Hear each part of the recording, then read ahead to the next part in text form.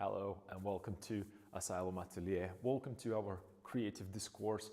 Welcome to continuation to a folk musician project that I'm working on right now, or as I like to think about it, a portrait of a culture. And I'm talking specifically about my culture and also about my region that I was born into. It's kind of a thing that I always wanted to do one way or another.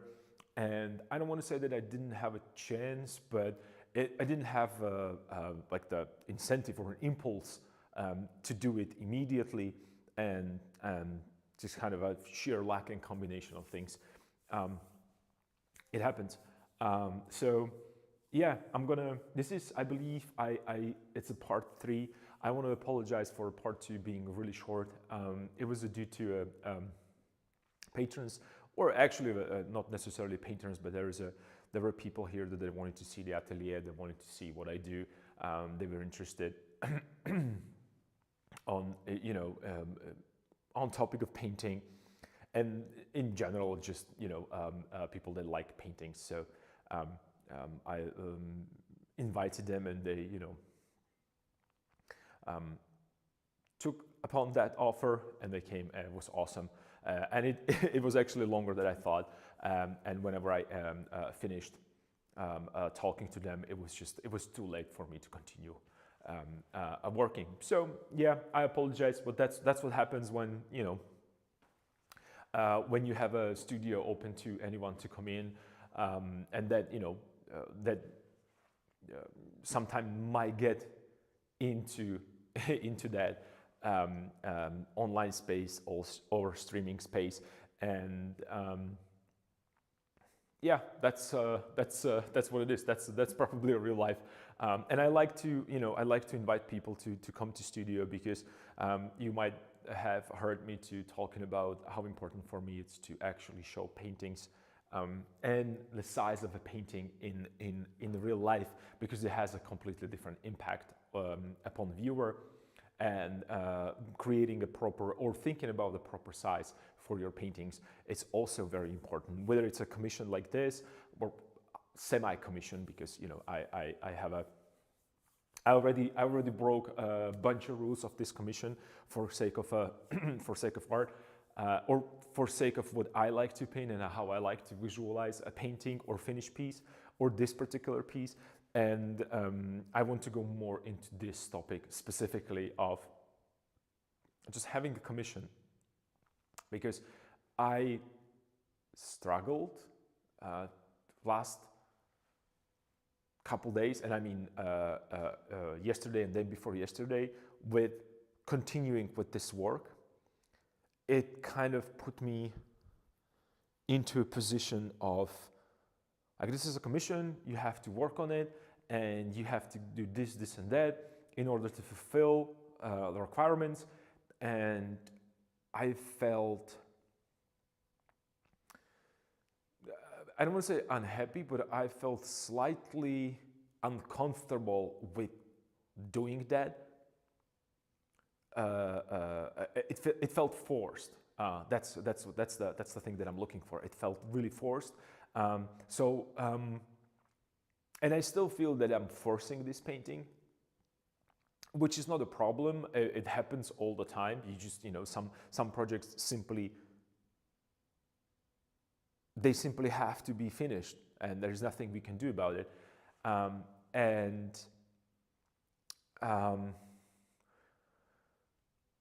But that might be that creative block that most of the time, artists or painters or writers or whatever you want to call them, actors, are talking about, musicians.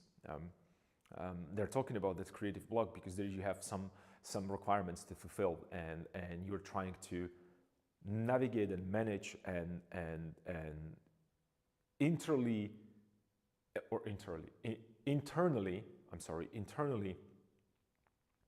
I was trying to convince myself that I'm doing the right thing, and I don't know. I don't think it's the right thing, and it happened actually yesterday, no, 2 days ago. after I finished, I was looking at it and I was playing a little bit with the portrait and then the motion, and you know, a little bit of that division of where do I want these ornaments and so on and so forth. And I started to feel that pressure. Oh, I don't have that much time to kind of, you know, thinking and repainting and doing this and that, because there is a deadline. And the painting has to be finished. Not only that it has to be finished, it also has to be framed and brought to a venue where it's supposed to be, and hanged, and you know, the setup has to be done. So there's a lot of things that it's not like, oh, I finished it right now, like an essay, and I'm sending, or I don't know, some memo, and I'm sending an email, and within the seconds, it's done.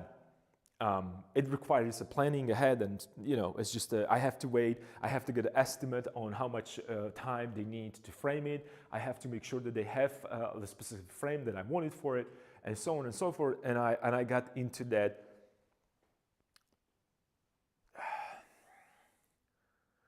You might call it it's not a panic attack. It's just, you remember I talked about a imposter syndrome, and I started to feel again that unease feeling that, oh, what am I even doing here? It's just, I'm not there to do this. I don't know that this has nothing to do necessarily with painting, but I felt that it's an important part of that process that some of you might be experiencing as well, maybe even right now. And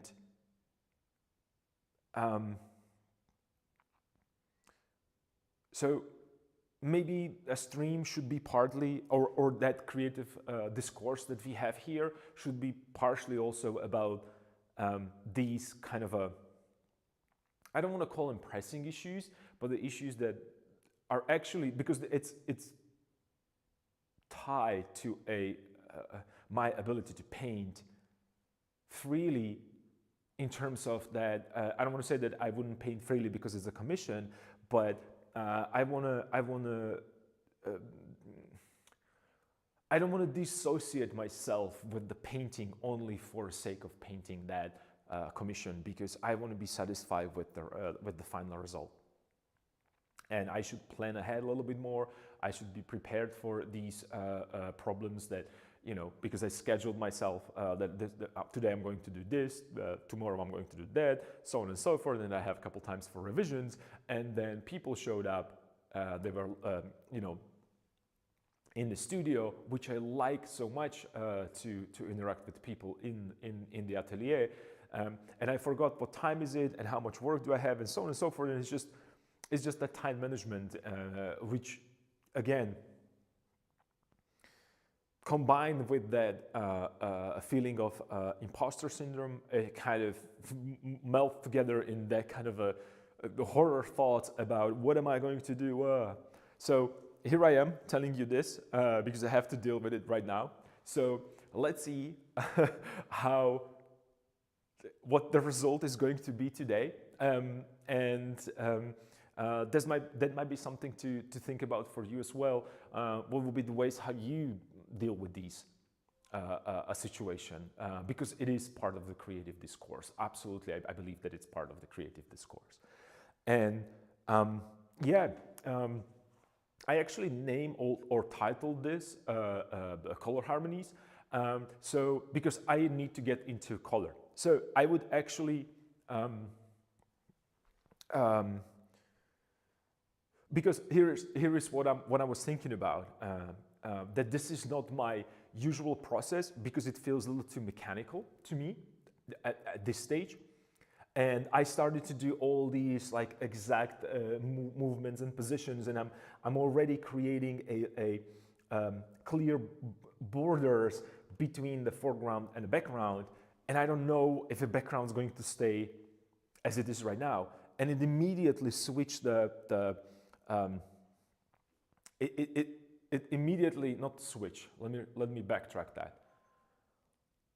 It immediately brought back Same thing that happens with Cyril and Methodius project.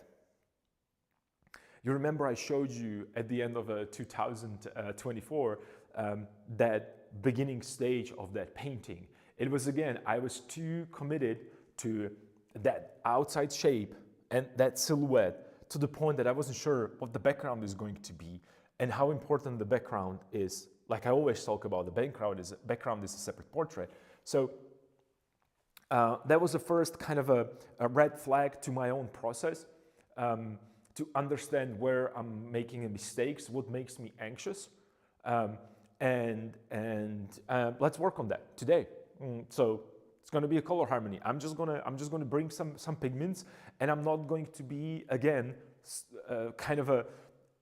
I'm not going to enclose myself here into these boundaries.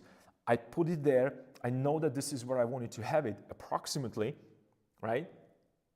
Let's not obsess about that underpainting that much. And also a likeness. It's going to be a big issue for me to get there, and that's kind of aggravating me as well. So let's just have fun. Let's just enjoy again that. Let's do that bad painting Friday over and over again, and keep it fresh and light and worthy of time putting into this, right? And when I say worthy, I don't necessarily mean that it has to be perfect today. I have these lines here that I shouldn't have.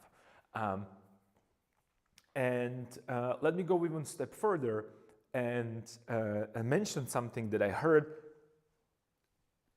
randomly. I don't even know how this happens, for some sheer luck or some I don't know, some as a happy accident. I have to share the source because I don't want to take a credit for this. I came across a short from YouTube about, I think it was I know that it was Josh Brolin, the actor, the famous actor. He's a Thanos from the Avengers. You might know him as a Thanos, the younger audience. The older audience might know him from No Country for Old Men, I believe it's a famous movie. And he mentioned, or he received a question about, how do you feel about finally being an A-lister actor and being part of the Marvel universe? And he got kind of I don't want to say he got annoyed, but he pointed out that me being in the Marvel movies not necessarily mean that I became a A-lister actor, because I was doing my best, or he was talking about this, that he was doing his best in every movie that he actually acted in. The only difference is that Marvel's has millions, hundreds of millions of budgets to put into production and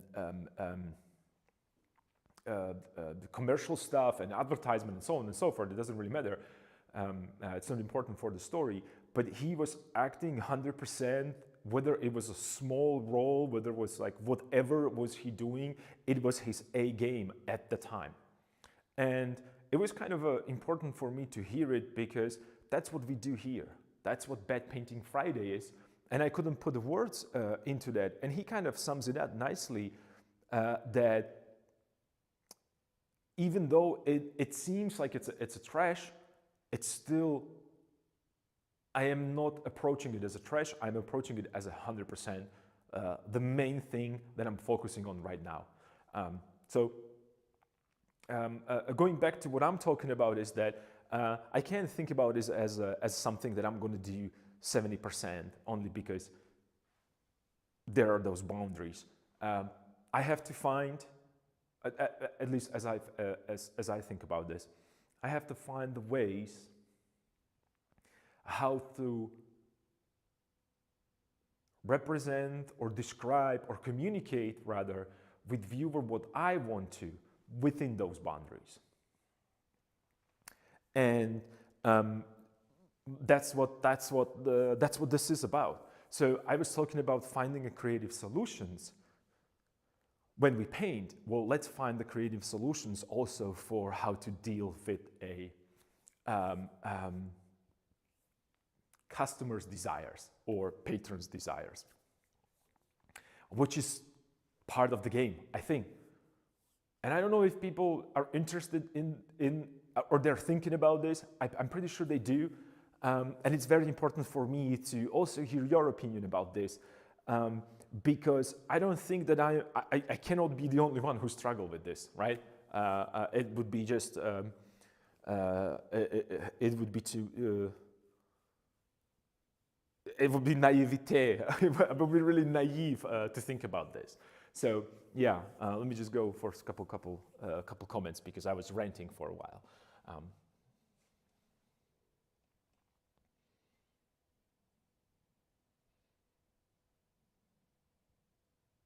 No, you're not doing that. I have the same. Okay, awesome. But awesome, it's not awesome. You have the same problem. What I mean is that I just used awesome because I was thinking about, okay, I'm not ranting about something that it's my only personal problem. So I'm not venting. I'm not trying to put you into a bad mood. Quite the contrary. I'm trying to show you that, oh, well, I have not a big problem, but I have a problem that I have to solve. And it's not going to go anyway. It's not going to go away. It's going to be here. And funny thing is that I have to look at it. And not only that, I have to look at it for a couple hours now. So let's go for it. Let's have again a fun. Let's just enjoy this. What is this a? Did I spill water here? What's going on? See, I'm all over the place. Why is water here? It is water. How did water get here? It's funny, there's water underneath the glass of my palette.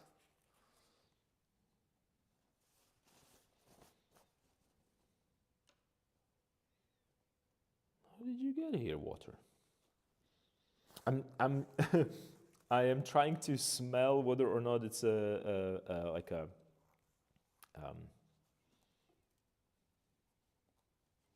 so hopefully it's not some other liquid. It seems like it's water. Maybe I spilled it with the tea, most likely. Where did I put my, oh, there it is. So, color harmonies. I have something that I have to look into when it comes to this painting, and that is that I have only monochromatic painting here, or monochromatic, it's a grisaille, but the grisaille is extremely warm. I left it warm specifically, and very warm, because right now I can do cool light on top of it, which is gonna nicely shine, because it's just gonna work nicely against the warmish, orangish, darkish background, right? So, and the reason why I chose this background specifically, well, first of all, I like to experiment with this semi-Rembrandtish approach, but also you can see that everything that I have here, it's white, right? The part of the costume, the main part of the costume is white, right? Which is pants, sleeves, and then, you know, the area right here. And he is a Caucasian male, so he's in the lighter tones as well, and also the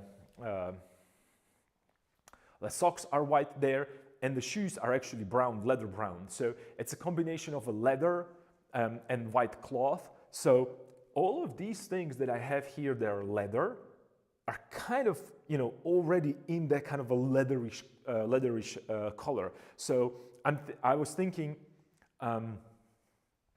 before I even started, that I'm going to keep them as they are, right?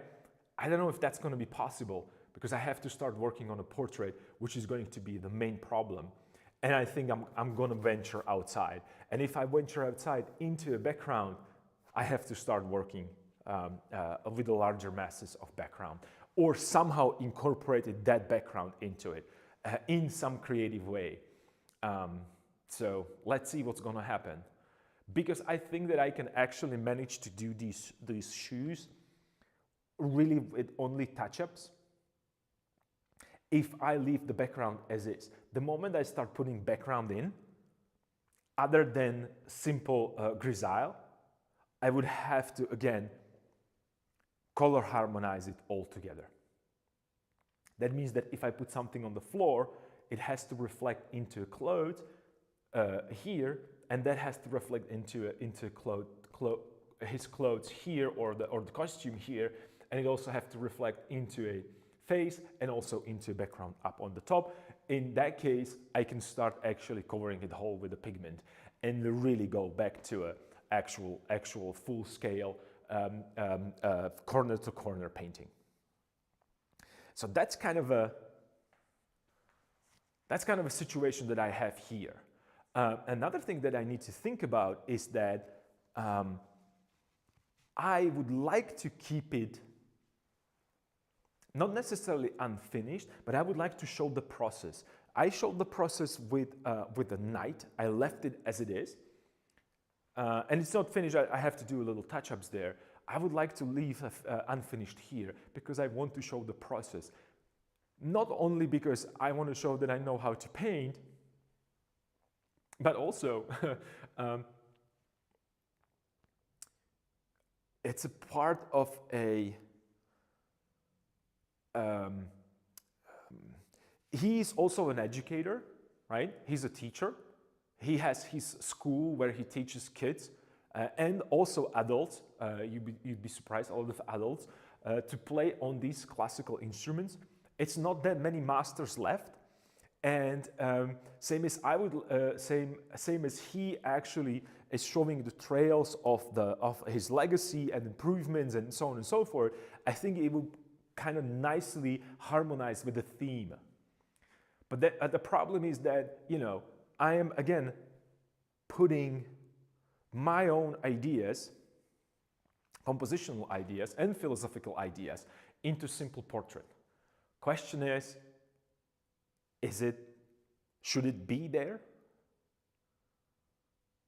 Or should I just think about this, art for art's sake, and I'm just going to paint a nice portrait? And who cares about the philosophy behind?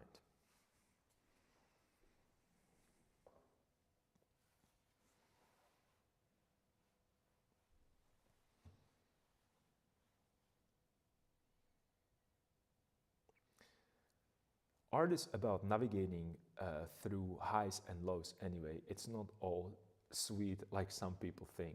Or should I say creativity? Well, you know what I mean. Yeah, you are absolutely, you are right on the money again with these ideas.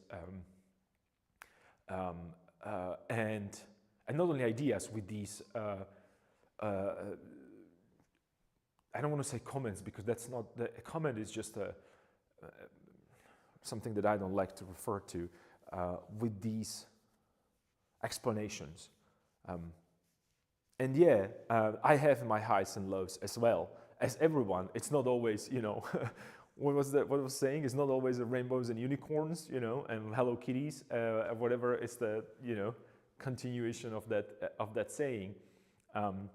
Or it's not, I don't know, because I'm kind of mixing it with Slovakians sayings, and you know, we can say it's not always a cotton candy, but I don't know if it works in English as well. It might. It is going to right now. So, but that's that problem. Not problem. That's that actual discourse that I have, like internal discourse, you might even call it. And since, for me, communicating with the viewer and, you know, just being in that relationship with the viewer, it's the most important part. because it's part of the composition, it's the reason why I'm trying to compose things the way that I do. I have to include those ideas, not necessarily unfinishedness, but the rawness, and letting people see those mistakes that I made along the ride. I think it's important. I don't know, maybe I might be wrong. Because there is it should be, because it kind of contradicts the idea of delivering a nice, polished, and really well thought result, rather than just, selling a novel with all the mistakes. I don't know if this, you know what I mean? It's just because I was always comparing a painting to writing or making music. But the thing is that with music, and especially when it's performed live, mistakes are made all the time. And sometimes, and this is something that I heard from what is the name of that very famous teacher and composer? I'm blanking his name right now. I think he's from Juilliard and from, very, very famous, or Boston Philharmonics. I don't know. It doesn't really matter. I'll find his name. But he was talking about stories from live performance that he attended, or with his friends or whatever. And there was one particular that I remember, the story about perfect. I don't know if I think it was a cello player, and they were playing like for 100th time. He knew that a piece of music. Left and right, top to bottom. That person didn't even need to read the notes. It was performed so many times that it was almost pure perfection. And then in one live concert, he was making unexpected mistakes. And it was unusual, not unheard of, very unusual for that kind of a level of playing. And it would considered as a mistake if the audience or member of the audience, they were moved almost to the tears, because they connected with those mistakes. Somehow that person, that artist that was performing, he felt that, okay, this is the audience, they have, it's just something has to give, because it seems maybe robotic, it doesn't connecting with them on that our human level. It's hard to describe. That's why we love art so much, because there is something between the viewer and the painting, or viewer and the performer. That kind of connects us. And those mistakes at a particular moment resonate with that person to the point that, oh, that's how I feel. Sometimes I make mistakes. Sometimes, other people do wrong things towards me, and so on and so forth. So it was such a powerful moment. And he was describing this very, way better than I'm doing right now. But the idea is that maybe these mistakes are important to be there. And if we go through, and I have Rembrandt ready on standby right here, you can see him, there's plenty of mistakes there. I'm pretty sure that if he wanted to, he'd be like, okay, I can connect these things and I can make it better, but, is it necessary? Or even further, is it going to help that painting, or is it going to destroy that painting? And by destroyed, I mean it's going to be technically awesome, but soulless almost. I don't know. Something to think about. not only for me, but maybe even for you, because that's just like it's a strong argument in my internal discourse. Does it make sense? Okay, at least it makes sense. And I will try to think of that composer. He's not only a composer, he's a conductor and educator, very famous one from East Coast of United States. I think it's Boston. Anyway, it doesn't really matter. I'll try to find it. Important is that what he was talking about and what he was referring to. So let's look at this. Maybe no. I want to do these mistakes there. I want to leave it there. I want people to see them, and I want people to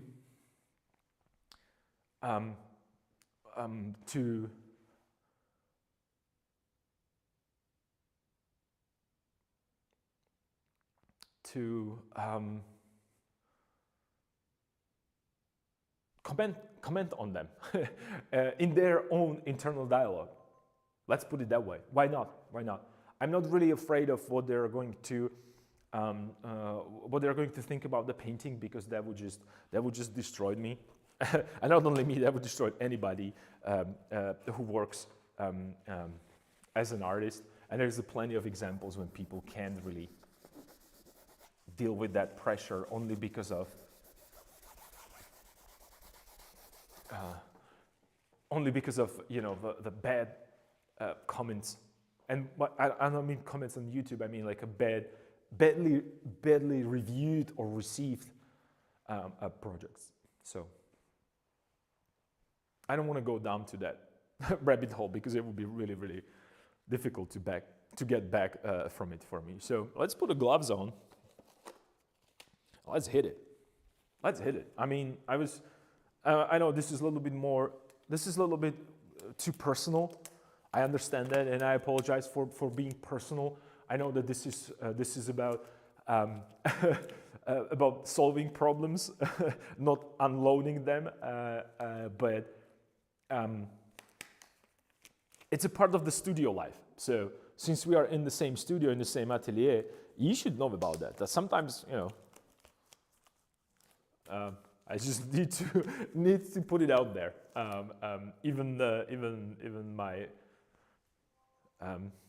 what was the Robin Williams famous idiosyncrasies? Yeah, one of them is just me talking too much about personal stuff, probably, that I shouldn't. So what I'm thinking right now is just I would like to key or establish like where I am right now with the painting. So I might just bring and put some white around here. Just throw it there so I can see how far I can go. Right? That could work. And then I could push with darks. So I would have like a dark head and dark, like a black coat and black hat, because we know that the head is black. And then I can wait, assess that, and move forward. Perhaps, I don't know. Because it almost seemed like the moment that I put black right here, I make these wooden parts, wooden and leather, I feel that they might fall into place naturally. Maybe, I don't know. I have no idea.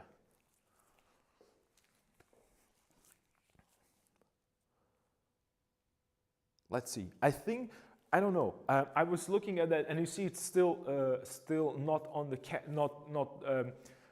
not attached to a easel, because I was just really looking at that. I was moving it left and right, upside down, and you remember I talked about this, that I like to rotate my canvases, and the reason is because I really like to explore that composition and shape. and whether or not I like that shape, right? So just putting it there like that and just analyzing and seeing it from a different angle might show me, perhaps right now I'm seeing something that I am kind of repeating this and this maybe way too much. And that's why it felt like it's a kind of stale. Yeah, it might be. Well,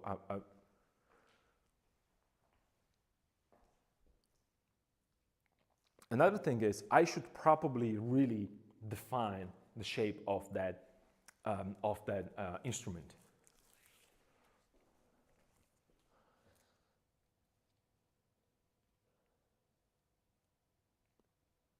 Don't worry, art is made by artists who has like you said idiosyncrasies and that cannot be ignored. Yeah.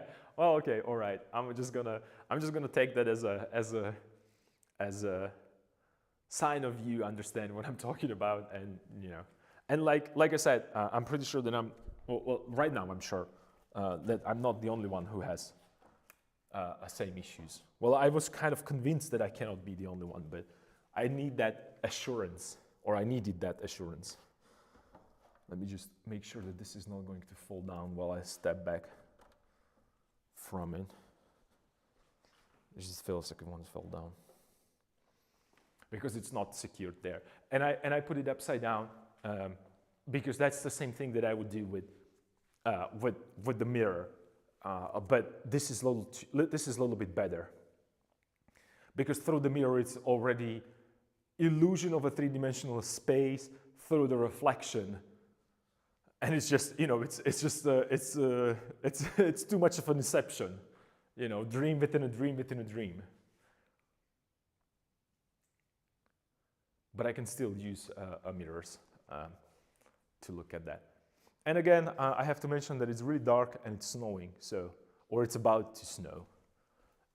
So I don't know how much how much color I can get up there today. Hopefully, a significant amount.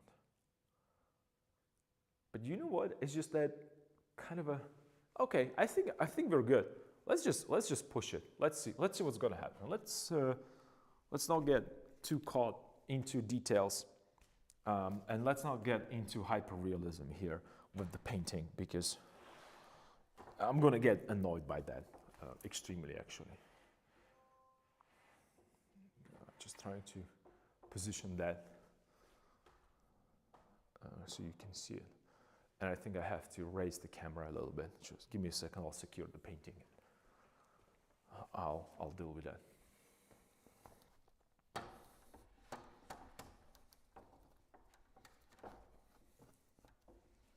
And if you're wondering what I'm doing in the background, it's just I'm taking a wire or a string, and I'm attaching it to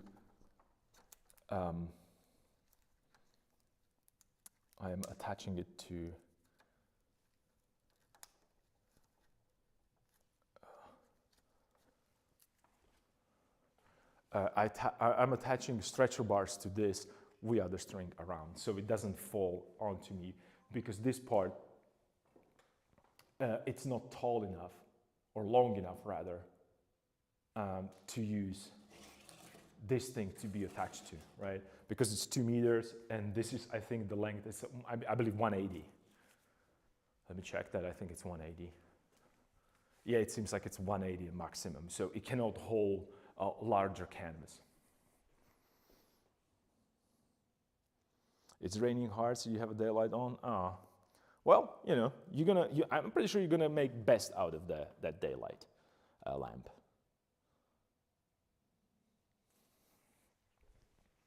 Pretty sure you're gonna do best with what you have. So I believe in you. I really do. So let's look at this. Okay. So I'm going to go with white,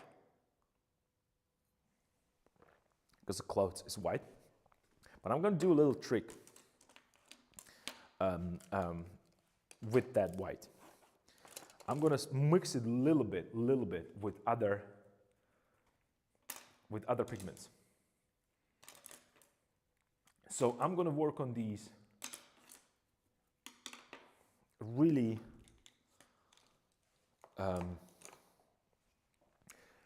I'm gonna use, there's water is somewhere here. What, did I spill something on it, or did I? Okay, so I found the source of the problem. I think when I was cleaning this, it just water maybe got trapped in between the handle and ferrule. So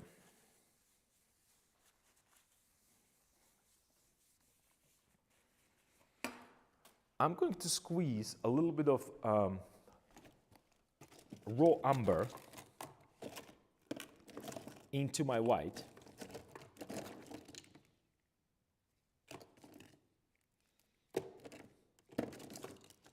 Where's the raw umber?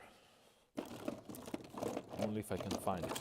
And the reason why I'm going to squeeze, I'm going to mix a little bit raw umber into my white, has nothing to do with changing a color, has nothing to do with changing the hue, has nothing to do with opacity. And this is my own experience. I don't know if this is the right thing to do, because people like to point out, or other painters like to point out, that raw umber kind of creates these patches, and especially when you work like on the details, like a face, because it kind of sunk in a little bit into canvas and dries extremely matte. So I wouldn't recommend you to do this unless you, I don't want to say unless you know what you're doing, but unless you experimented with this a little bit. But the truth is, I'm going to add a raw umber because it dries fast. It dries extremely fast. And if I want to continue and do these layers as I like to do, I need tomorrow this to be touch dry so I can start applying things on top of it, right? So this is a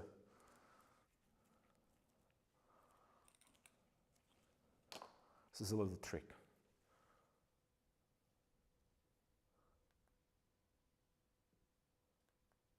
And as you all got used by now, I am a pretty bad streamer. And I should stop talking about how am I going to fix it and finally fix that problem, right? Might be kind of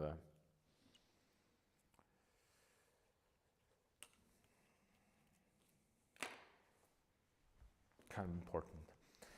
So I'm going to mix a little bit of that, not a little bit, like very tiny bit of that raw umber into my whites. But I also have to find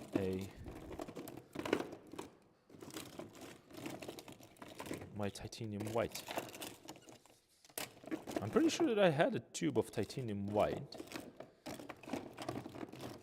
like fairly.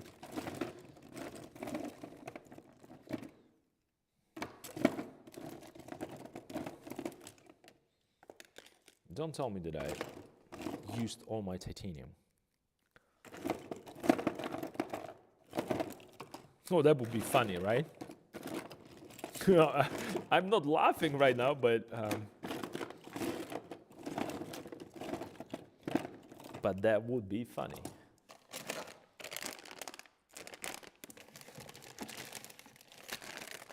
Secret stash, nothing.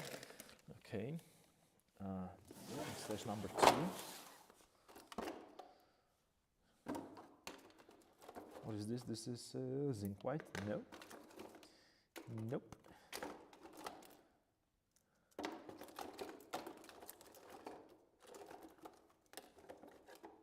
Okay, I found lead white. Nope.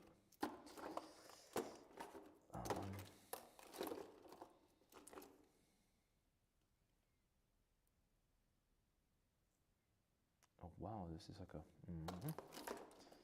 nope. Is this for real, or am I?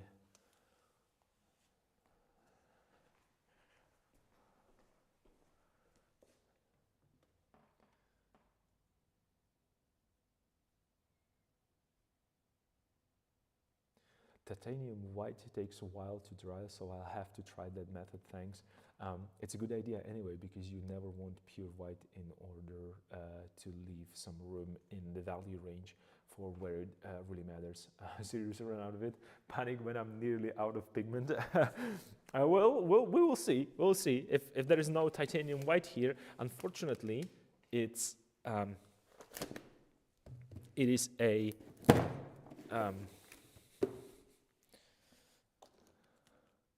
zinc white. It is a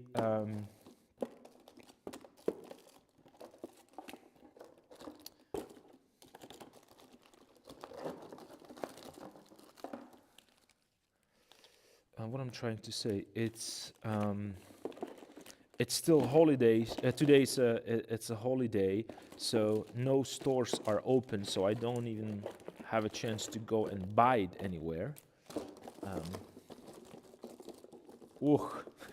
Ta-da! Titanium ready to go.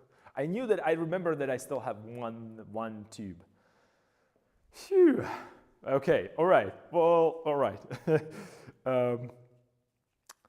Yeah.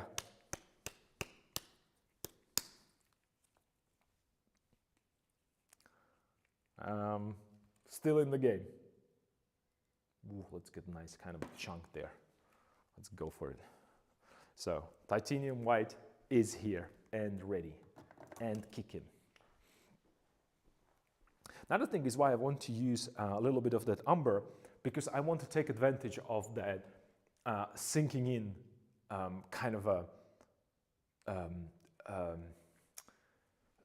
feel to it, because I want that white to be present but not glossy. It's just kind of, it's gonna get the kind of a natural cloth-like feeling to it.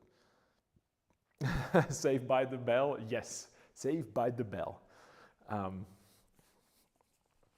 But you know what's funny? That I'm the one who is ringing with those bells, so what's going on here? I should be, you know, I'm probably the worst example of being I'm probably, see, and this is when that imposter syndrome really kicks in. I don't even know pigments that I have or don't have. And yeah, I should seriously, I don't know. You know what I mean? It's just, dude, get your stuff together pronto. Well, you know, I promised you to deal with that camera for how long, and it didn't happen. So I don't know how long it's going to take me to get my stuff together. Let's hit it with the white. And I'm going to do a larger mixture. So this is, What about you, camera? You're going to play with me today, or you won't? What do you say?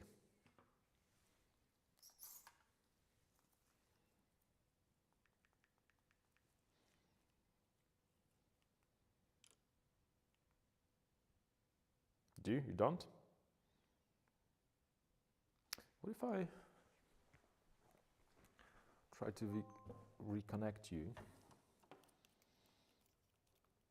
Okay, I did.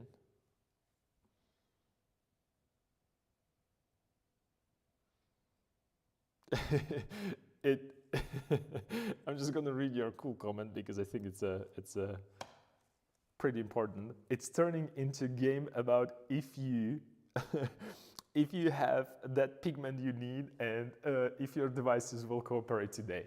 Yeah, and we can go actually even further. Whether or not I have a sunlight. So this is turning into a comedy. Okay, so just a really tiny bit of that, and you can see that it's just such a tiny bit that it barely shifted that white. I mean, barely. You can see, like right now, I just put pure white on top of it. So it's just really barely. Maybe I could hit it a little harder with that. So it's less than it's a half of a like a, I don't know, like a green pea.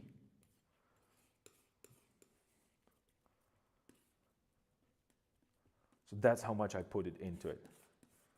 So this is what's gonna kind of activate that a drying process.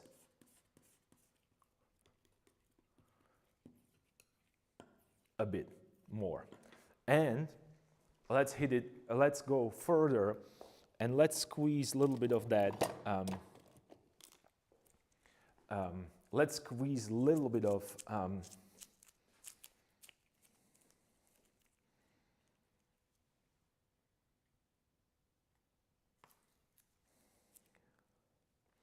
that's that boiled linseed oil or sun-dried linseed oil mixed with calcite, I'm sorry, with calcite into it. Nice. So I get the consistency of a pigment that I want. And this is going to be my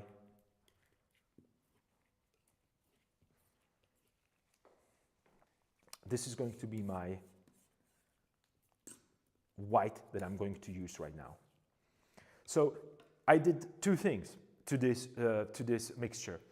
Two important things for me, especially for the way that I want to paint. First of all, I add a little bit of raw umber into it, and it's my raw umber, the brand that I use, which makes it dry or activates it, and it starts drying really, really fast. Plus, that raw umber kind of,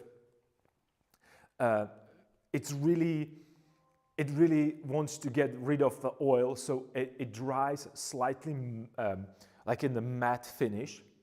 And that matte finish is going to create a kind of a cloth, because cloth absorb the light, do not reflect, which would give me then the option to hit it with these oranges by high saturation. So it's going to create a nice contrast. So that was the first thing. And then I push it with that mixture of boiled or sun-dried linseed oil.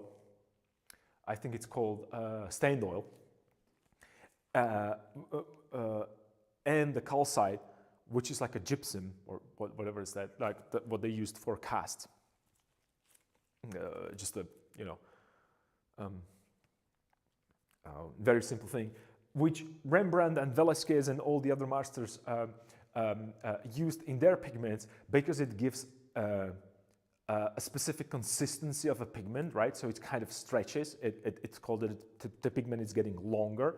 So as I move it, it's kind of, it has that like stringiness, as you can see. No, you can't because the camera, right? Cool, cool.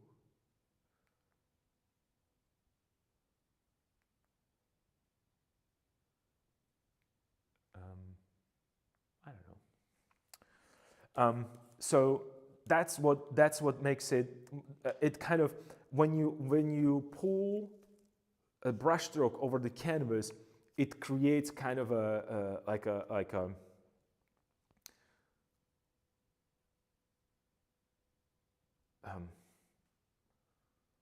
strings, that it's kind of a stretching, so it creates kind of a nice textures, and also it makes more, you know, you can add it to a pigment to make it if you don't have enough paint.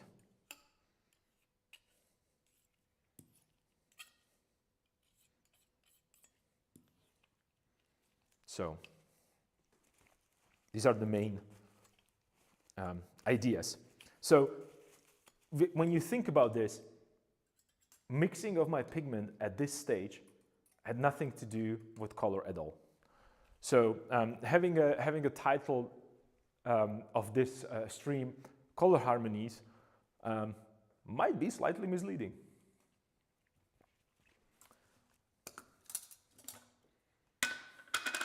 And just make sure that this brush is clean so I don't have any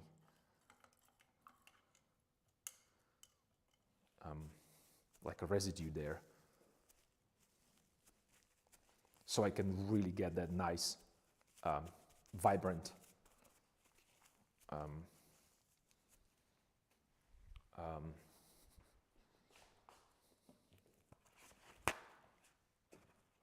effect that I'm looking for.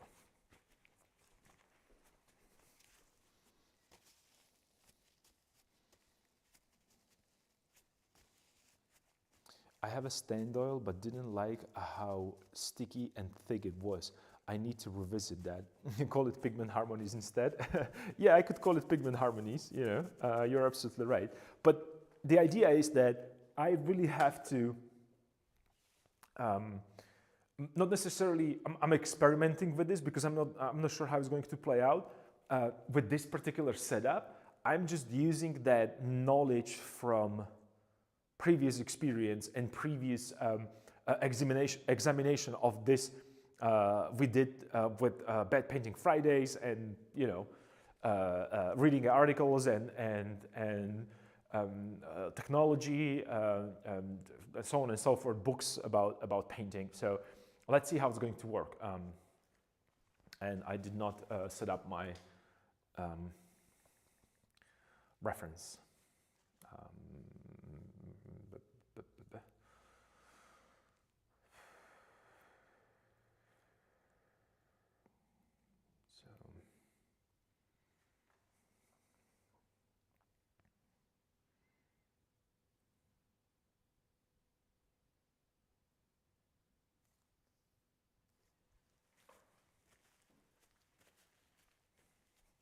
So let's see what's going to happen. All hands on deck right now.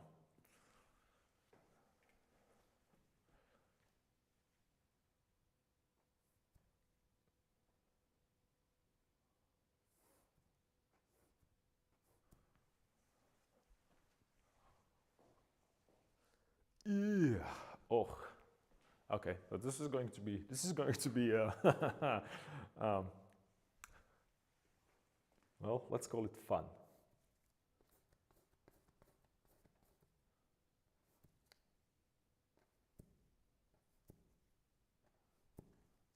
All right.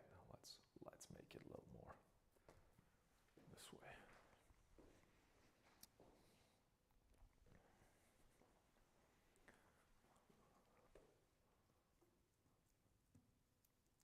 Okay, I think I'm going to need a lot of pigment today.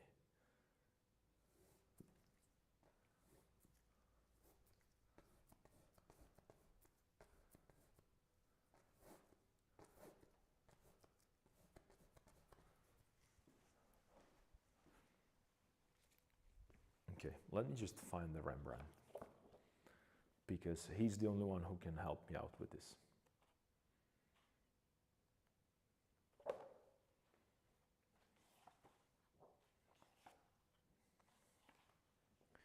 And I need specifically a prodigal son. Where are you, my prodigal son? Later in his life.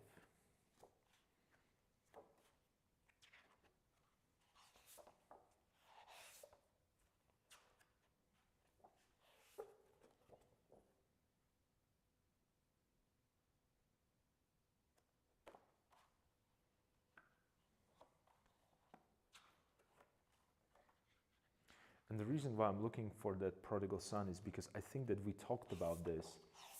Come on, that's just a... It's like I have this book open on... I think this is a...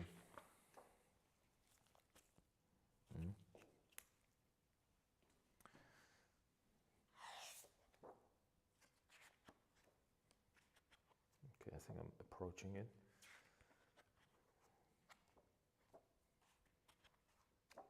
Nope.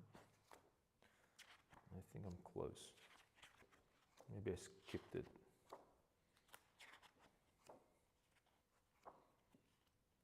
Did I skip it?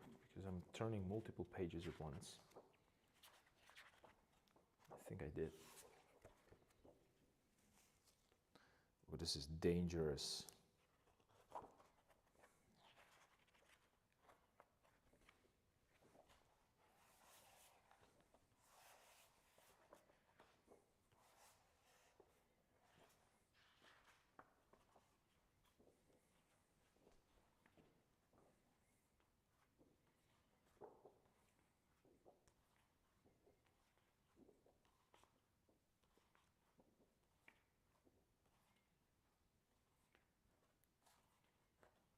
And the reason why I'm looking for the prodigal son, because I think we talked about that sleeve there.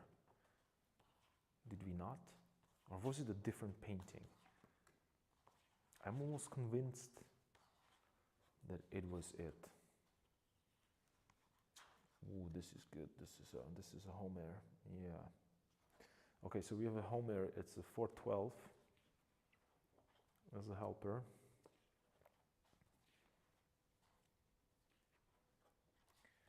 And he was doing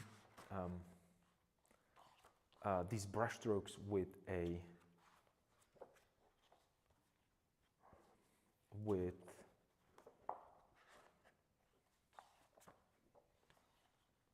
directional brushstrokes. That's what I'm trying to say.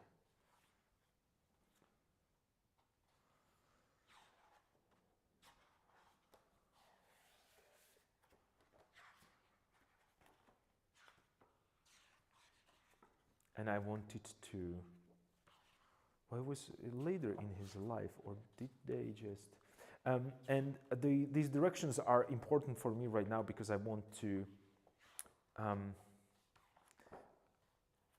set up these brush strokes. I want to see what possibilities. I think I'm too early in his life, or am I not? Because this is going to be this is the night watch. Whoa! Don't do this at home. This is a night watch, and I think it was after the night watch.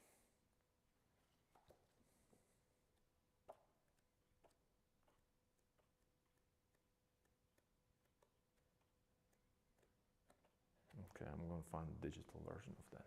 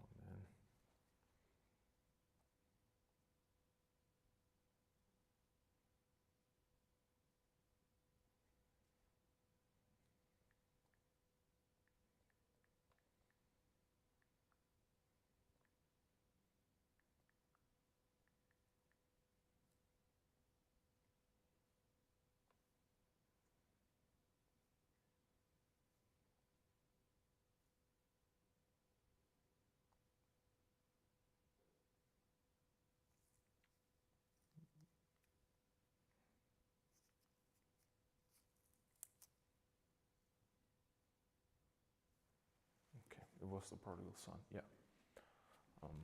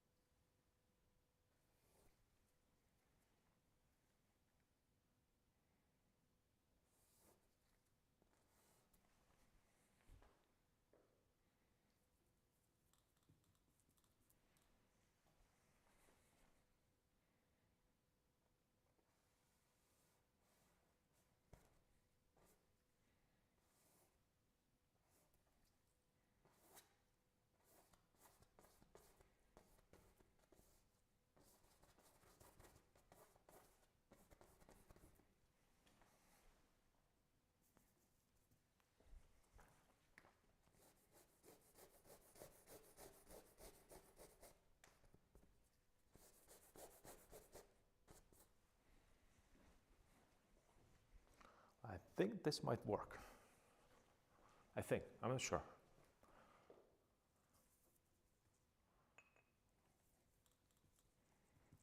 Let's see.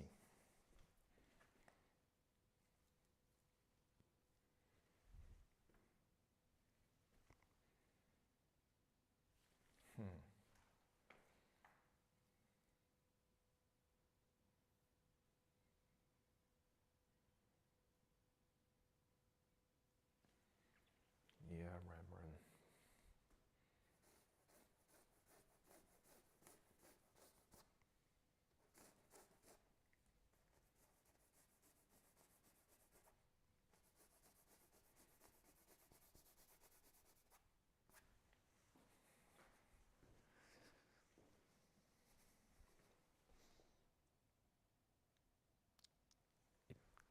It looks kind of like a cloth.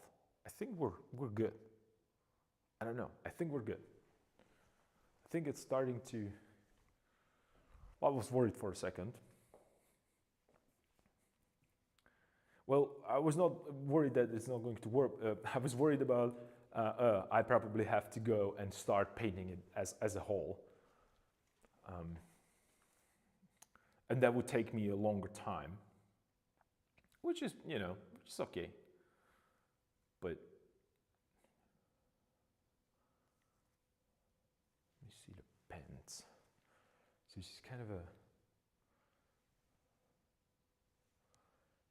radiates from here, so it's just go this way here.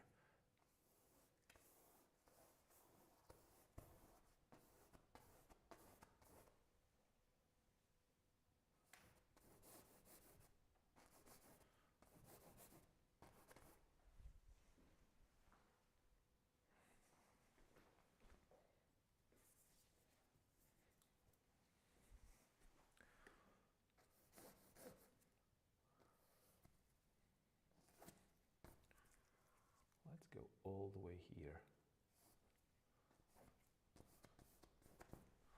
with that whiteness. What I'm doing right now,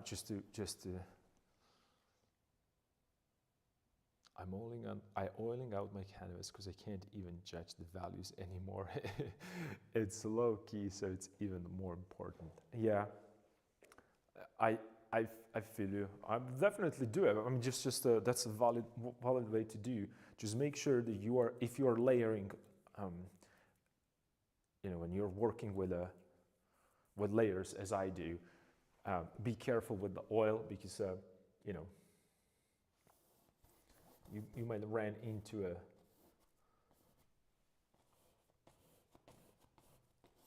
issues with some areas being really dry, some still wet. So, but you know the deal. I don't need to explain to you all these things. That is that good practice then that you're oiling only the areas that you're going to work on, which for me it's extremely difficult because me, I like to move around with stuff.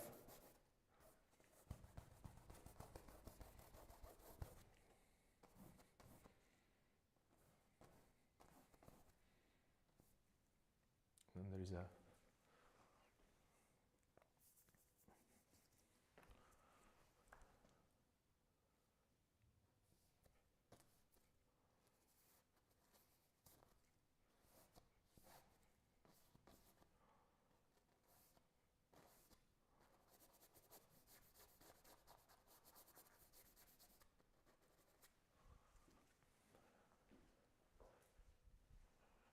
looks like it's just right now it looks like he has like a really long fingers.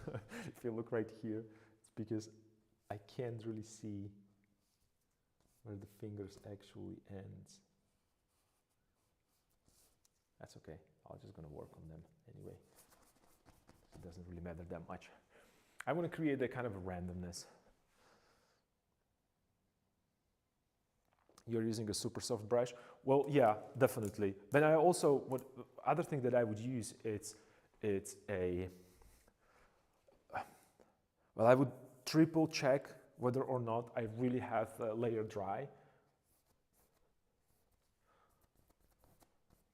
And another thing that I would do is to, after I oiled it in, I would wipe it off, the excess oil. So I have really the smallest amount of oil there, or like a thinnest layer. Look at more of the white. Let's get into there, into the. So you see, like this is pure white. No, you can't. Camera rolling. Yeah. So this is pure. This is white that I took from, from out of the tube, and this is the one that I mixed with a little bit of that raw umber. So this was a lot of raw umber that I put in. It's really dark. See? So I have to go with a lot of white.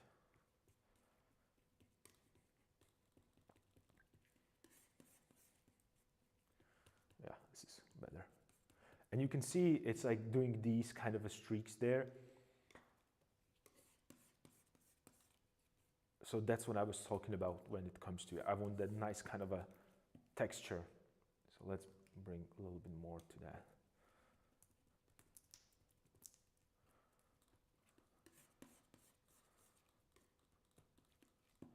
A little bit more white.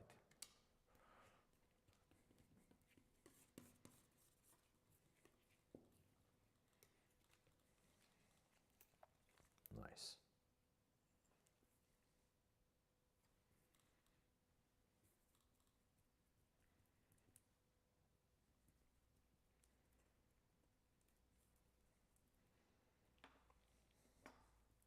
Now we're talking. Brush is really, oops, again, it's not working, cool. I've really loaded the brush with the pigment. It's like, I mean, I'm scooping that pigment off the palette with the brush. That's how much is there of a pigment.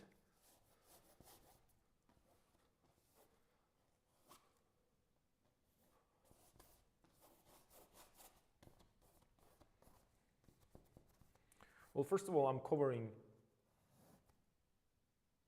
a lot of the ground. And the second thing is that I want to have a texture there, right? So I need a lot of pigment. So the camera I started to, so really I'm scooping it in, and you can see like how much of the, like how thick. Well, this is how the brush, this is how thin the brush is when it's not used, and this is how much I have in.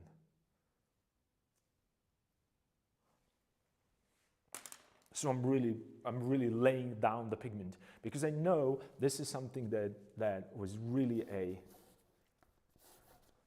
big issue for me as a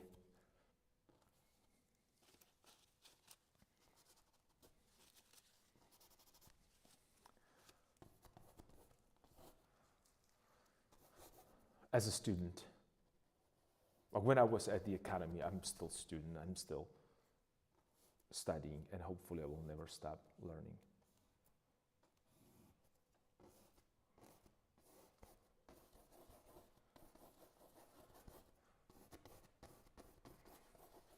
And I'm really trying to use that underpainting to my advantage, so I don't really need to create a intricate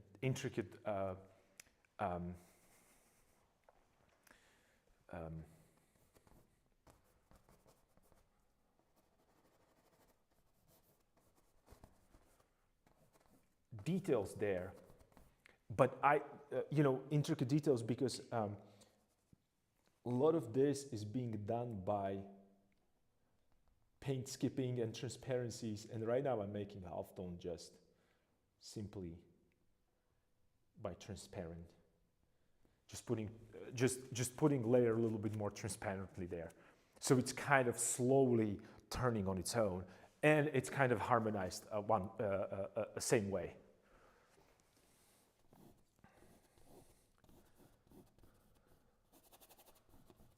right? Because you can see right now I'm doing the same thing that I was showing you with that um, um, with that grisaille that I have here. Remember the guy? Let me show it to you one more time. So I'm doing the same thing, the same idea. I am playing with a transparency of a pigment.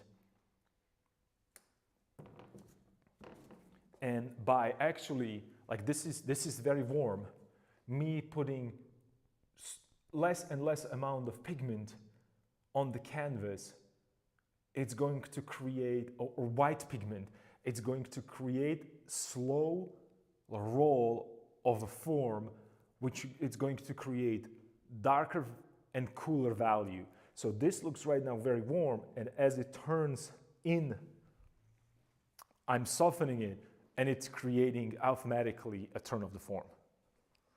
So it's just an optical illusion.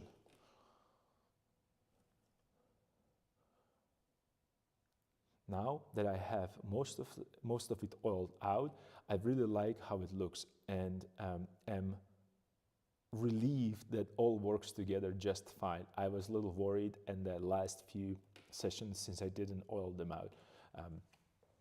Nice progress. Yeah, that's awesome. That's awesome. See, it's just, you know, and here's the thing.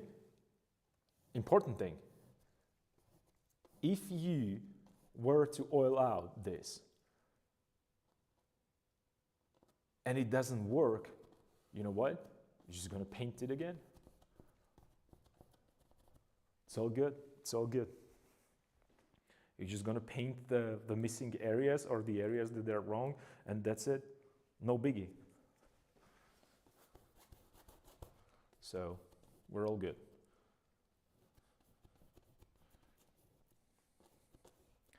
So by laying down this canvas, laying down this white this way, I'm really thinking about how it's going to look. And I think that we're getting there. I was, like I said, I wasn't sure, but it's slowly.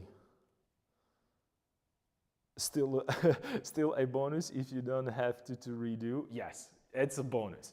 But you're right. But let's think about this from a positive side, and that is that, well, it would be cool because then you would learn how to fix the problem.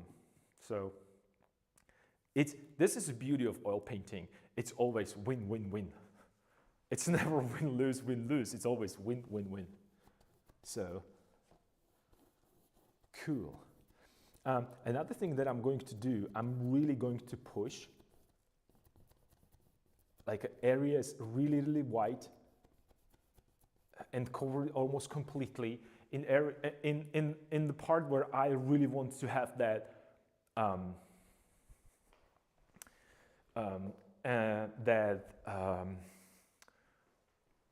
pattern, because I want it to, because it's going to show the best on top of a white, right? So I'm really playing with that, and this is something that I learned the hard way because I liked how random that is, and then I wanted to put the pattern, and pattern was not visible.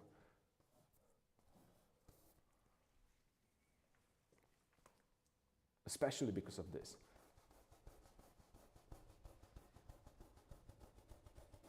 So let me soften this out. This is going to be in the shadow, that's all good. This is where the hand is, we're good. Well, and this is the most difficult part right now, because if I create the shadow, a halftone this way, I won't ever be able to reconstruct that. It has to be there. The only thing I can do is to get rid of it and repaint it completely. But here's the problem. The moment I start repainting this, I have to repaint every halftone that I have here, because it's just not going to harmonize together. So there is a little bit of planning to this. It should be. Let's hope that the idea, doing it this way, it's going to work.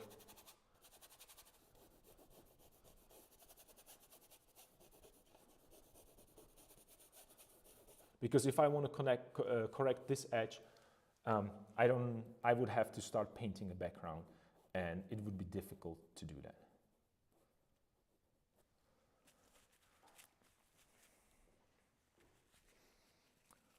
All right.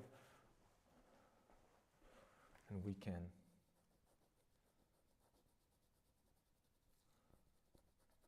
soften this edge right here. Nice, because this is where the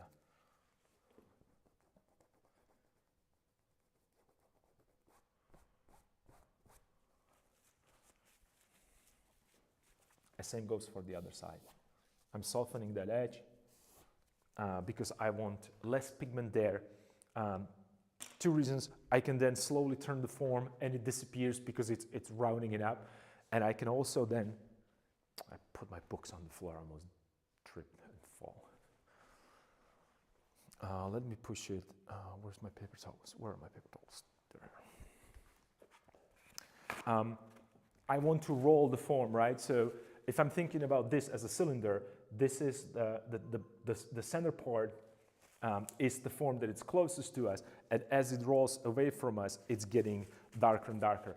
I am going to do another pass right here with a slightly cooler pigment, or darker, a little bit, and then it's just going to disappear into the background. I cannot forget this area right here. Let me double check that. The little triangle up there.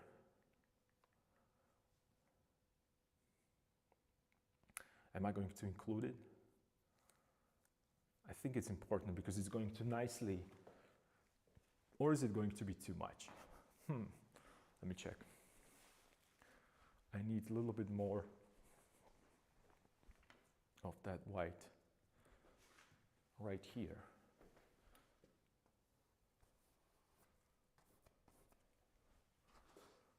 Let me check that.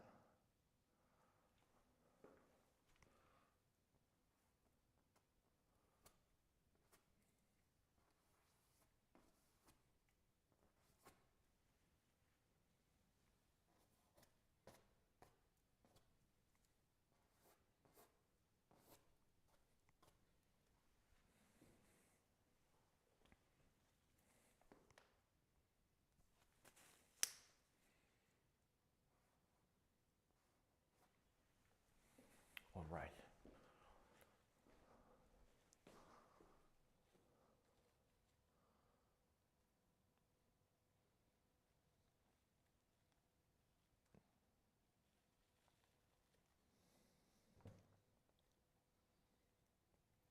And it means I can judge values colors based on my palette tray and my memory, which is also a win for me. Yeah, that's a definite win.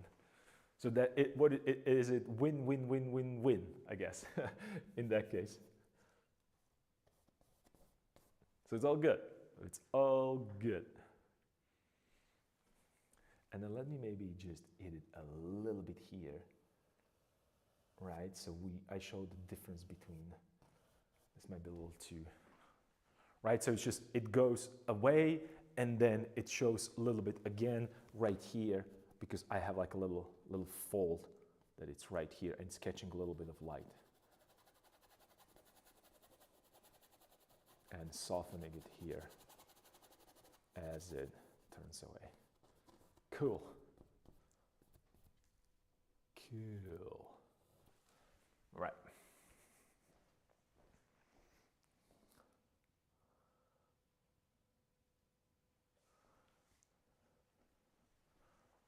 Maybe I could push it even more. Let me see. Let me find that.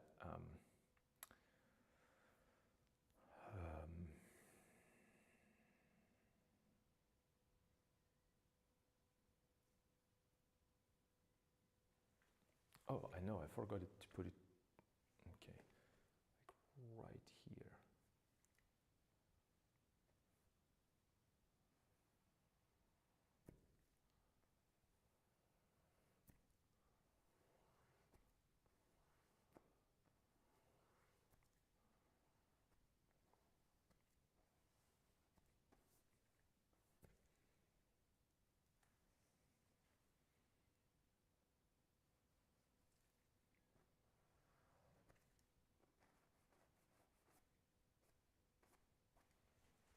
so this is where that sleeve is, and I should maybe show a little bit of here on the bottom as it goes right here.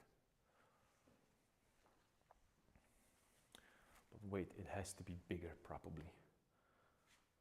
Well, not that much, but maybe all the way here. And in. Okay, cool. I'm gonna work with the shadows there, so I'm not that worried about that part.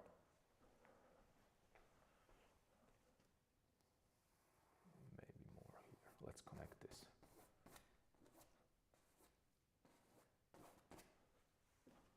So I don't know where it ends and where it starts. That's nice.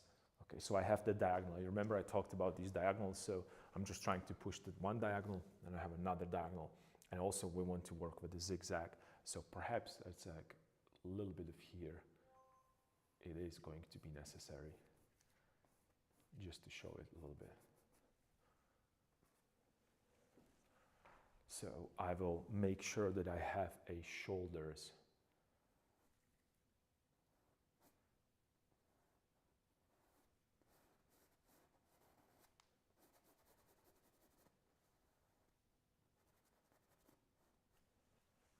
Right?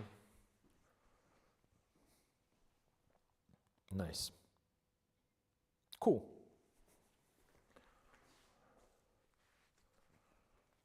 So the big, very important part, laying down these large areas is there, and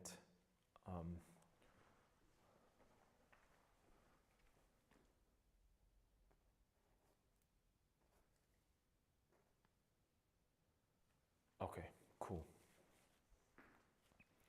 So, I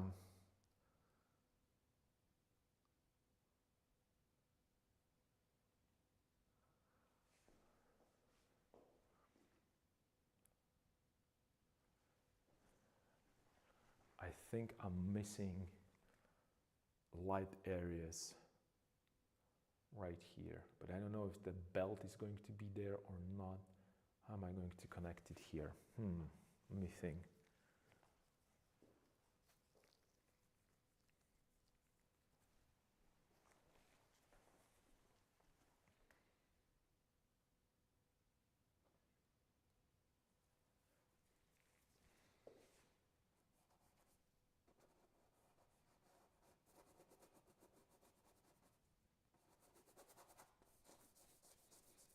Let's put it here and let's see. This is going to be like a darker value anyway. This is where the hand is coming in. It needs to go lower. It needs to go lower.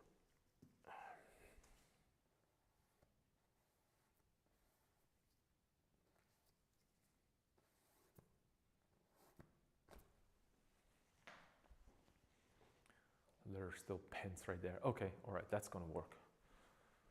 And I will correct this with the darkness, and also I should probably throw some light right here. But I have to make sure that I have it in the right spot, or at least.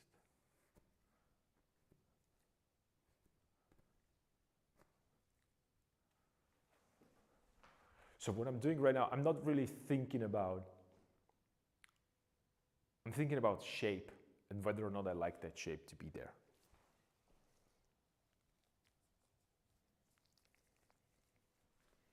And you can see that I worked only with one pigment that I still have saved here, which is that mixture of ultramarine and burnt sienna, which nicely match and complement the background, which was combination of acrylic orange and black, which is also orange and blue. And right now I'm using only white. So it might seem that I am making, that I'm coloring in between the lines, which I don't really like to do, but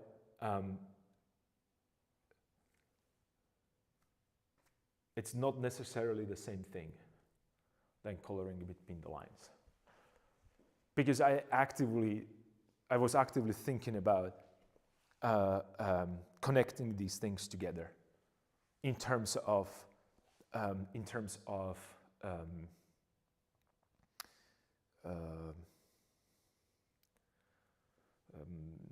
these color harmonies, right? So just to make you understand, you can choose whichever color harmony you want on the color wheel, or if you use Mansell color space, it doesn't really matter. Well, it matters, but not for this example that I'm trying to talk about.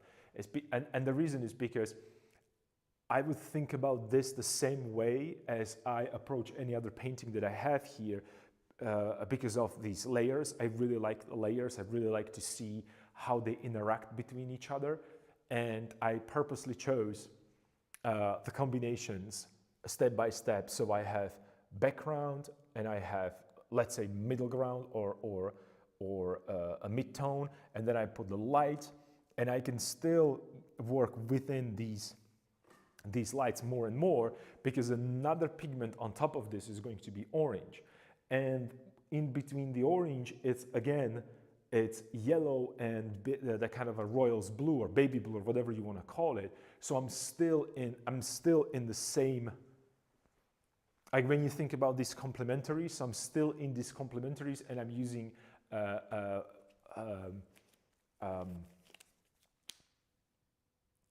same logic, but not at once. I separated those steps because of the complexity of being able to just throw it there at once immediately. It's incredibly difficult for me, because you might encounter this in a I actually, like, a good example for me is when I'm running.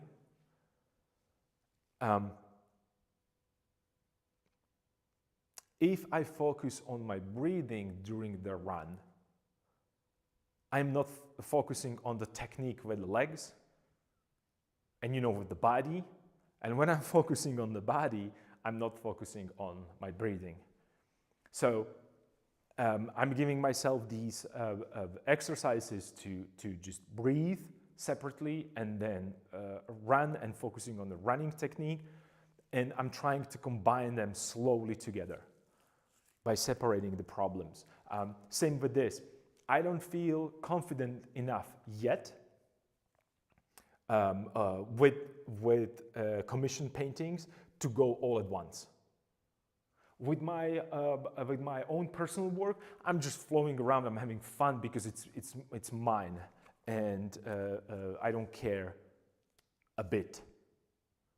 With this one, it has to be semi-presentable in a specific time.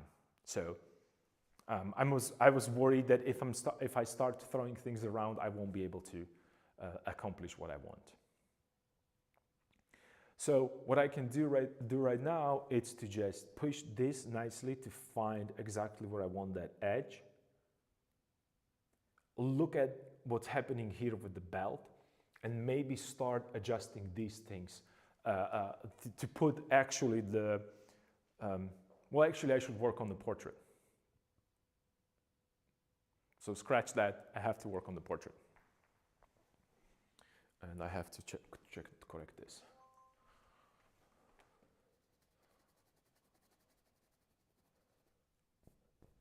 This, let's make this nice. And if you think about this and look at a Rembrandt, you remember last time I was showing you that Rembrandt unfinished work. So this is the stage where we're at right now. Like throwing pigment around, and we're going to develop one area. I'm probably going to leave this as is. I'm not going to touch it. I'm not even going to go there with a white. Maybe I will, I don't know, at the end, let's see. But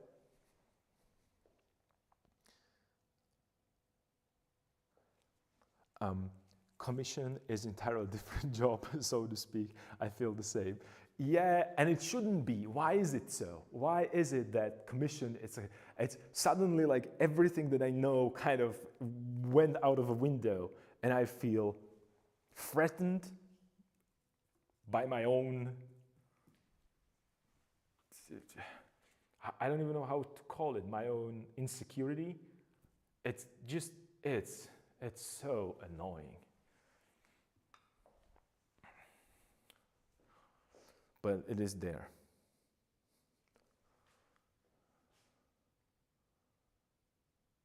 Yeah, let's try to work on the portrait and hands. Because that's going to be a major, major pain in the rear. Major. And I know what I forgot. Oh, it's okay. It's okay. We're good. I forgot that red scarf that he has.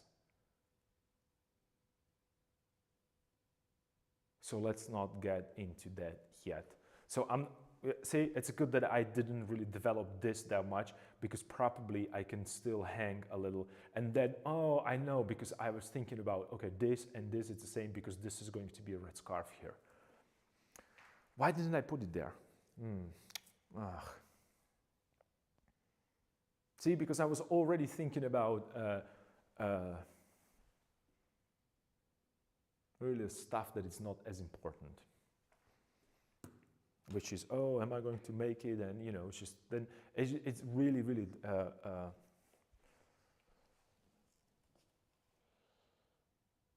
that you want your client to be happy with it. I feel the same. Yeah, I think it's due to pressure you're feeling. You want your client to be happy with it.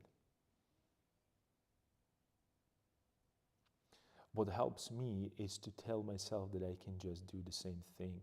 They paid me because they like my art in general. So same approach, with one little exception. I usually am more careful and experiment a little less. You're right again. I just, and you know what? Not only that you're right, I agree with you, and this is how I internalize this problem. Like how I internally deal with this problem. I'm sorry, how I internally deal with this problem. And I don't know, I feel like I'm wrong. For some reason I feel something. You remember that I said that when I feel that something is wrong, 100% something is wrong, inside I feel that this is not 100% as I want it to be.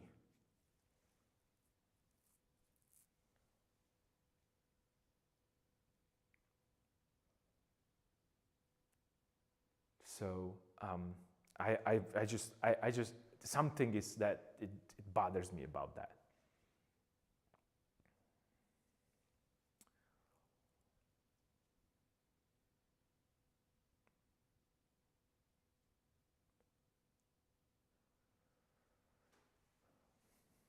I wish I am in that kind of a mindset that, you know, we read about Rembrandt that he just painted what he wanted. They didn't pay him for that. And he was okay. Well, we don't like it, so you know, you can keep it. We don't care. We're not going to pay for it.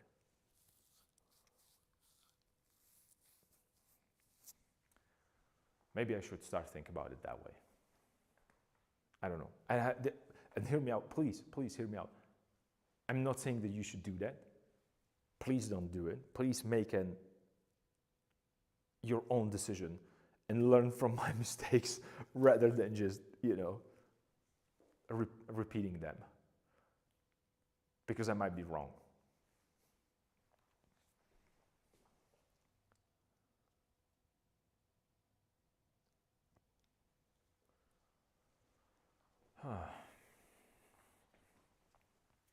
So what, are we going to have fun with portrait?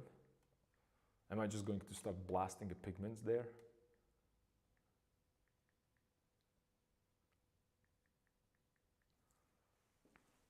It's really dark. I don't know. Is my camera lagging or not? Not yet, but I can barely see.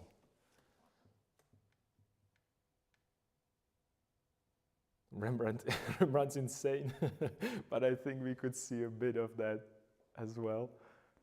Use a bit of that as well. Oh man, Rembrandt's insane. Yes, you're absolutely right. But this is Asylum Atelier. Come on, just let you see that. You see how everything just works together, or against each other. I don't know. It's just that kind of a pressure. So I'm going to do this. I'm just going to accept the fact that if they don't like it, then I'm going to pay for it. And I'm going to make it mine. And I'm going to be okay with it. Because I really want to do this. I'm really enjoying it. And I want to I don't want to paint another one. I want this one to be the good one. So that's it. Please do not approach your projects this way. Please, this is really stupid.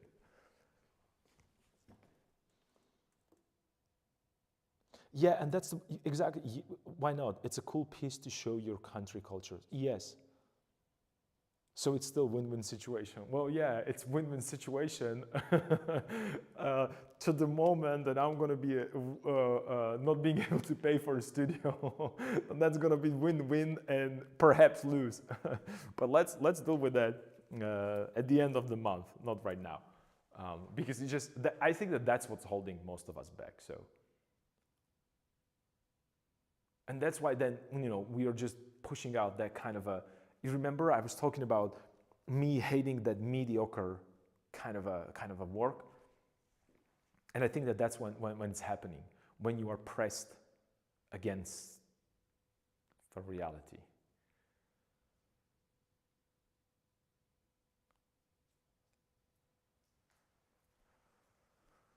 So please, just don't even listen to me. Don't listen to me.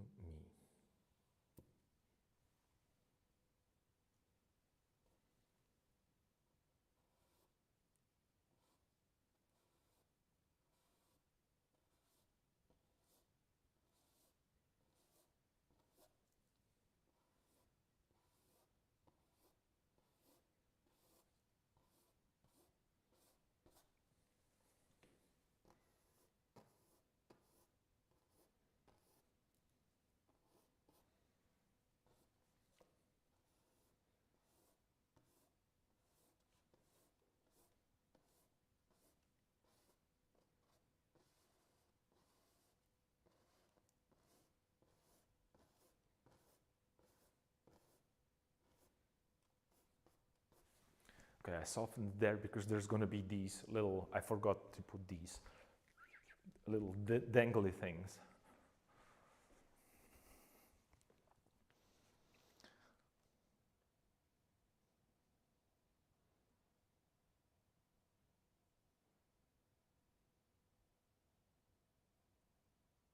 Speaking of commission, I have to look for some soon. I took December off because it was too overwhelming and I wanted to experiment a little more, but I need money. Yeah, well, truly, if there is something that I really understand that you're talking about, it's this.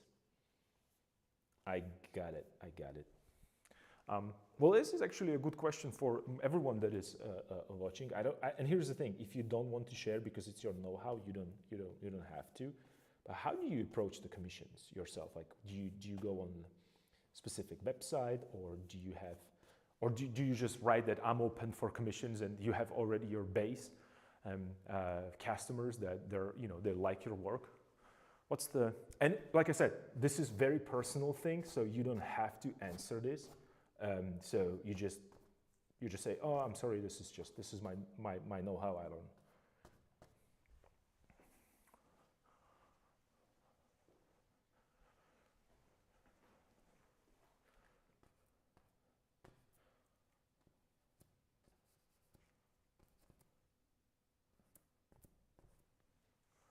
Okay, so we have this, and this. Okay. And I'm going back and forth and I'm controlling if I add everything that I wanted to, if I have everything that included. That's why I'm hesitant to move forward. But then I'm going to probably hit, because this is, for me, this is a very important step because I'm harmonizing things. I'm visually trying to find whether or not the composition is where it's supposed to be. So if it seems like I'm procrastinating, it is not. I am, it's maybe I should probably get eye tracker because I'm going back and forth, over and up and down and over and left and right. I'm going to put the canvas upside down right now to get that, to get a little bit of that, the different point of view.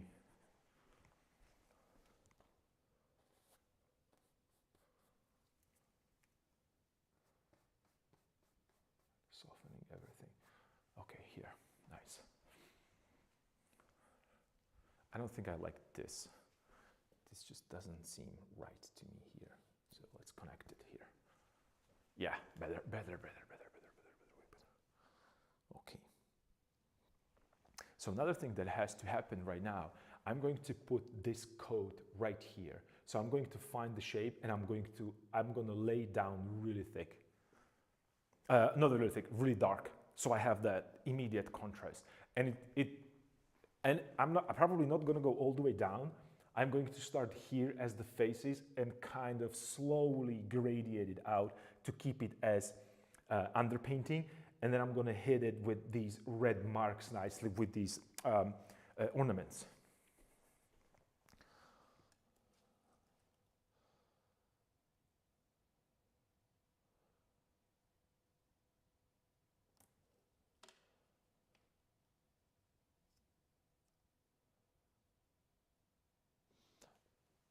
I use social media platform. I'd be like, hey, I can do pet portrait, commission, and show a little sheet with price on it. And at the moment, it's most of my friends and family who saw it, although I'm starting getting commissions from strangers too, so that's a good sign. I get most of them from Facebook and Blue Sky. I'd love to know other methods though. Also sold a few artworks via Discord too. I socialize a lot in there with other artists, so it isn't like I was trying to market there. Huh, that's awesome. No, that's perfect. I was just, see, these are the things that I'm asking because this is mostly, I'm mostly enclosed in that classical painters, and they usually sell portraits, commission portraits like this one. So that's, or there is another group that they do landscapes, right? And there is a third group that does still lifes. These are, and interestingly, in history, St. Petersburg Imperial Academy had the same setup. So when you entered, you could choose, am I going to focus on still life? Am I going to focus on like easel painting, which is portraits and like a when you think about classical late 18th, 19th century, early 19th century figure painting, like when you think about John Singer Sargent and so on and so forth. And then you had part where they were landscape painters. And actually the funny thing is that there was a lot of watercolor painters. They then switched to oil paints when it comes to landscape. And there is also one very important one that I remember which I wanted to attend. They don't have it this way right now, but they still have the studio. In the Imperial Academy, they have a stable and outside studio, which is kind of like a huge glass, like a glass house, or how would I say, I don't even know how to say it. It's like a glass house, and they paint like these like historical paintings, like when you think about Velázquez, these equestrial paintings, I mean like a person that is sitting on a horse, or or like these huge battle scenes. So they have a stable there, and they bring horses into studios, and you paint live animals, like a, you know, it's awesome. It's in the garden in the school or behind the school. So so that's what usually sells when it comes to like this classical art program. And it also, the Academy makes like a, every semester, every end of the semester is actually happening right now. It should be on January 13, 14, like somewhere 13, 14, next week. The Academy is going to be open for 3 days, and students are going to put all their work on the wall. So it's just the whole Academy is going to be packed with paintings, and people come in. And the practice was back in the day that actually wealthy people, including kings or tsars, they went in and they pointed to paintings that they want to. Something like a salon in France. And the moment then your painting was kind of admired and actually accepted by a king, you immediately had enough commissions for foreseeable future. So that's how it used to be. Sometimes it happens right now. It's a little bit more like kind of a niche kind of a way, but you can still get a lot of commissions because people are going to come in and going to see. It's a huge event. People are kind of used to it, and you would be surprised how many people come to see this. And it's not only a family of students, but it's really actually public. It's kind of aware of it. It's a kind of a thing that is happening. So it's like a huge art fair kind of a type thing, right? So I've never been in Academy, so no idea how they work. I'm just figuring everything out from scratch because I switched my art career from digital to traditional. That sounds fun. I have never seen this in other places. I know that, you know, in France, the salon was kind of like an important part. The same thing was in England. I think it's called, what was it? It was like a society or National Society of Painters. I'm not really familiar with that much, but they had a similar thing. So these were just a traditional, and I don't know if it's still happening in France or in England. I believe it does, but probably the vibe is slightly different. But this was a kind of like an awesome thing for painters to get recognized by not only the authorities, but also viewers and so on and so forth. It's actually, the funny thing is that, isn't it, if I'm not mistaken, and again, I have to be a little bit more specific when it comes to this, not specific, I have to be a little bit more upfront that the information that I'm giving you, they are not necessarily historically 100% accurate, because I'm not necessarily like a historian, but not necessarily. I'm not a historian. It's more like my interpretation of what I think it was happening at the time, because it's kind of the timelines kind of a connect. But I believe that one of those famous salons is responsible for creating that Salon de Refusé, which actually started the Impressionism movement. Because Impressionists were a group of people that did not get into the salon exhibition, which is the main source of income for painters, or used to be. So they decided, you know what, we're just going to open our own. And I think it's called Salon de Refusé. So it's kind of a interesting and important part of a history. So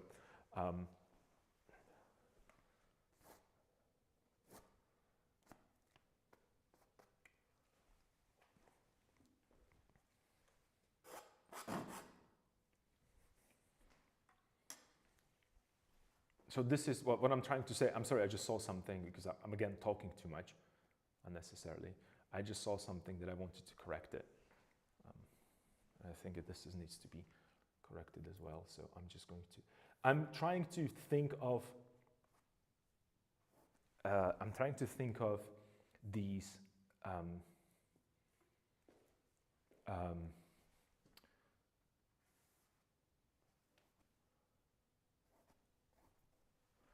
I'm creating a textures of that of those pens. So I want to create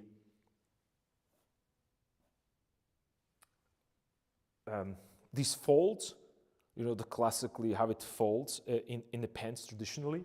So I saw that I don't have enough texture there. So I want to keep that texture because then I can just, you know, start placing things on top of it. Other pigments on top of that. So let me just make sure that this has enough width right here and here, so I can show that.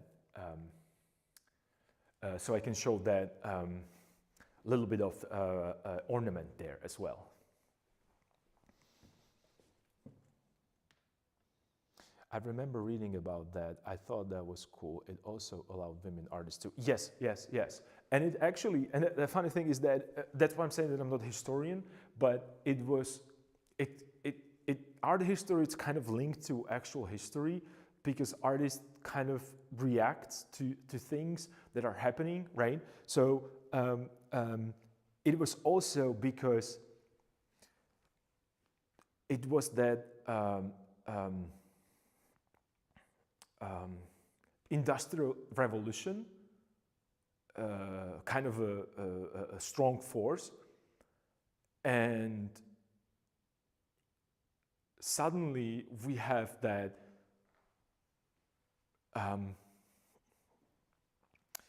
how would I even put this? It's just entrepreneurs appear. That means that not only king and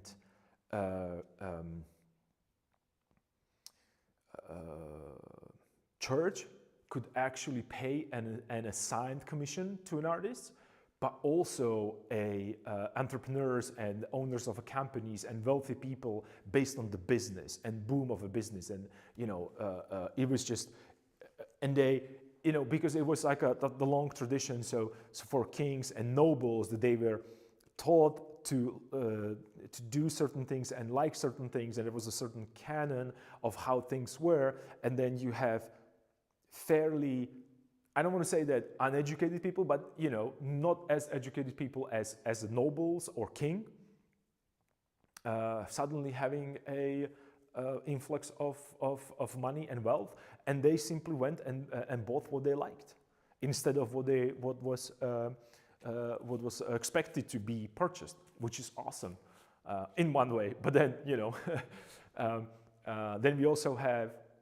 As I was just thinking about that, not thinking about it, reading and analyzing it, then also this kind of a industrial boom entered the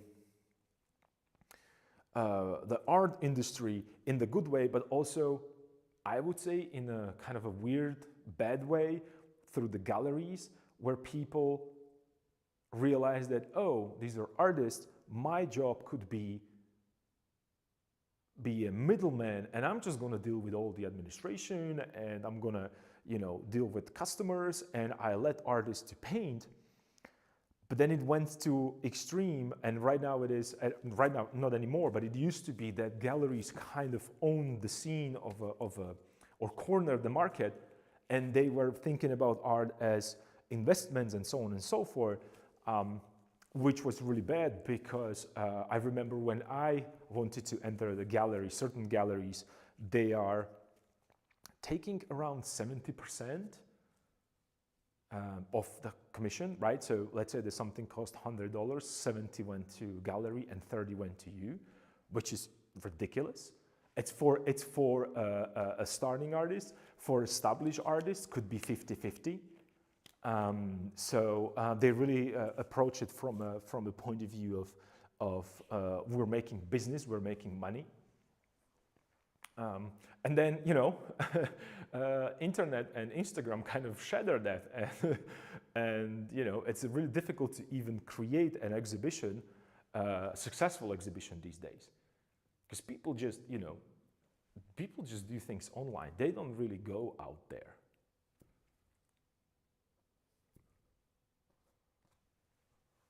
Well, at least those one that used to.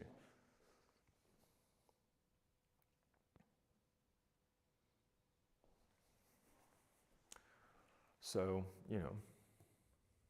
Another thing is, it almost feel like these days we have more artists than people that actually go and are interested in art. So it's kind of difficult. It almost seemed like the artist comes to another exhibition to support another artist rather than just public, which is kind of that means that that market is saturated.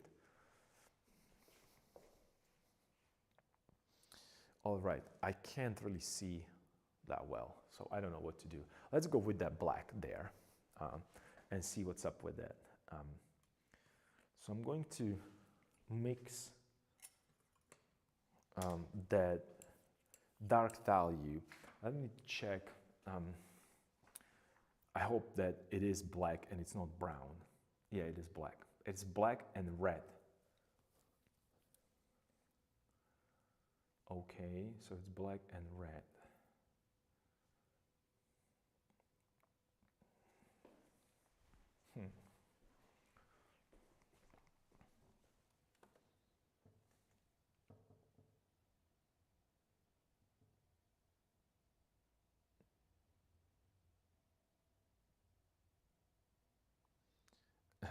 So it's not just me. I also wondered if it's due to average people not approaching art as much these days. No clue. I quote average because I don't mean bad, but as in non-artist. Yeah, I understand that you mean average. That is not that you're not insulting anybody. And when you mention average, you are averaging a population ratio to gallery visitations. I think it has multiple problems, and I think the first one starts with that.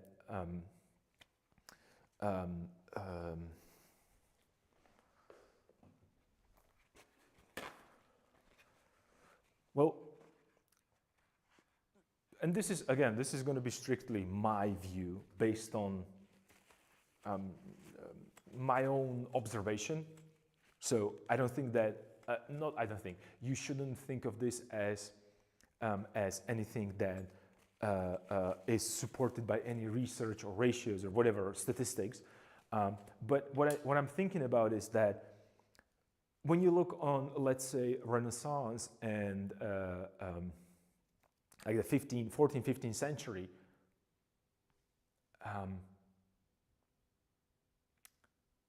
for average, and I can't even say a person because they were peasants or sometimes even slaves, unfortunately. So imagine that you are from a small village in Italy, and your whole life you're just working from sunrise to sunset, and then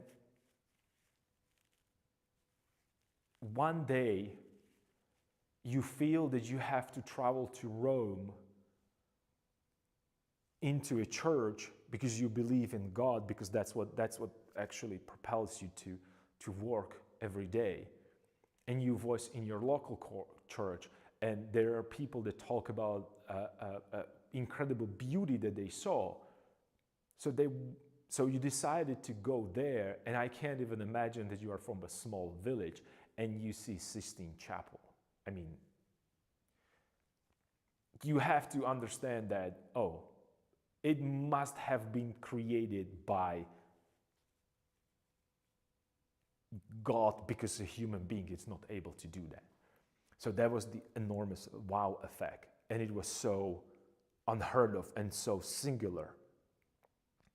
So it was extremely successful. And we kind of stretched that wow effect and hyperbole into our day-to-day life. So it's hard to find out, even for me, simple apples being sweet. If I have if I already tested chocolate, I mean, it's like, comparison. It's just difficult. And a lot of them can't read either, so art has extra wow factor. Yes, that's as well, because you can think about it as a representation or picture representation of a Bible. They heard about it because they couldn't read it themselves, and then they saw it that, oh, there are people flying in the sky in the really high ceilings. Like, it looked like people flying in the sky. So it was extremely wow. It was just beyond the wow effect. I mean, we're still impressed when we see today, and we all saw a Michael Bay's movie, right? So it's just a, really. But if you, like I said, if you tried and you're familiar and you can get chocolate every day, finding a nice, pleasurable, endorphin-filled feeling from chewing on apple or biting into apple might be extremely difficult. So, having all the information in palm of your hand and all the pictures and all the, visual pleasures, it's difficult for you, or for anyone for that matter, to actually wake up or stand up or get out from your house and drive, pay, and enter a museum, or actually go into a gallery because you want to see new art. It's really, I mean, you can see this. I'm not the only one who is saying this. I don't do galleries because people don't want to go there. I don't want to say that it's a waste of time. It is good experience. I don't think it brings any revenue. And you have to count on that, and you have to be prepared for that. Not only financially, but also mentally, that no one's gonna come. That 3 people are going to show up. If you are, like a, unknown artist. I'm not talking about, Hockney or some other painters, right? Because they have a team of people behind them, marketing and all that kind of, important stuff today. So, but like I said, take this with take this, and also take into consideration that I have no research, I have no any statistics behind this. This is purely based on what I saw around me and what I experienced. So if you have a different experience, that's actually a good chance to let us all know, because this is mine. This one is mine. So I'm gonna hit it with black. And since black again is going to sunk into this, and be careful, do not pollute your black with white, because I want right now the pure colors. I'm going to, I want it to go naturally into my vermilion, but it's a cadmium red. Let me go with yellow ochre. So I'm going to have a greener sheen to it, because it's going to be cooler, and I want it to be cooler, and I don't see this properly right now, so I don't really know what pigment exactly I have. And also, again, even into black, I'm going to add a little bit of that raw umber.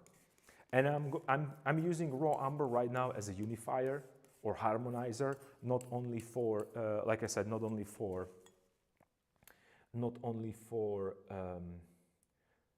purpose of fast drying, but also I have an umber here, I have an umber here, I have a these layers that because this is raw umber and this was a burnt sienna. Those are earth colors and earth tones. They kind of work nicely together. So this is going to be my harmonizer. And you know, I said that they're working nice together because I know these pigments and I experimented with them, and they are mine exact pigments work together nicely. Well, let's see if I'm making a nice mixture, because I can barely see and my camera is probably lagging.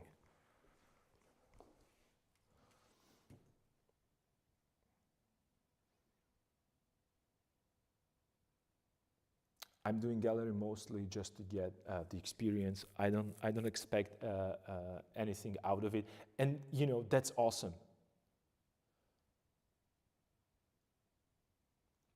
That's awesome that you don't really, you know, awesome in terms that don't, you know, have these. Not that you don't. Let me rephrase that. I know that if I do a gallery right now, and I would make the opening, I would be extremely disappointed. I would be extremely disappointed. And actually, another one of the reasons why I have a stream is because I was, okay, I'm either going to do streaming or I'm going to do gallery. And I was afraid that I don't know how to stream. Well, obviously, cameras and setup. And I decided to invest into streaming than into a gallery, only because I feel a little bit more comfortable. Even though I would feel comfortable with gallery, because I kind of know what to do. I used to work in the gallery and help in the gallery. I felt that it's not pointless, but we have to wait a little bit longer before the galleries get back on, back out there. It's not going to be that long, because even when you look on the Pinterest right now, Pinterest is going to be saturated by AI. So you won't be able to find a human drawing or painting or digital art. So people will have to venture outside, because we don't have robots yet to get and hang their work into galleries. So I think that it's going to bounce back, because it's always, you know, up and down. It's a sinusoid. It works that way. So I decided that in between waiting, I don't want to be, you know, procrastinating. So I'm going to be dealing with stream and getting a little bit better with not necessarily promoting myself, but being in touch with people and other artists. Because galleries also used to be a place to meet for artists and exchange the information and see what other people are, what other painters are doing, or sculptors. Not anymore. I can track you on Instagram if I want to. So why should I go to your gallery? I already know what you do. I decided that I don't like it. So.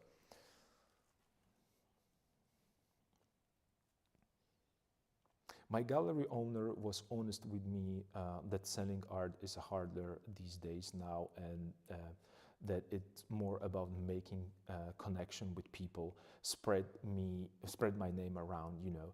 I'll see how that goes in April. You know, I didn't read your comment, but you know, I actually said the very similar thing, that yes, it is about making sure that you have that portfolio, that people see that you are out there, that you are producing. But like the owner of the gallery mentioned, it's very difficult to sell art through the gallery, and especially, you know, in my country, it ain't gonna happen. It's not enough. It's only 5 million people, and we don't have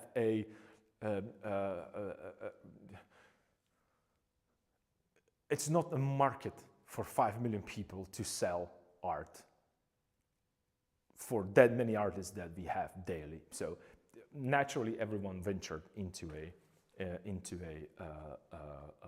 There's nothing that I would like to do more than have a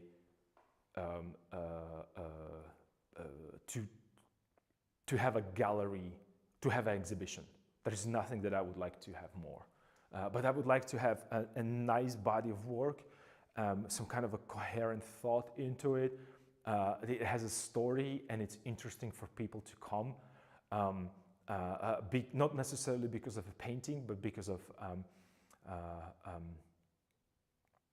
because it's like all together. It's a nice venue. It's a nice set of paintings. It's a right time. And I was not able to. And I know this sounds like too much of a chess move. So I'm trying to have everything at once, and it probably ain't ever going to happen. But I would like to have at least 2 or 3 things out of that whole list to be in place before I start. And the most important is to have a nice body of work that I'm satisfied with, that represents what I know and how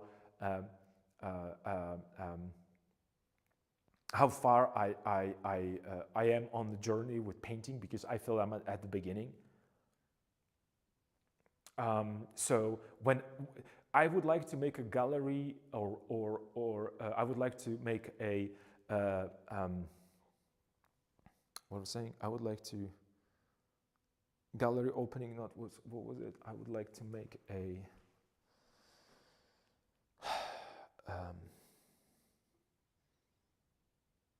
not vernissage. Well, I would like to enter a gallery with my work that I like before anything else. So, because I went to some gallery openings and I went to some venues which I enjoyed enormously because it was nice and I had a lot of fun, even though it was like 3 of us there. And that was just so satisfying. So that's what I want to work on. Okay, let me just maybe lay down that black pigment, so because I haven't done that much today, besides talking.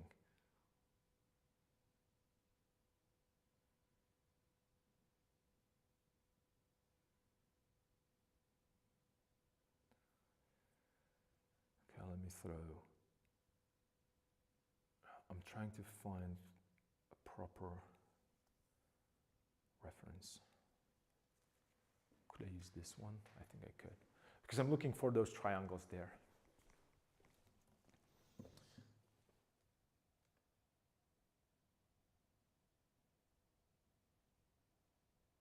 I feel I'm a big beginning as well. Yeah, that's great. This gallery is small, again, just for the experience, so I can be more prepared for the next one if I feel ready to go big. Well, small because the wait list is 1 year long. I signed last year. Okay, I'll let you paint more. I am talkative as well. I haven't painted much either. Oh, it's okay. This is part of the painting. We should talk about this a lot, actually. And I really think that this is important part of a discussion, because it's not going to go away unless artists do something with it. Because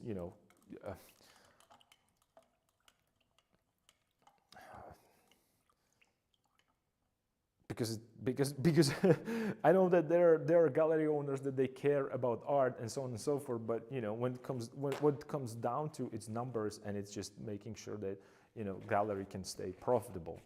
That's the bottom line. So they don't care as much as we do. I'm sure that they don't. I mean, they may say whatever they want. I'm pretty sure that there is no one that cares about my paintings more than I am.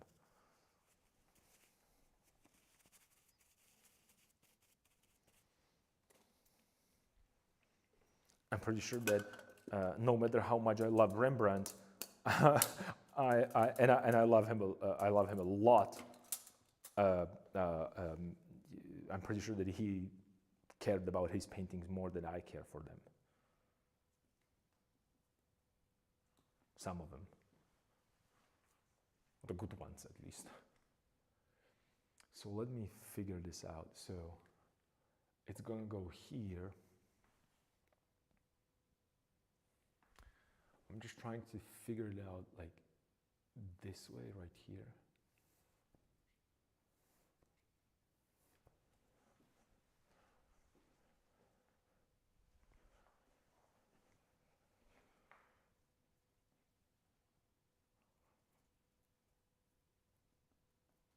I think I need to add a little bit more blue into it because it's just too warm. So don't tell anybody.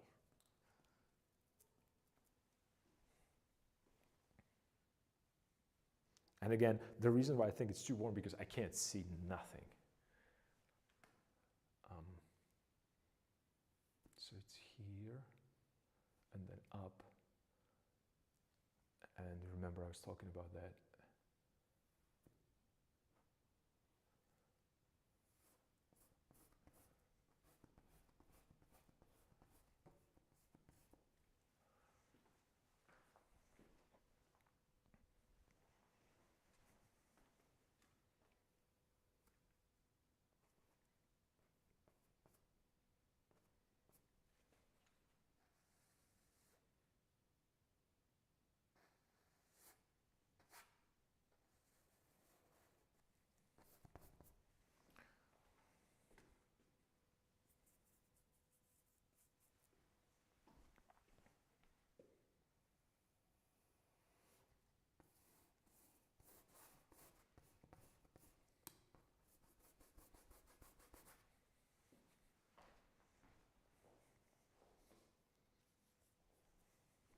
I'm just thinking about that shape.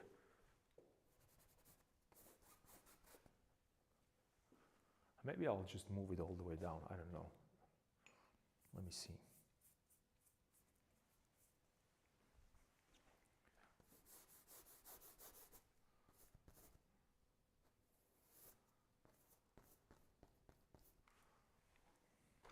Make it a little lighter here.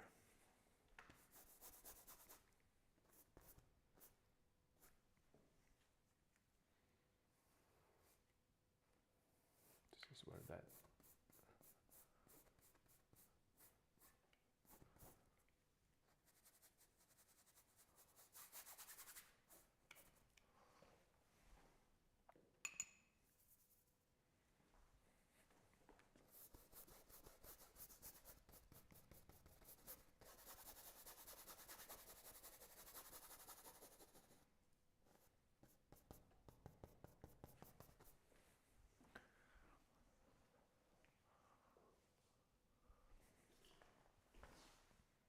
I don't see any.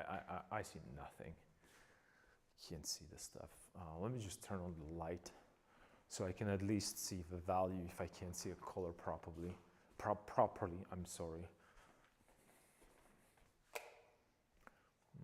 Welcome to Orange. World of Orange.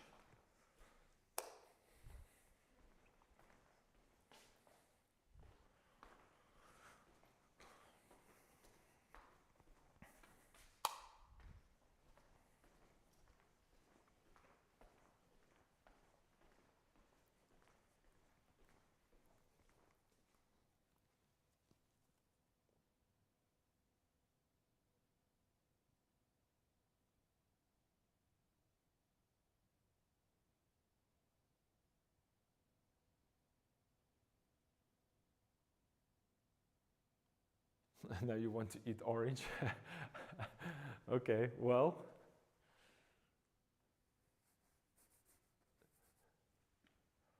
And right now, I'm worried about placing this right there because I'm not sure about the head yet. And I don't want to go into the head because, well, obvious reasons, because I can't see the color and I can't really. So I did this.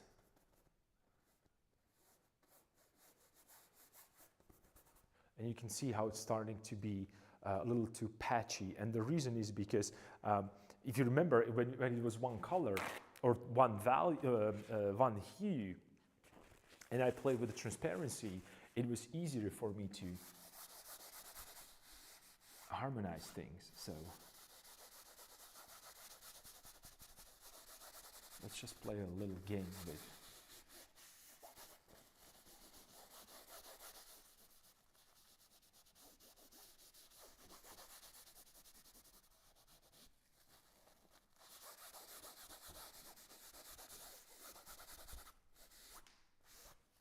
Your eyes, so it just kind of slowly disappears into a background, but it needs to have a different.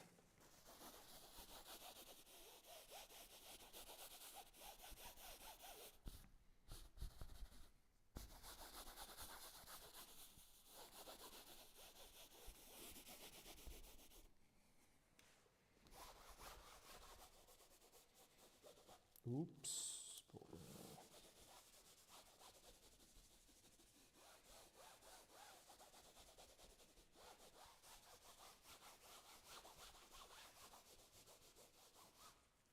So like I said, I'm playing with that transparency. I just want to make sure that that it works, but I can't keep it the same. I can't keep it in. I'm going to keep it transparent, but it still has to be. It cannot be orange or brown. It has to go cooler, right? So it is transparent, but it's transparent. It's a different kind of transparent. It's a different pigment. So you know that this is one continuous shape and it belongs together. It's just dissolving slowly into the background. And I know that it looks weird right now. And you know what? This is actually a good way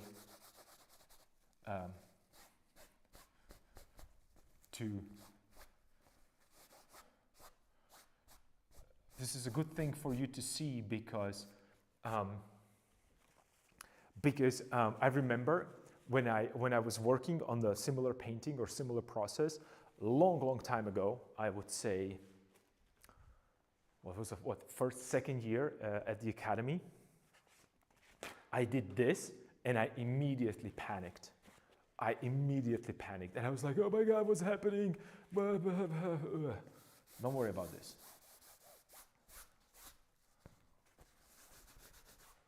Don't worry about this. It's all good.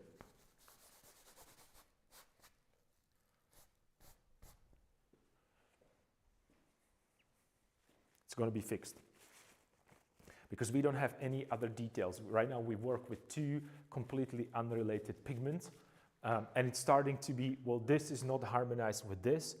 This is not harmonized with that. And it's starting to, and you might be like, okay, all right, it's starting to fall apart.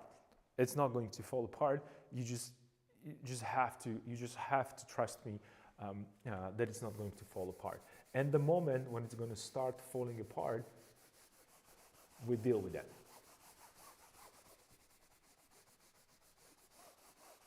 We will make adjustments.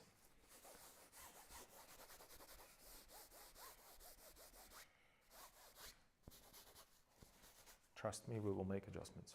So this is something. That's why I said that sometimes when you experiment, it's awesome to be experimenting, but and there is a big but.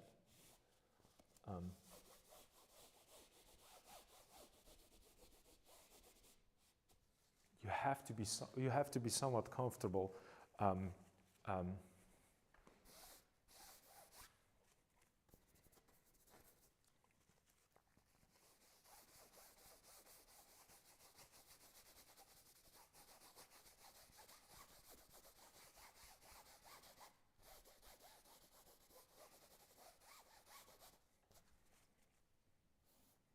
I'll push it here a little bit darker, because it's going to kind of come forward a little bit, right? So I'm playing right now with that,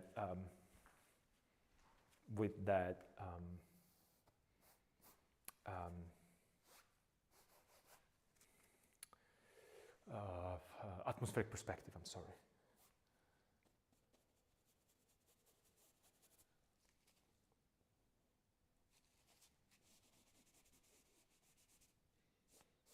Be careful though.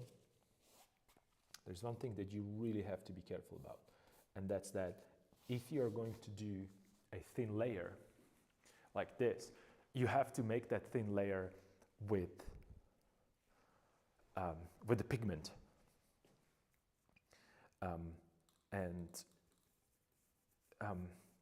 When I say that you have to make it with pigment, what I mean is that the moment if you would try to make it thin with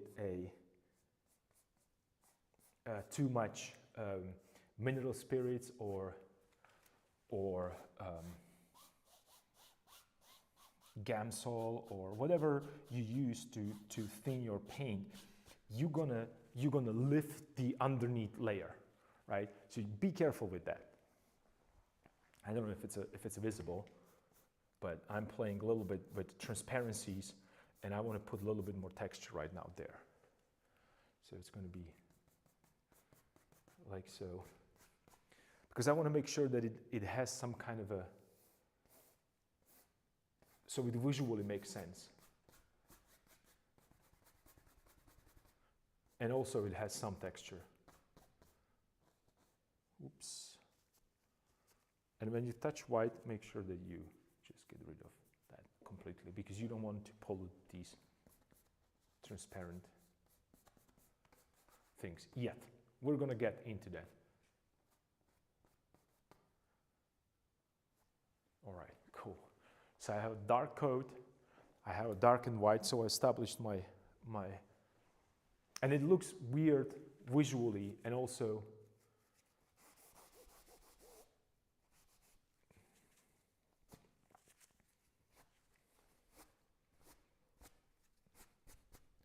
it might not be harmonized properly when it comes to, well, not necessarily harmonized.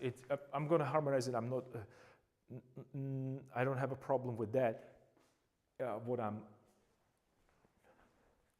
have to make sure that I have, it's that it's not in the same position, okay?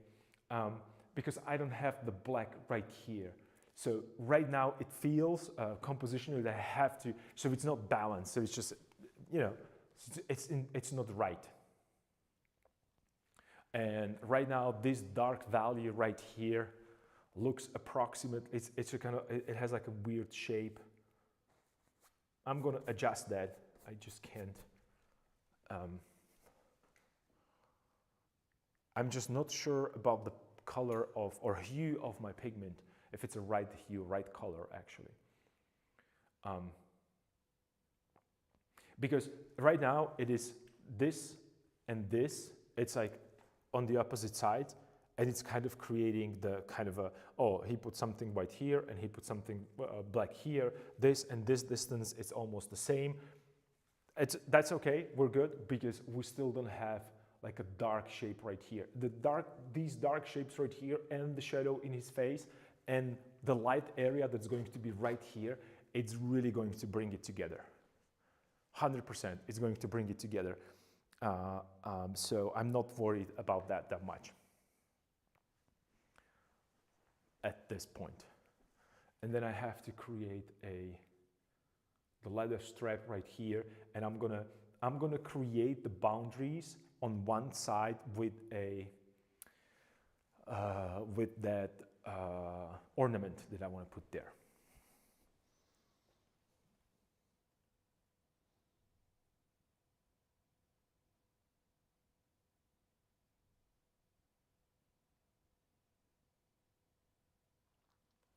Yeah, I think it's okay. I think it works. Or will work. Yeah, but I don't think I can go further with this. Well, maybe I could play a little bit with his portrait. Well, maybe let's continue a little bit more with the portrait, and let's see if I can get somewhere with the portrait. And this is probably the things that I am afraid of the most. Simply because I'm going to work from photograph, and I hate to do that. I really do. If there is something that I hate, it's working from photograph, because it has to look like him and not like his brother. It has to be him, and I don't have that person here. I cannot put him into light where I want him to be. So, but this is the approach that I'm going to do, even working from photograph. I'm going to be thinking about structure. I'm going to be thinking about proportions, angles, and I'm not going to look at the photograph as a flat shape. I have my skull ready, and I have some other portraits that, you know, Rembrandt and other masters that they did with a similar position. So I'm going to use, and I'm going to take advantage of it and use that with creating that portrait. Oh, this is going to be awesome. Tomorrow I can just scratch into it. Oh, I could, okay, all right. All right. I could do a top part that way. So I'm going to be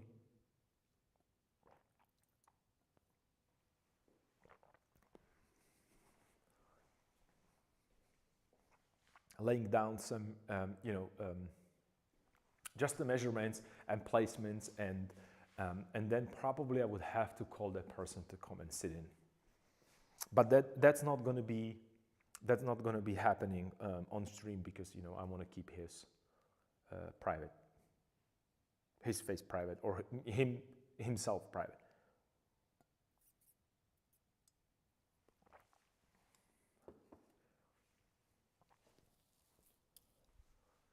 So what I'm going to do, I'm going to grab, I know the camera is not working, but I still have that little bit of that pigment left from previous,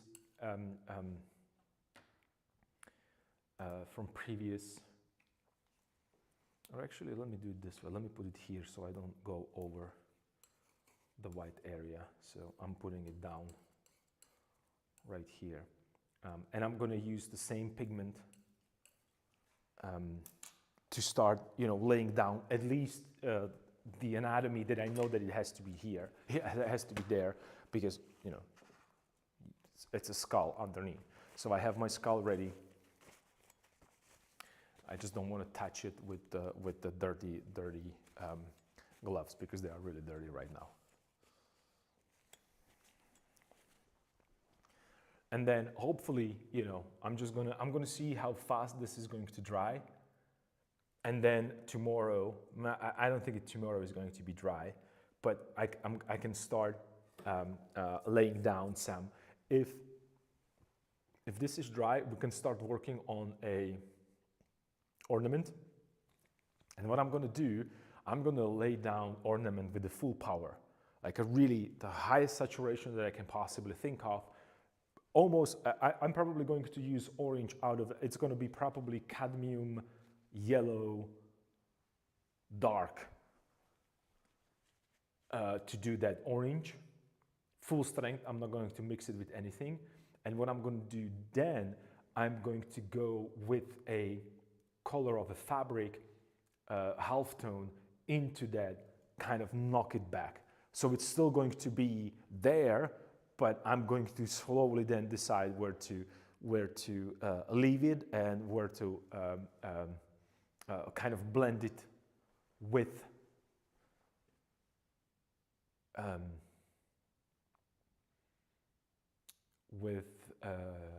the canvas, with the cloth. So it's going to be that kind of it is there, it isn't there, and you're going to see it, but it's not going to be as much. So it's going to vary throughout the process. I also realized that if I'm doing this needs to go all the way here,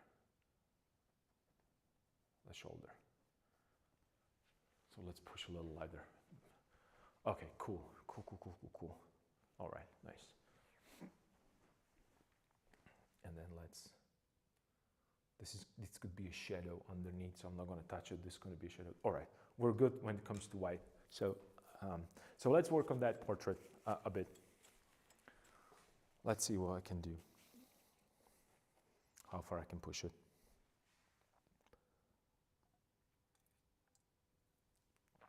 Today it's crazy dark, actually, really, really dark.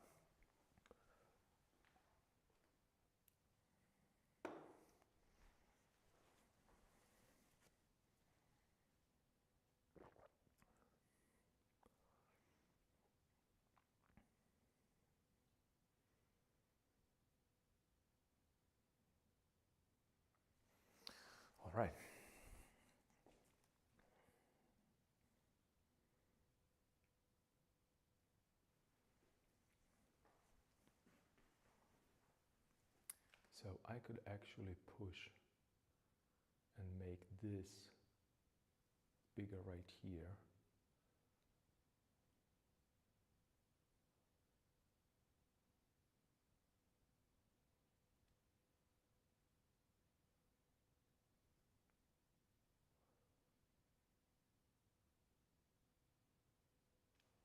Like so here.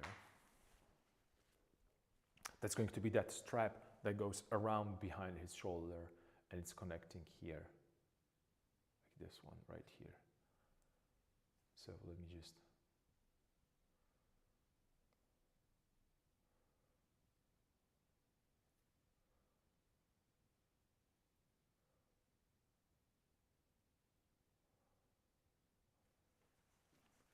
So it's going to be somewhere here, like so. Because it's, I can see it's like a...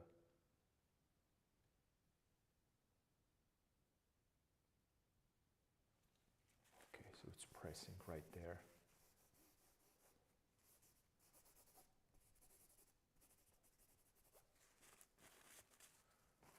I shouldn't put this here because right now it's just going to be messing up. You know, I'm afraid that I'm going to hit it with my...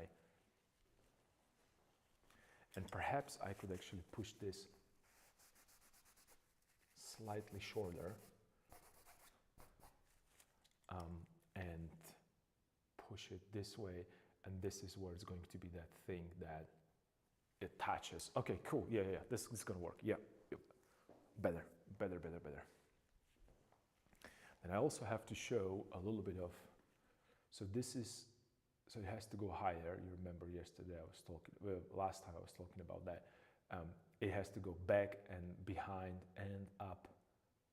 So this is this way, and then the shoulder here goes this way on the top. All right. So the vest is, you know, big enough. And then maybe depends on the because I also erased the top part. I know this is going to be here, and I'm going to vary that angle a little bit more. Depends on where his head is going to be. And, you know, because I probably have to change the dimensions of his head slightly because it feels that his head is a little too long and not wide enough for me, for my taste.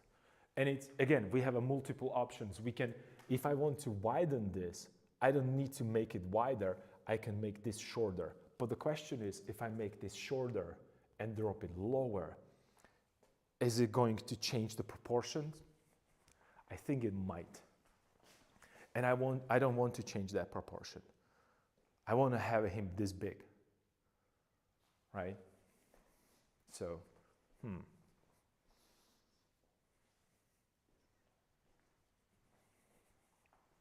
So let's see, maybe just a touch. Maybe I could drop this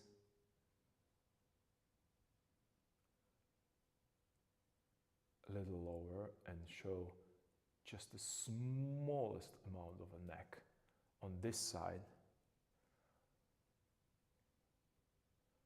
But it has to go higher.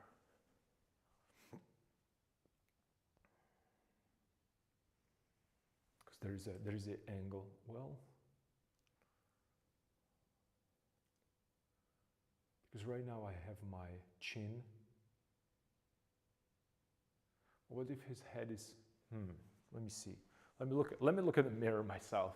So if I have a head right here, the angle,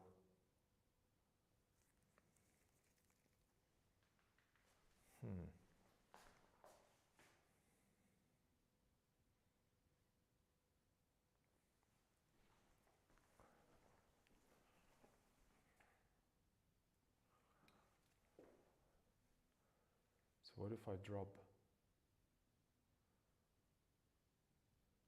so pit of the neck would be, I wouldn't be able to see it.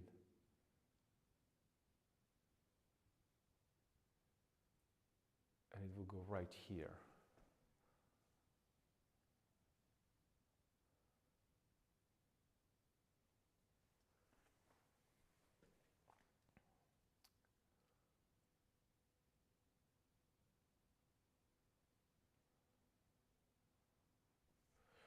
you know, the silhouette of his head, I have to get that likeness. And the problem is with that I decided to put it, like I decided to put the instrument right where it's covering the other side. So it almost feels like it wants to come all the way up here, but that's going to be I can't really do that. I can't really do that.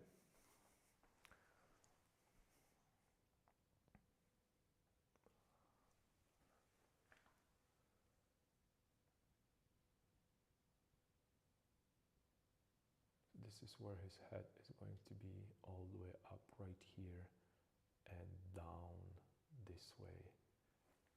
This way.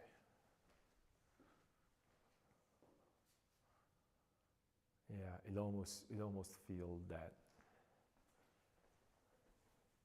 Okay, so I'm gonna do this. This is where his head is going to be.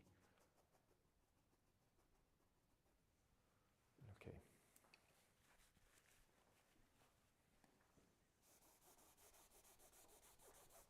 Get rid of this.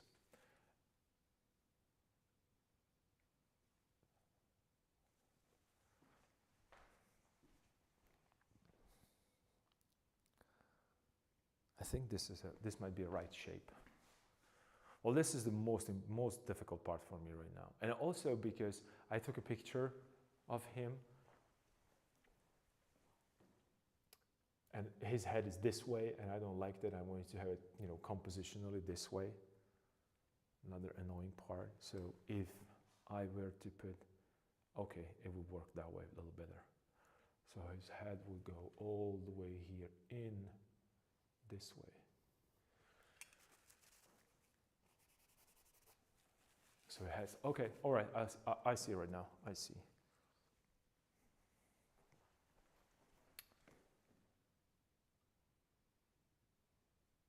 So this is the top part, and then this is where it's going down, and this is where it's in. All right, cool.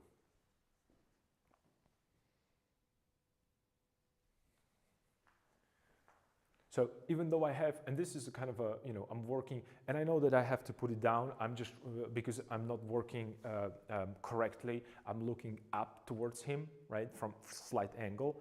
That's okay, because first of all, I need to see I need to see the right proportion, overall proportions, before I get anything, anywhere else with this. And I purposely didn't touch hands right now, because what if I need to move this a little bit this way? So everything would shift. I don't want to do it, but I will if it's necessary. And then we are in the territory of repainting everything.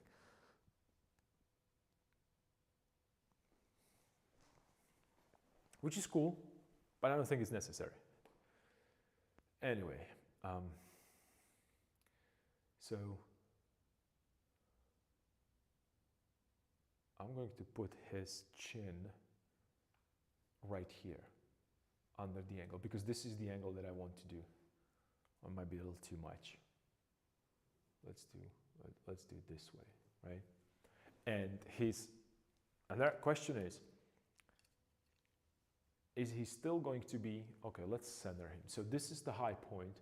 And I mean, if you are not comfortable with making portraits,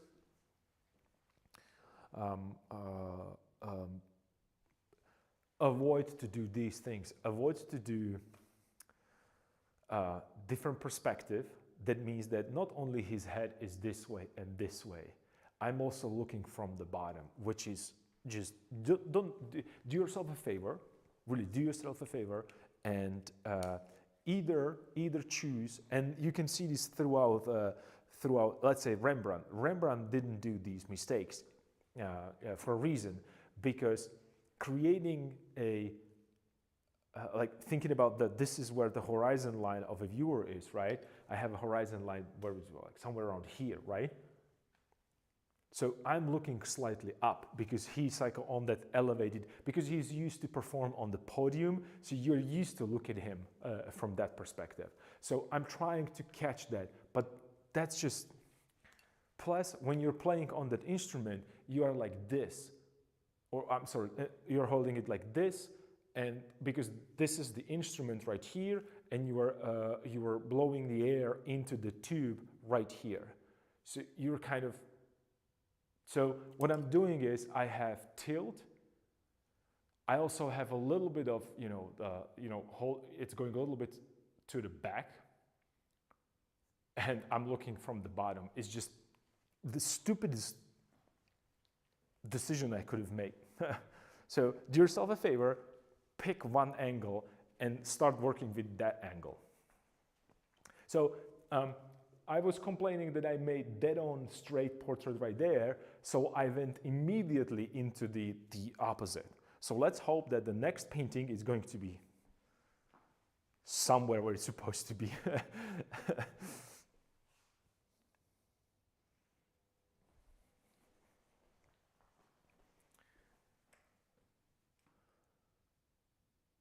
So if I'm thinking about chin being here and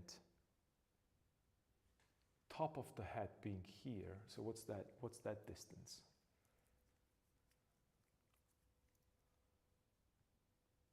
Something like this.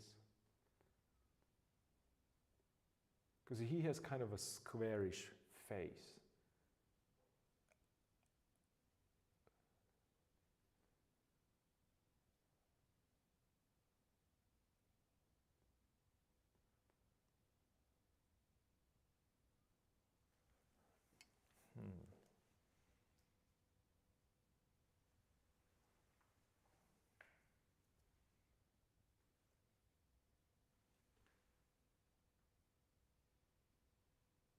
Maybe slightly lower.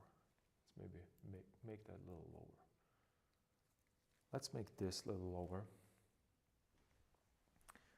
Let's make this a little lower, right here perhaps. Yep. Even touch lower. But then I'm checking with the shoulder, and shoulder is right here, so it can't really go any lower. Yeah, it can't. It can't. So this is the maximum. So it's right here.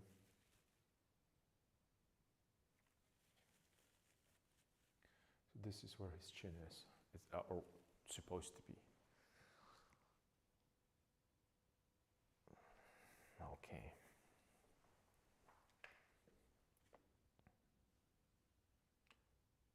This is where his head is going to lay.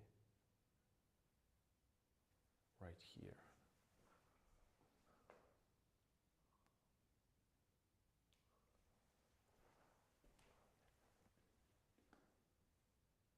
This can go a little lower. Because I made it a little too, I made it more like a Spanish hat. So this can go a little lower. That's gonna make, yep, that's gonna make his head a little wider. Because the head was too big. Not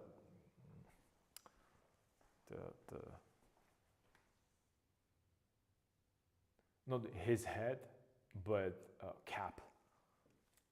A headwear was a little too big, and I was thinking about this size, and I was trying to fit it here.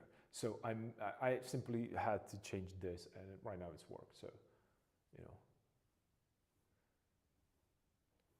because I was thinking like I know I put it on my own head, and I'm touching the top part right here with my own head, the top part, right? So you can't go that high because there was too much space there.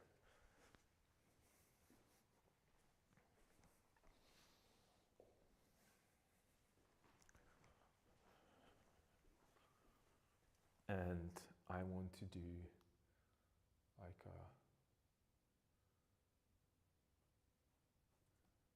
here is going to be that nice ornament.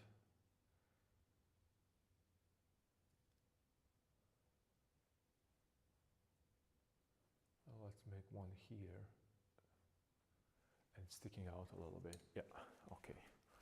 So that's what the ornaments are going to be on that head.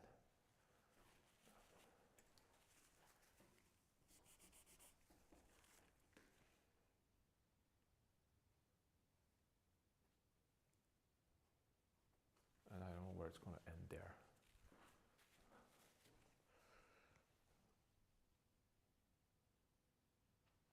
Yeah, maybe I can make it, maybe I could make it smidget bigger even, like here.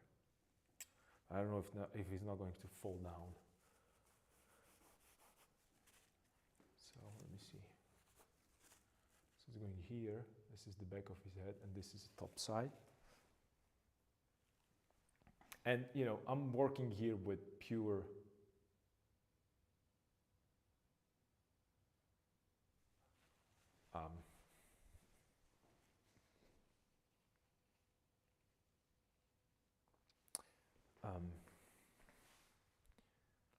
I'm still working with only shape design. So before I'm going to go anywhere further with this, I just need to feel that the overall shape of his head and the size compared to his body, because that's what's going to determine whether or not it's him with a full figure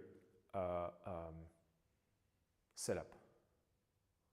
With a full figure setup. So it has to be proportionate to his body. So if he's wider in the hips, right, I can't make his head small because then he's going to look, I can't make it big because then he's going to look thin. And I am increasing the size of the head.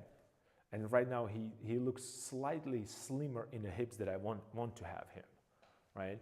And he shouldn't be. And same goes for the shoulders. He has kind of a wide shoulders. So I might be adding a little bit more, maybe touch right here.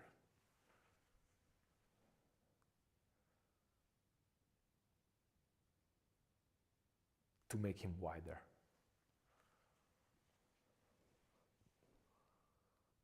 Well, let's see. Well, I'll still have a chance to do that.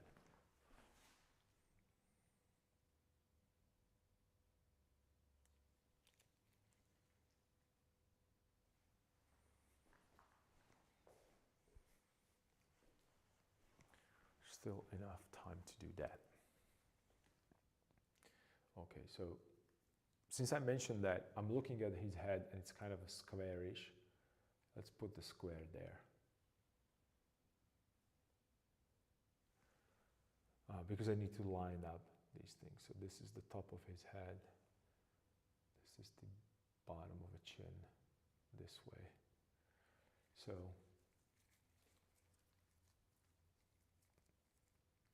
distance from here to here. And distance from here to here. It's this way. And then up. And the reason why I'm doing this is because because I see his head as a square, and I want to find where the center is, and I want to line up these things.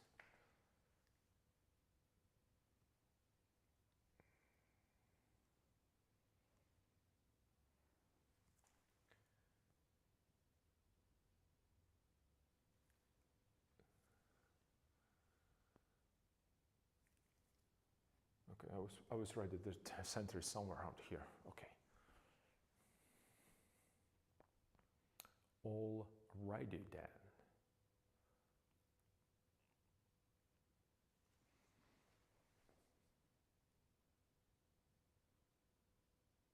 Then again, I'm looking at his hands. His hands are probably like my size. Yeah, right now his head is starting to be a little too big. Okay, all right. So correction, I'm going to make it a little smaller. That's okay. No worries there.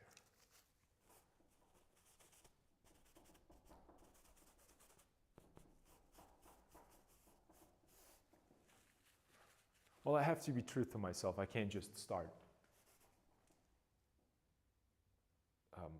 working on this and placing a facial features there and then hoping that somehow it's going to be him in the right position. So first of all, the head overall has to be in the right position. If the head overall is not in the right position, there is, why bother even continue painting? So this is the most, and the other thing is that it goes up this way and here. Okay, It has a slight angle because, like I said, it's not only this way, but also this way. Like,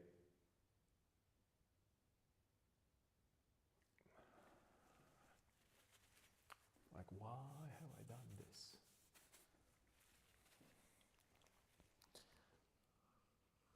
And the most important piece of information where I could show where the jaw and mouth is, it's covered by this. I don't know, I'm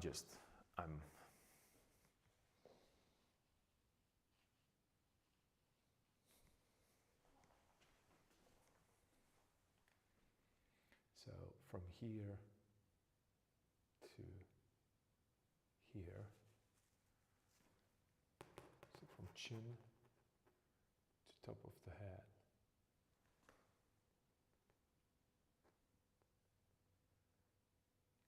Okay, so let's put chin a little higher. I don't like the way how low it is.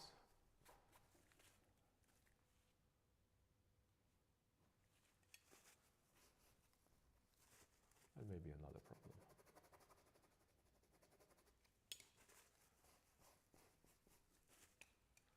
So this is where his chin is going to be.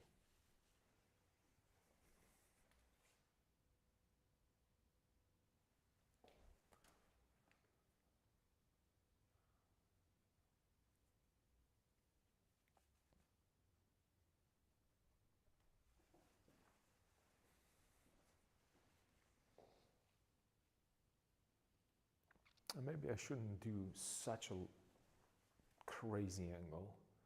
Maybe make it smaller.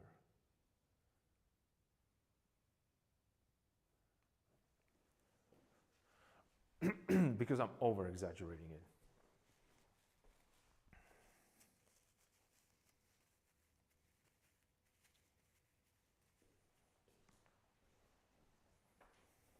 It could, you know, and this is another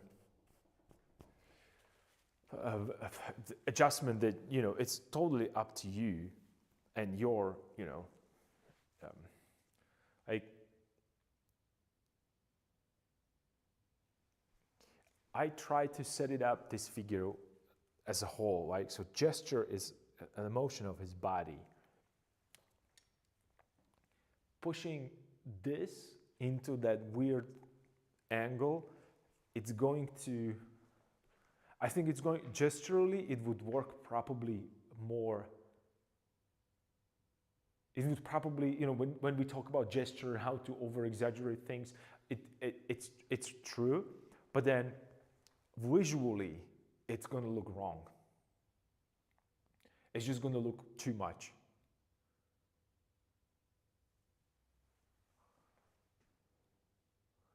So trying to, for me especially, trying to actually rotate, and that's why it's taking me so long, and that's why I'm so annoyed by this, because I can't, if I were to paint whatever face out of my imagination, it would be already there, but I have to make sure that it's him. So it's kind of a weird conundrum here.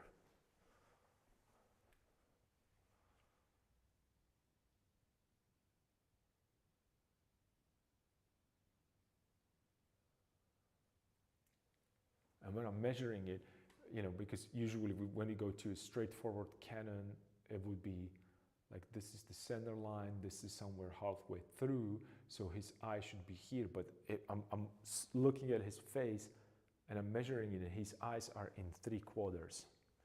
That means that I'm looking up towards him. So they're somewhere here placed. And this is slightly higher up here.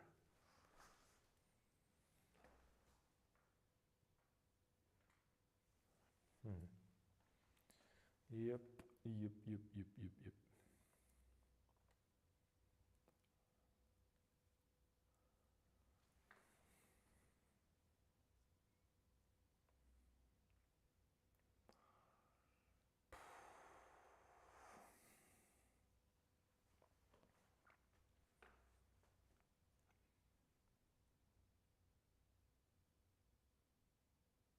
What to do? What am I going to do?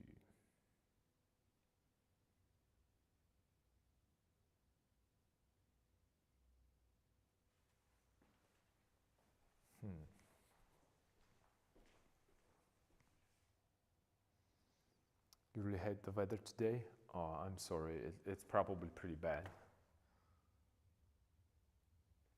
It's really dark here as well. You know what? Let me go make myself a tea to cheer up a little bit.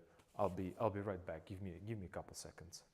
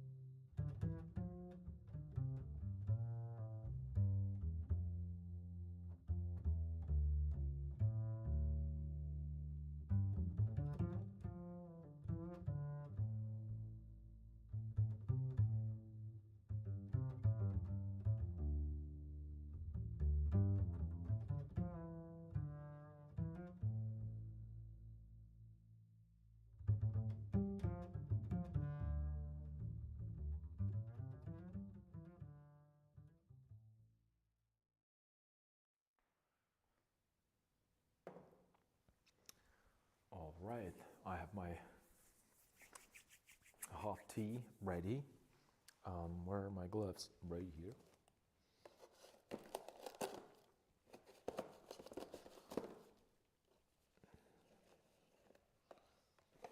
I hope that you had a chance to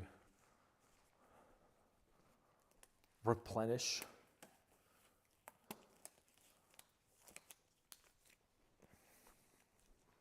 yourself as well, and gloves are on. Let's get into this. So what I'm thinking maybe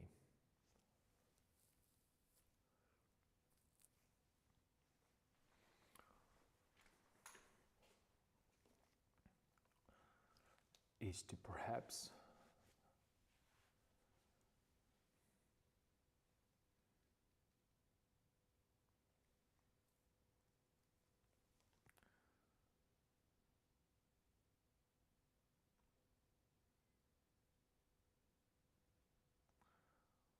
maybe I should make his face, because this is going to be, I'm gonna try to invent things that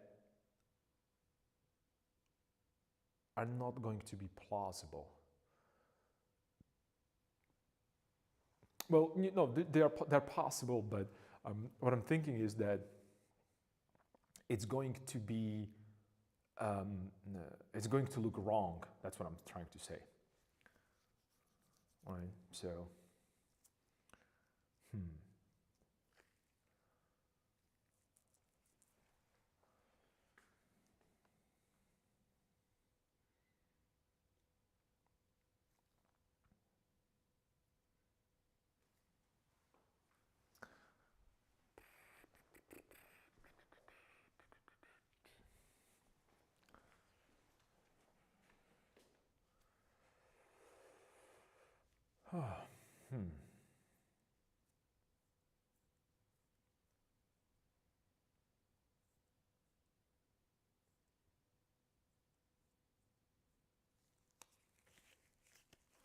because I'm afraid that instead of inventing, well, instead of painting it so it looks cool,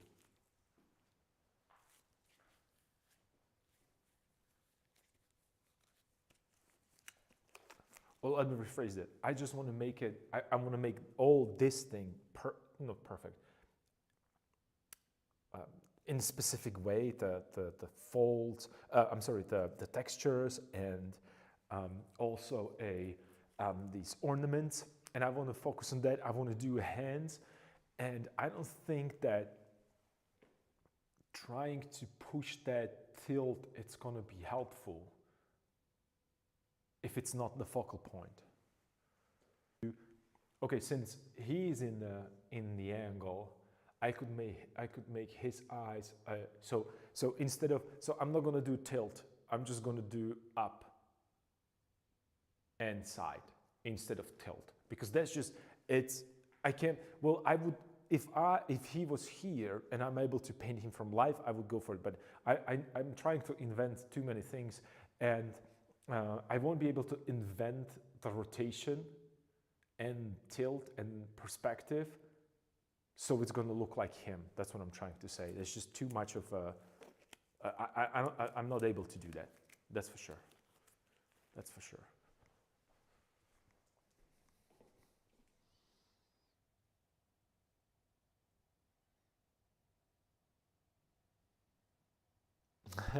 Now we will call this dream tea harmonies. Yes. Okay. All right. So let's, actually my tea is still the same. It's that white tea, or puer, white puer that I showed you. But it's actually, I have a couple more of these. Maybe tomorrow I'll probably run out of it. That's what I'm trying to say. So not just me, I was the only one who was drinking this. I didn't share with anybody, not because I didn't want it to. Nobody was here in the studio to be interested in that tea in the first place. So Anyway, let me just, I'm just running back and forth. Let me just um, check if I have a not cool, if I have a good, your is a rooibos with a bit of orange in it. Okay, so you went for that orange. You couldn't resist. Nice, nice, awesome, awesome. That's what's up. That's what's up.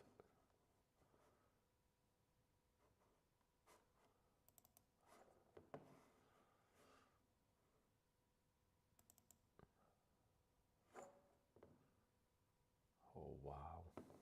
This is going to be tough. Tougher than I thought.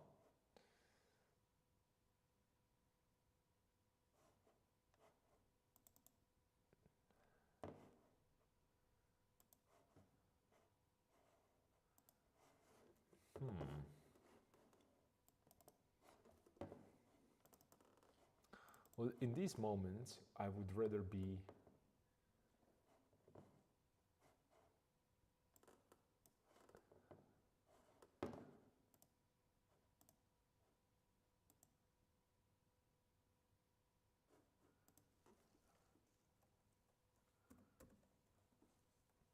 at home,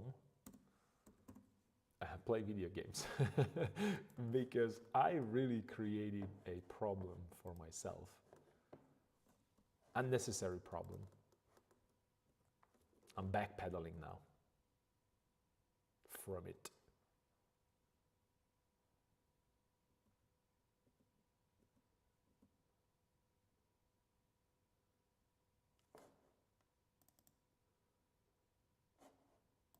But, okay, I think I will be able to make it work anyway.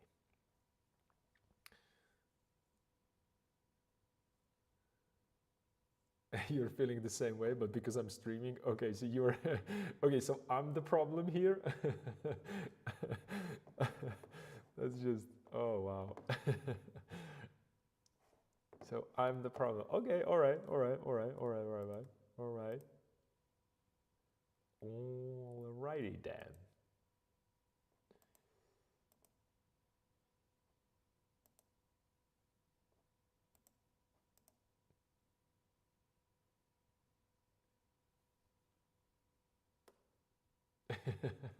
I know I'm laughing with you. I'm sorry you can't see me, but I'm laughing because it just fits perfectly. You know, just let's find the proper excuse and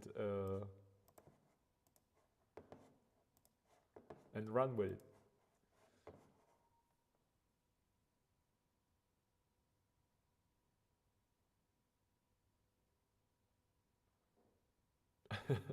Well, at least we are having fun, you know.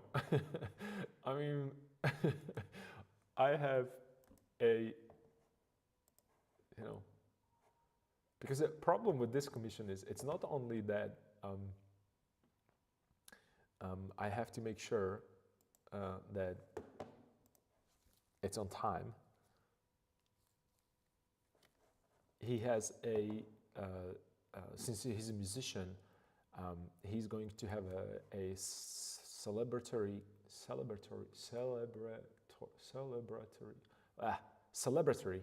concert in the big National Theater in my city.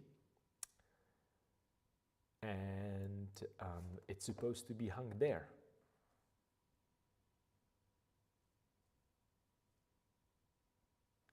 And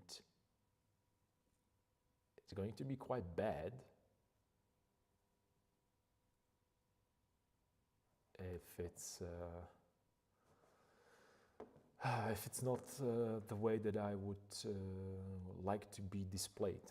So I have to go and probably do something with lighting there, and I have to see it there and adjust those lights beforehand, because, you know, just bringing it there and asking somebody, could you please do this? I have my own experience. It's not going to cut it for me. So, yep. What's the deadline, if I may ask? Honestly, I have to check. but I would like to finish by the end of the week with this. So that's because, like I said, I'm not sure about the deadline.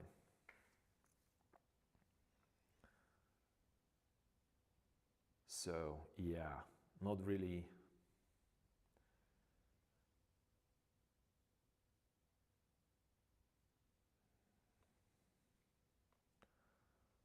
But I'll do it. I'll do it. I'll manage. I'll make it happen. Okay, I found a better example. Ooh, this is going to be way better. Well, let's hit it. Let's do it. A week now, I'll stop talking so much. Oh, come on, it's all good. It's all good. I don't see. Let's not put ourselves into pressure of still not having fun. This is my time when I want to explore. I want to be closer to other artists, other painters, and I need this. So please talk as much as you can. I'm so happy to, because can you imagine? Well, here's the thing. I'm just gonna put the tea down because this is an important thing, and I know that we're laughing, but this is a serious issue that probably some other painters might have as well. Can you imagine being under such a pressure that I created myself by not being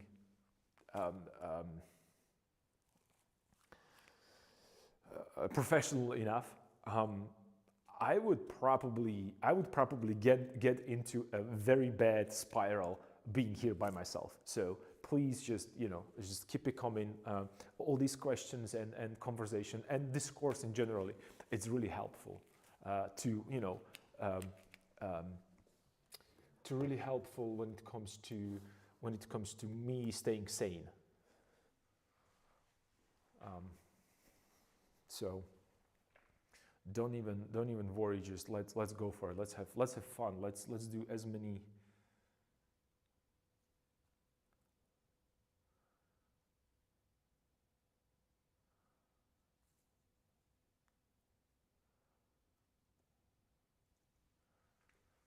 As many things as possible, because I'm not that much worried about the deadline. Well, but I will have to go and check the space, and I will have to move the canvas there, and maybe I'll be continue painting there.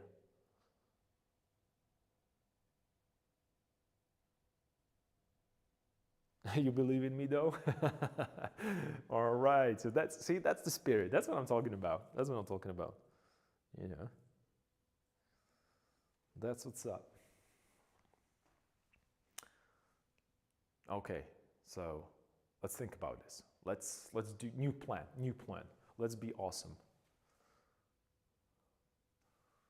Let's be awesome, and let's put this into a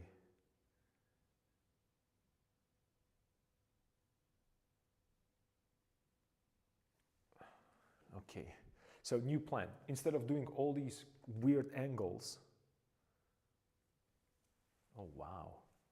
It's still, is this real? I have his photograph right here, right now, and I'm measuring his ear.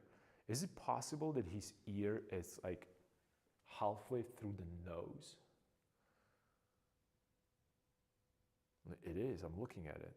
Wow. Is it because of his age? I don't think so. Shouldn't be affecting this.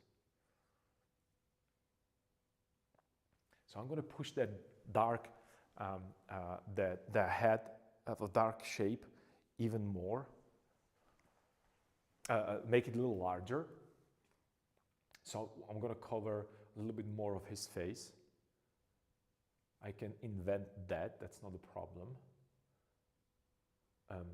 So this is what I'm thinking about. And, it's about finding these creative solutions. I don't know if this is going to work, but instead of making this angle with his face and doing that kind of a weird thing, because of creating a little bit more active composition, especially with the portraits, I am going to angle his head. So that's going to act as that as the diagonal that I'm looking for, and I'm going to straighten up his face so I can easily lay down these features. So it's going to have it's going to look more like him, if that makes sense.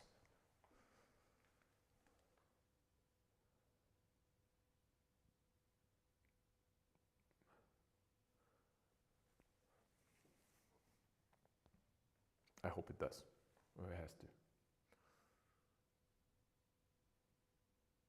But still, his ear, it's somewhere around this area, and his eye is here, and his eyebrows are here. That's just crazy. And I wouldn't ever believe this. But I photographed that, and I can actually, I can trace the lines.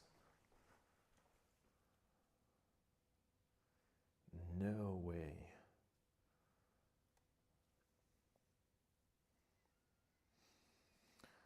Wow.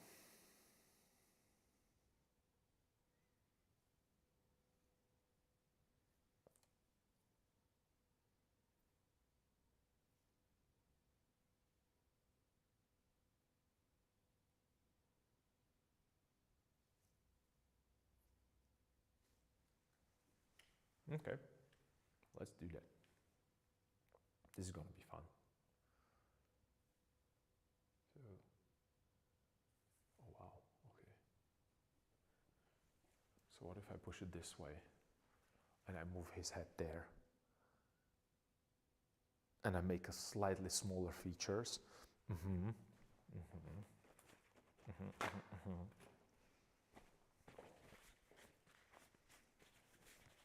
Okay, let's test this theory. So what if I push it all the way here? And then I'm thinking that this size, yep. So from here to here, yep.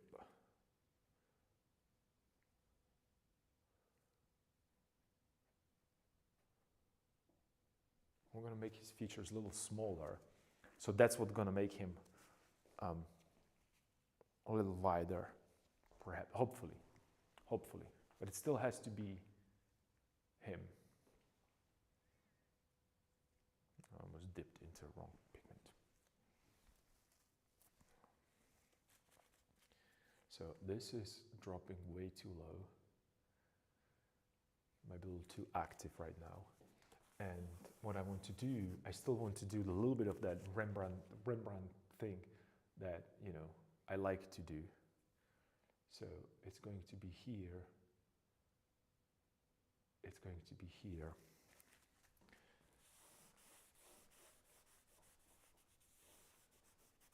I have to be careful right now because, I can't make his head smaller than his feet.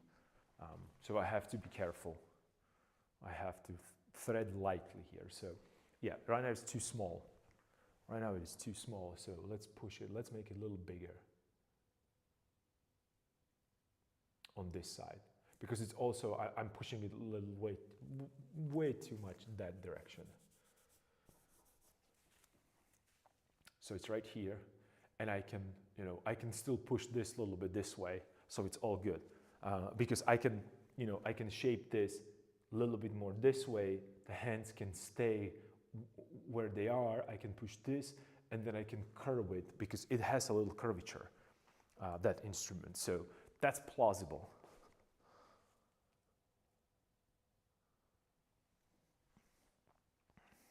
That's plausible. Okay, so let's go with that plan. And so this is in the shadow. This side is going to be in shadow, which gives me a option to make this in the shadow. This is going to be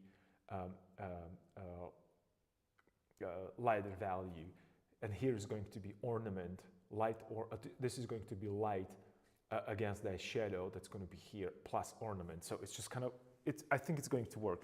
And I'm thinking about this not randomly. That's what I'm trying to say, that this is not a random thing. I'm thinking through the experience with painting, which might seem like, oh, okay, it's this, and that.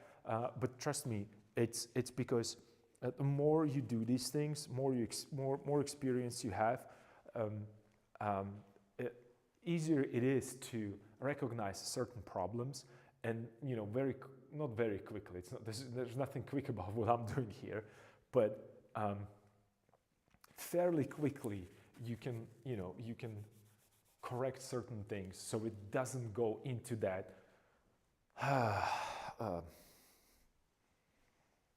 So you're not going into despair, and oh, I can move the ear from this position more here, which would give me the wider face. Okay, all right, let's go. Now we're cooking. But the problem is that I am going to have a big light area right here with maybe not enough information. But let's see. So we will have to invent maybe some informations there. Well, by information, I mean I would have to put a little bit more of a bone structure, forced the bone structure, and exaggerated certain features of his.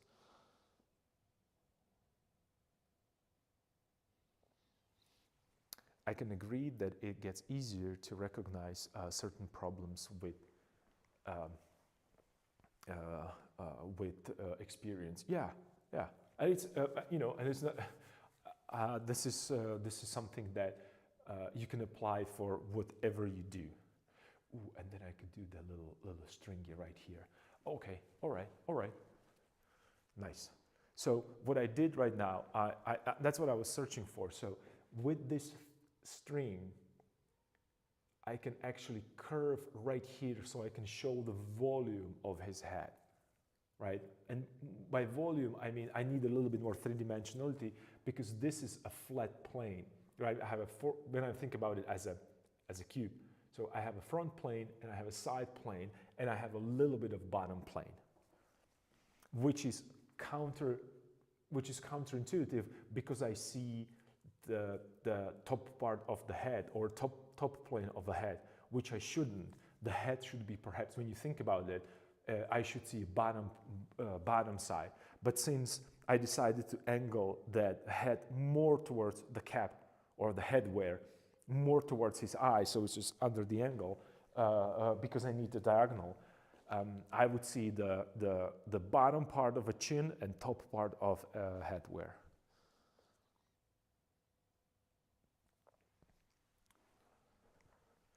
But that will give me a little bit more, I can work a little better with these ornaments that he has here on that, the handmade thing. It gives me, like I can do this, yes, I think this is going to do better. It's going to be way more interesting.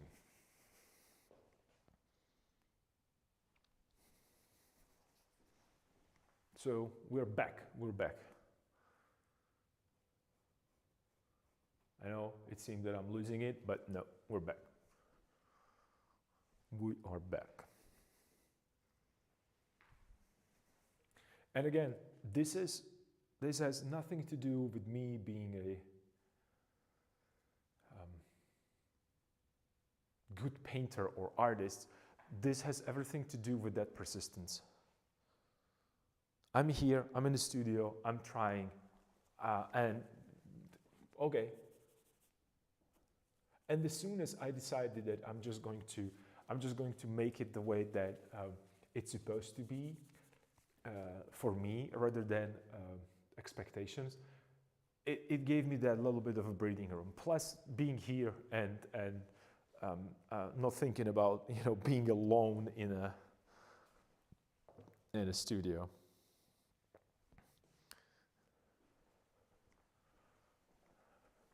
Getting really deep into a despair.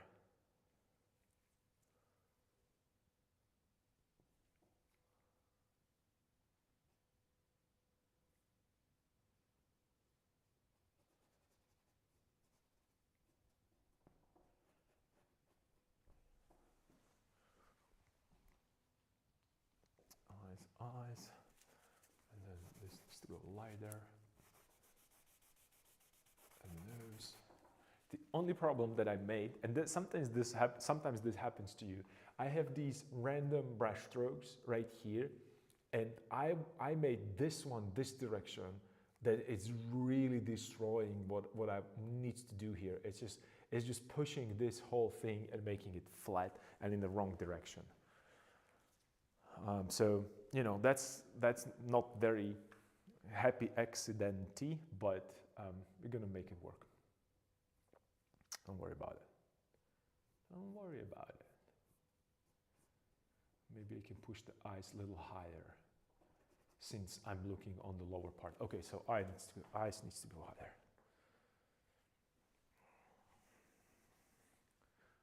And let's push them here.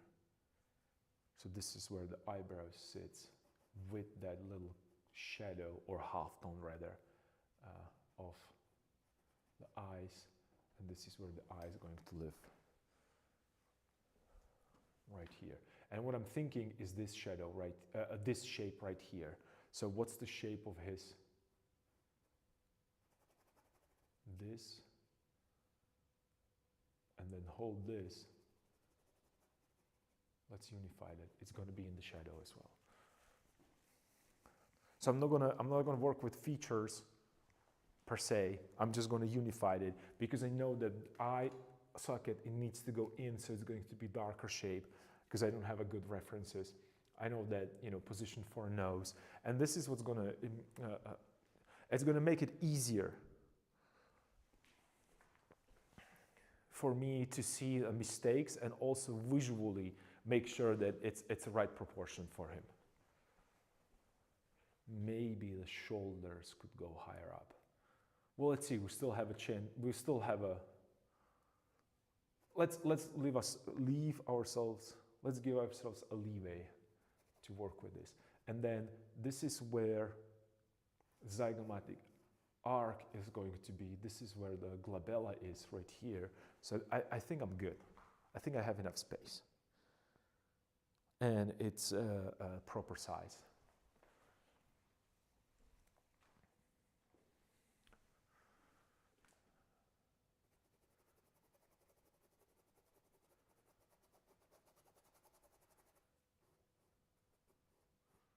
See, it was, and this is, when you if you have a chance to go back and watch the video, remember what I said. I'm not going to put the blackness right here because I'm not sure if the head is going to be in the same position. And if you know, I don't think you can see it, but if you look closer, it was right here, and I move it this towards here. So I would have like a black spot right here that I would have a really difficult time to, you know, get rid of. So, like I said, the only thing that I know 100% is that I'm probably going to make mistakes, and that gives me that freedom of not committing to anything.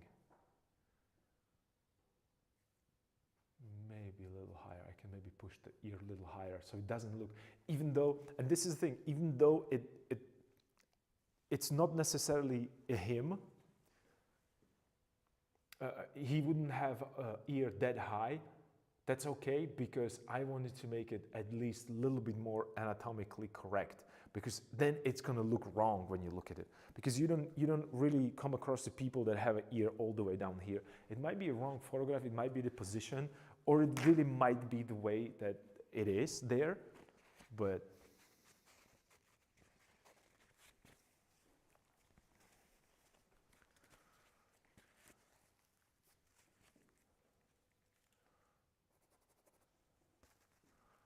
okay, let's put a shadow right here. And I'm just going to paint his face all the way, well, the preliminary setup, all the way here. So I can deal with the symmetries, and then I'm going to put that over it. So first I'm going to, you know what I mean? So I can measure it properly so it doesn't,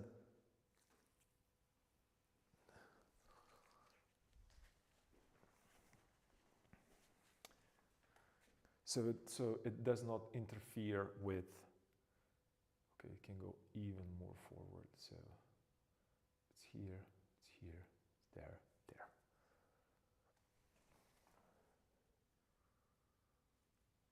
Yeah. And maybe then I can put it all the way here, or maybe it could be behind. Ooh.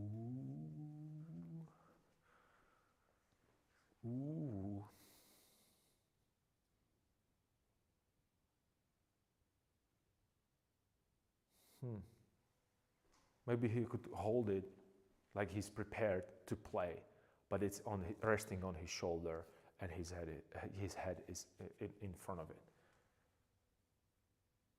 All right, all right, all right, all right.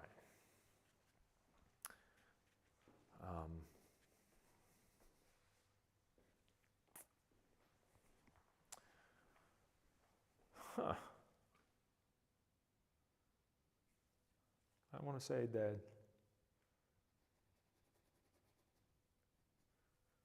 I told you so, but I told you so. Just need to be here, it needs time, and we have to find the creative solutions together. And I think that we might have found one right now.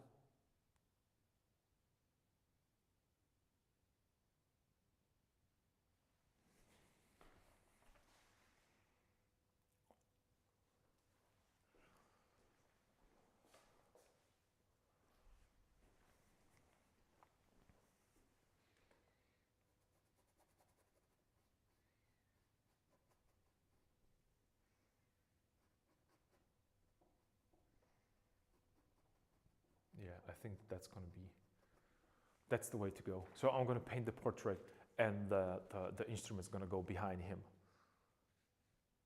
So we have a full, yep. Because I'm still going to have a nice position, direction, and also his face is going to be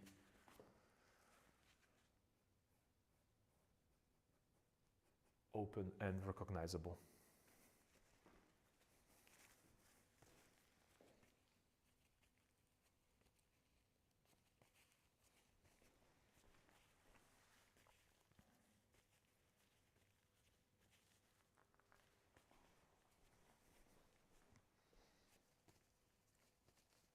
That's awesome. Yeah, I mean, it's just these things are really awesome. These are like we talked about this million times. These are these happy accidents that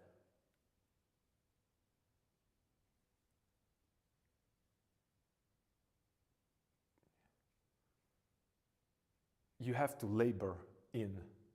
But all of these problems could be solved if I, you know,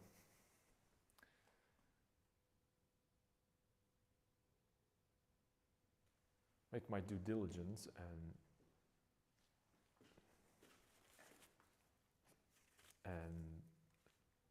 make a research. Well, the problem is that also his health is right now not allowing him to be here, so on and so forth, which we didn't, well, certainly I was not, thinking about that might be an issue, so that he cannot be here, because the idea was that he's just going to come and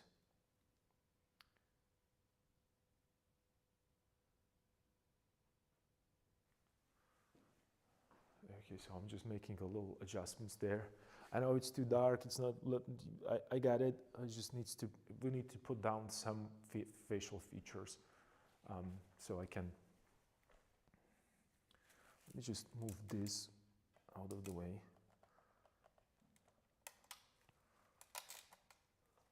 Because I think it wasn't it casting a shadow a little bit? I think it was.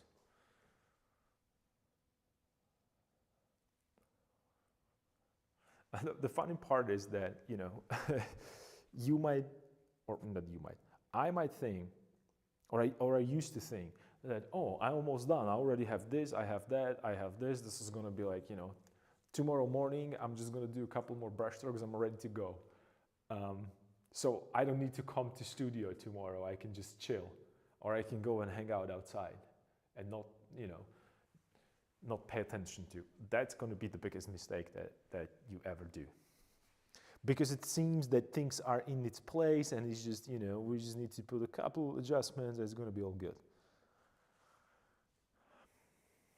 Don't fall into the same traps that I did when I was starting with this endeavor. Because it seems like, okay, things were figured out, okay, I can just relax right now, and no, this is the time for me to start really, really working. Like to put it to another level.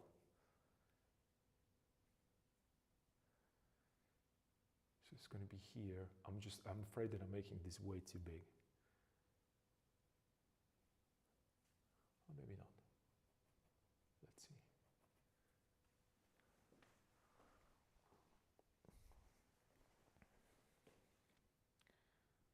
Nose is right here, and right now let's do mouth.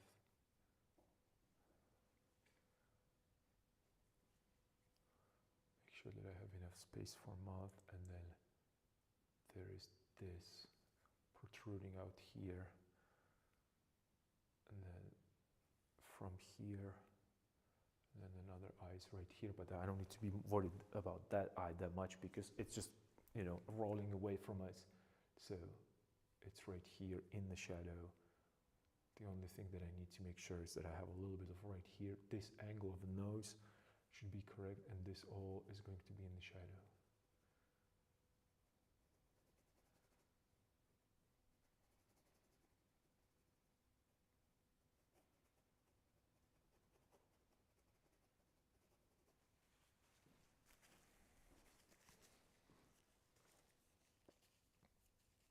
Yep. Let's hit it.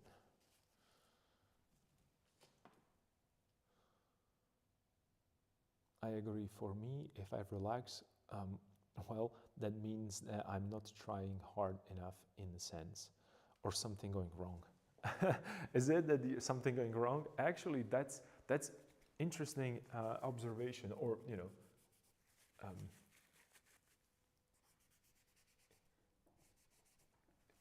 interesting way of analyzing it. You mean that when something is going wrong, that you kind of lost interest to continue working on it, and you are annoyed and you don't want to do that anymore? That's when you start procrastinating? Or not necessarily procrastinating, but you know what I mean, like a...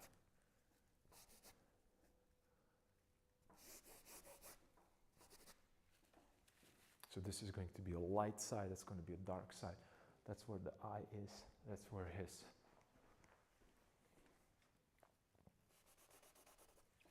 I have to cut it in here and here. And this is where the ear is going to be, right in this area. Okay, let me see. Right here.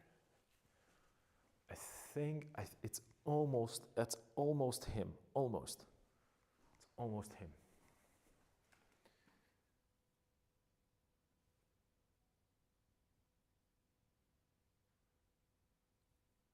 So let's start adjusting silhouettes.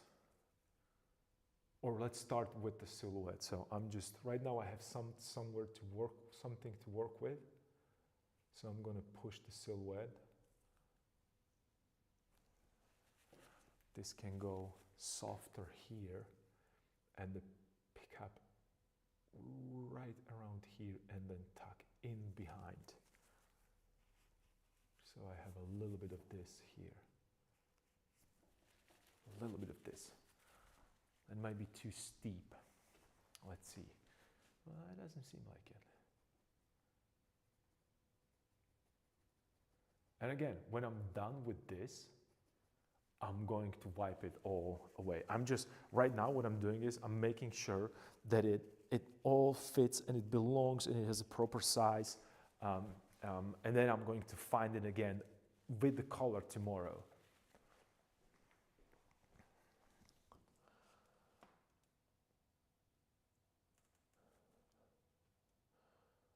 I guess I'm in the way. If I relax too much, you are not being as observant as you're observant, so you'll miss something hence in going wrong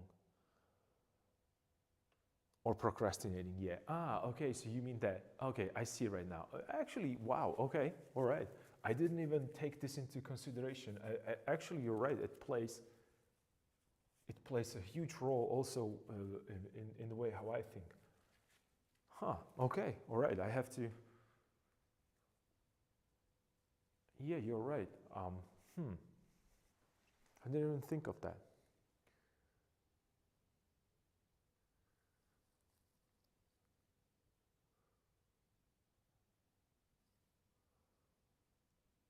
So this is that cartilage on the nose, and then it goes, tucks in, and it goes underneath and into nostril. Well, it's not going into a nostril, it's going back. And then the wing of the nose, it's going over it, and it's just, you don't see where it attaches on this particular model. Because there's, if I'm not mistaken, there is one thing, well, I might be wrong, or I might be thinking about something else. Like ears are always growing, nose is always growing, it never stops growing. That's why, you know, older people have big ears. Oh, that's the most visible part. See, I push that ear way too low, and it's immediately, it's creating a kind of uneasy feeling on my eyes.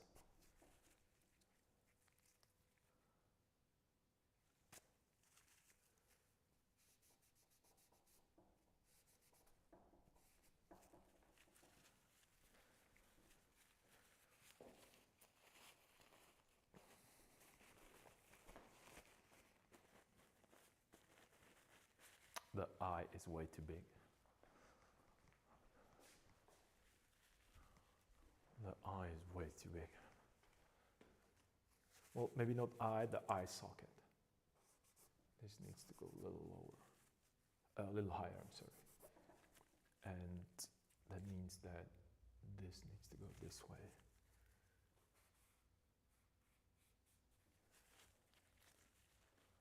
Which gives me exactly the space that I need for this flare, or the, you know, the side of the nostril. Okay. Yep.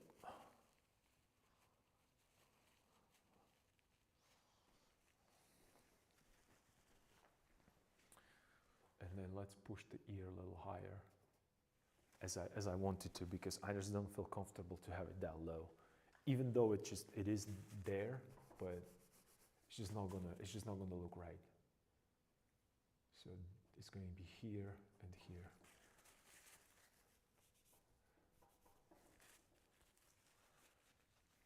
It simply won't.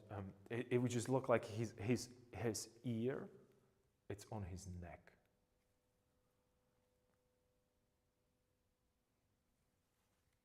And I don't think, but last time when I checked the anatomy book, ears are not part of the neck. But I might be wrong. I don't know.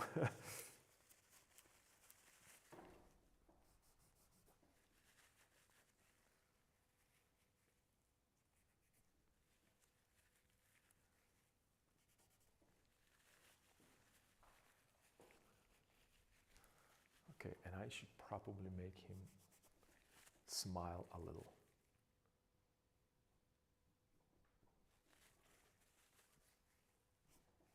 It just reminded me right now immediately, Joker. Why are you so serious?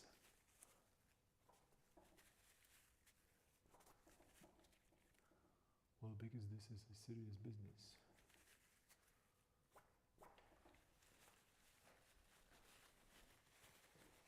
Okay, I think I'm losing his likeness right now, as always, when I start doing adjustments.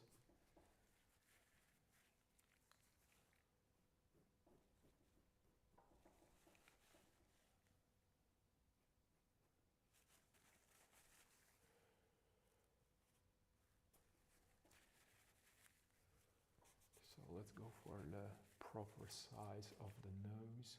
Then we have a transition here.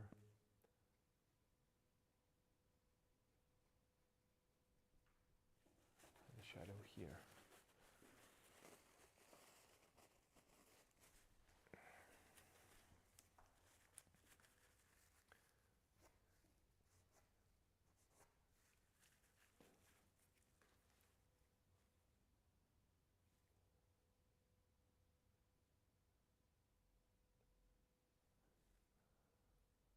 Going here, this is good, but then it goes down a little bit more out this way.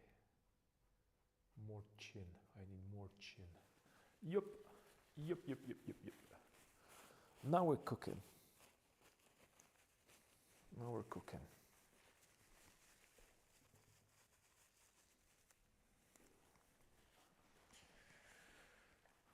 Now we're cooking, and then this is going to be a lighter area right here. Right now, what I'm working on is same principle. I'm trying to find or figure it out where my shadows are, where the light side is, and so on and so forth, right? So. And again, there is another big problem with painting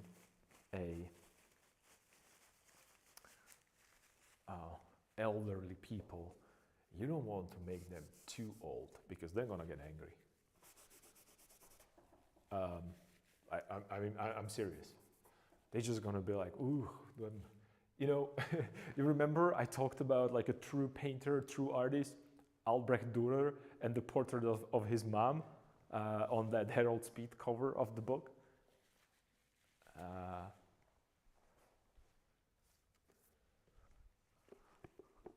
This one, I don't think you can see it. Let me just get closer. There it is. Like this is a true this is a true painter. I mean, I'm just gonna paint my mom this way.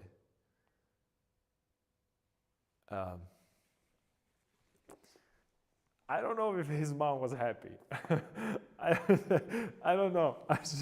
I was thinking about this, that, you know, and maybe we talked about this previously, or I think I mentioned this previously on the streams, that the most difficult portrait is a portrait of your own mom, or parents in general. But mom, for me specifically, I don't even know where to start.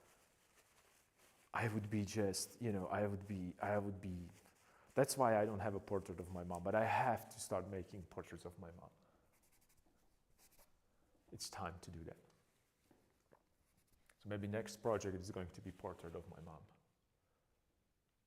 Like, you know, the one that I really want to start.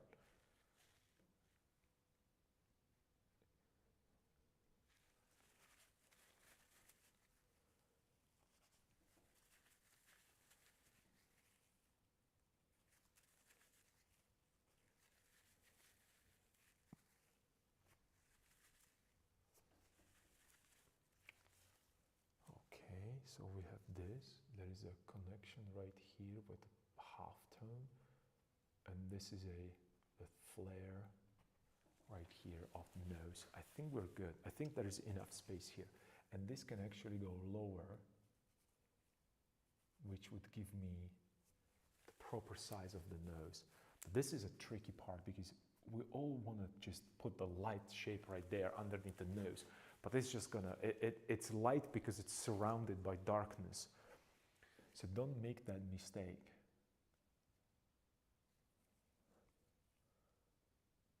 I know I did multiple times. And it's all because of you know, relationships. Like, I was not looking at the relationship of a whole portrait or the whole painting. I was just looking here, oh, this is light and this is dark, so let's hit it with white. That's not how it works. That's not how it works at all.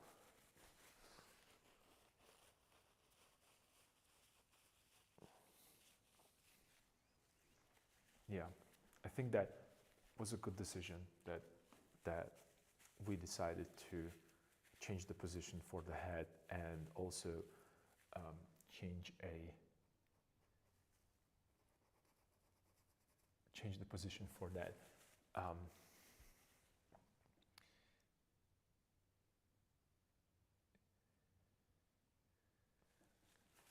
For the headwear as well, because that gave us a lot of leeway. Plus, that right now the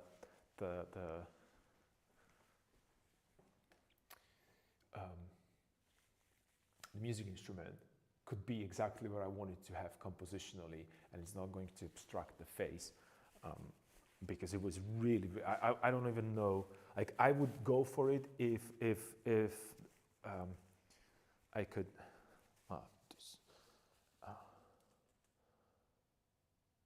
I'd love to know what happened when his mom saw that. Well, what do you think? Just put yourself into her shoes and be like, oh, yeah, you are so talented, but could you please maybe make it a little bit more presentable?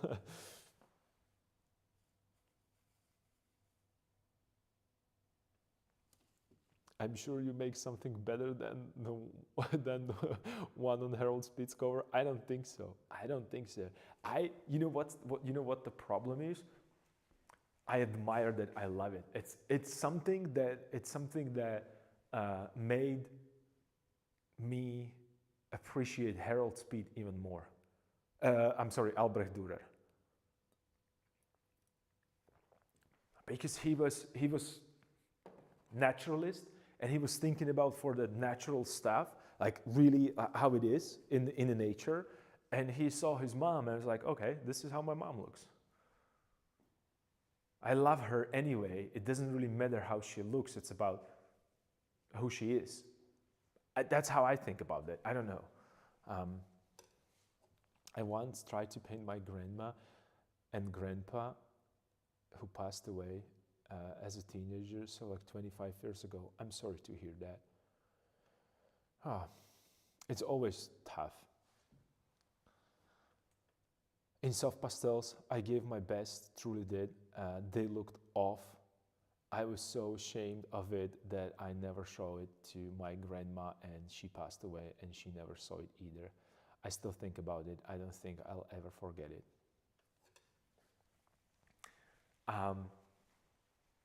Do you know what? You are absolutely right. And this is something that I'm so glad that we have these streams, that I have a goosebumps, because it's such an important thing that we feel, we don't really think about that, that likeness and, you know, the painting that we create for our parents, whatever bad it is, or grandparents, it doesn't really matter. It's that act of creating and you know, remembering and all that kind of a more not material but abstract and feelings that are involved in that painting. So I shouldn't wait with painting a mom, and maybe should go for it, even though it's not going to be good. It's about, you know, her being her in the studio with me. And spending as much time as we can. It's just this is something that is probably the most heartbreaking thing about most of things that I did in my life, that I regret not actually acting, and by just thinking about doing it. Yeah, do it. Okay, I'm gonna do it. I'm gonna talk to my mom if she can find a little bit more time in her schedule to come into studio, and I'm gonna paint her from life.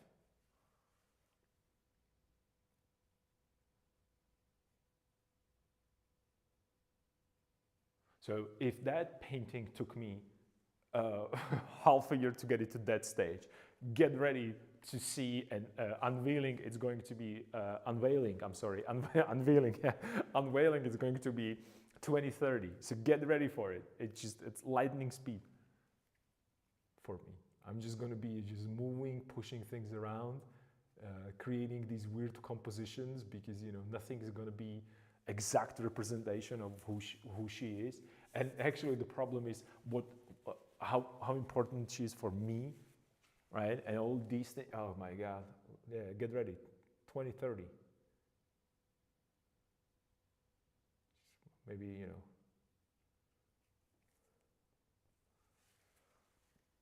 there's going to be aliens is going to be here flying around with spaceships before I finish that painting.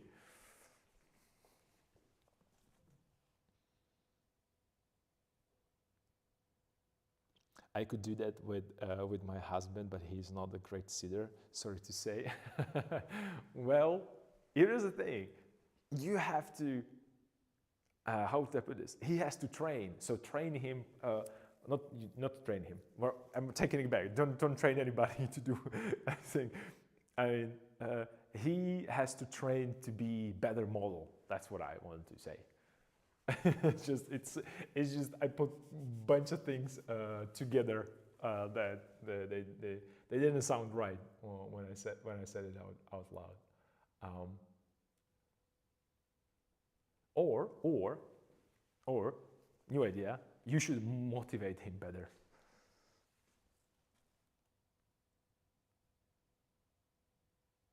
Yeah, that would be so fun. I'll just we went through sunflowers into UFOs, man. That would be so good. I just like mom around the my original idea is just the sunflowers around, and then by the time I'm finishing it, it's just no, it's UFOs, dude. It's UFOs.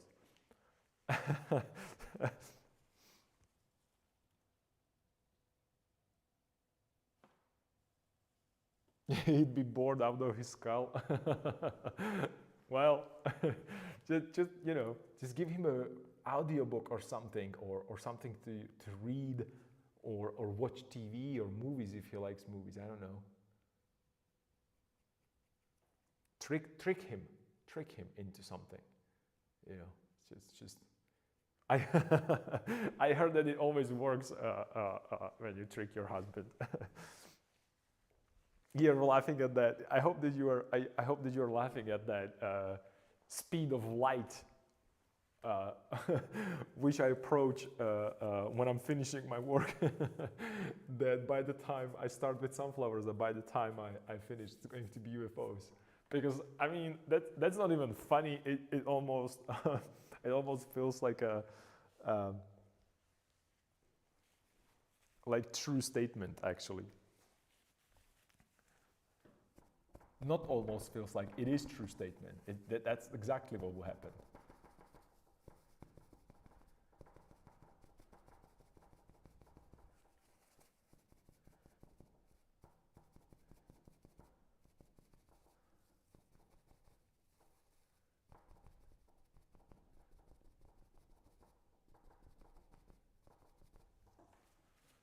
Okay, softening it up as I mentioned. All right, just checking if the shape and the proportions are right.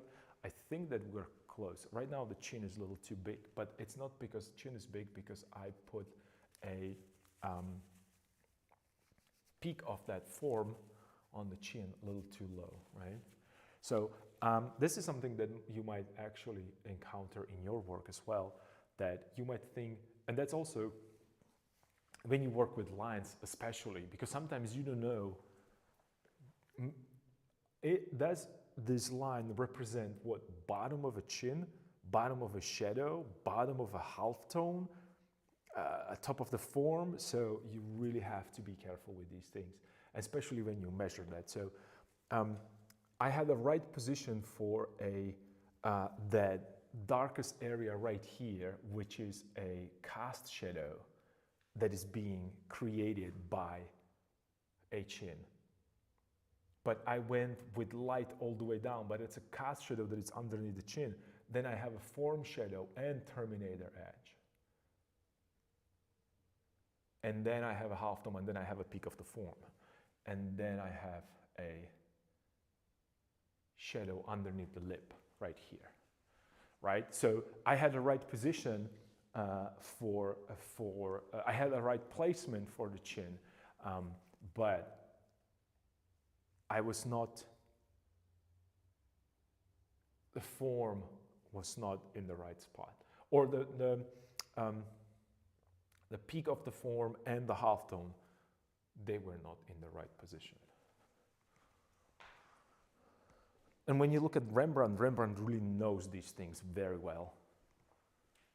I mean, he really shines when it comes to this.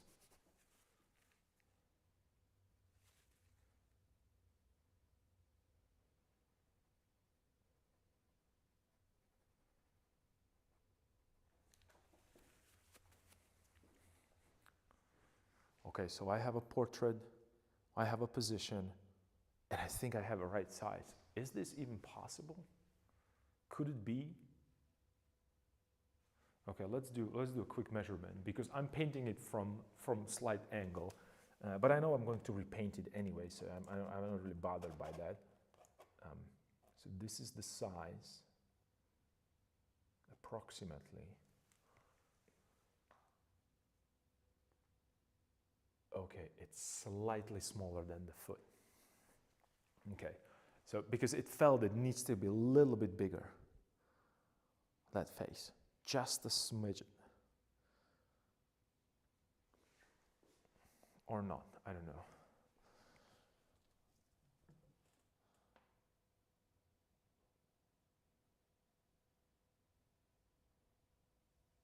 You know that I'm laughing with you, not at you, because I can relate. Of course I know. Of course there is never a second doubt in my mind about that you're laughing with me. And here's the thing: even if you're laughing at me, both ways are okay with me. So it's all good.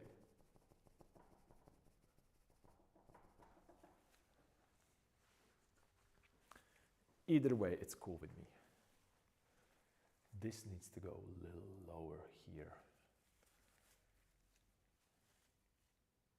And this needs to go a little lower. This is where he's... And there is a little light on that upper lip, above the upper lip. And then we have lips itself. And there is one thing that I saw in Rembrandt. Rembrandt, for some reason, I saw this a lot of times. You know, if you sometimes struggle with portraits, don't make a hard edges on the lips. They aren't there.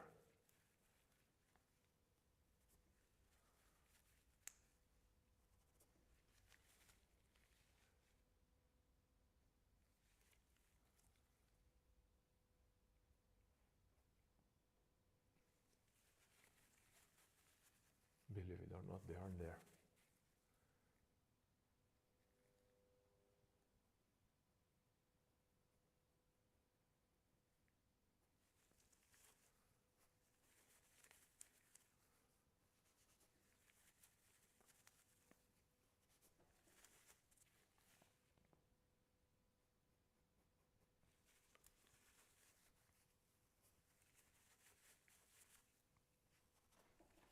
Okay.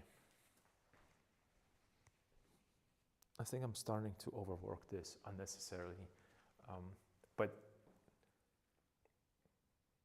like before, I just want to make sure that I have the appropriate amount of information there before I decide that, okay, this is going to work, and kind of finalize that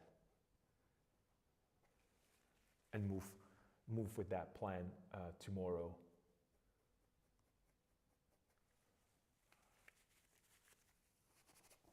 And let's just soften this jaw right here so it doesn't have that kind of a harsh. And actually would give me this. Maybe I can push this a little bit more this way, over his shoulder this way. Yep. And let's not make this that angle down, even though his mouth are angled down. That's another thing. When you look at it, The top part might be angled down, but you can actually do not pronounce it that much, or if you have to, then immediately in the corner of mouth that you're painting, the bottom part, make that go up, the form go up, and it's just going to help with that, you know. So people are not going to look like they're angry all the time. That's what was happening to me. Like everybody looked angry and, you know, like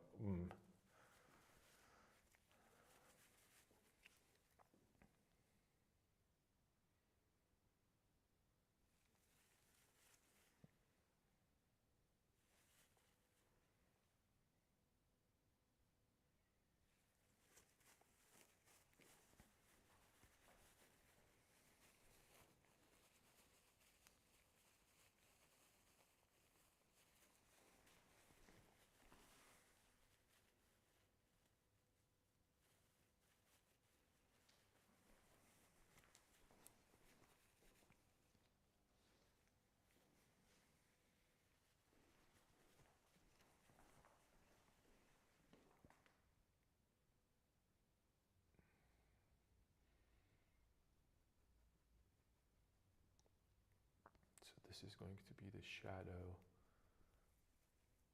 that I need to work on this one. Okay. This all can stay in the shadow. It's nice. And right now, if I hit it with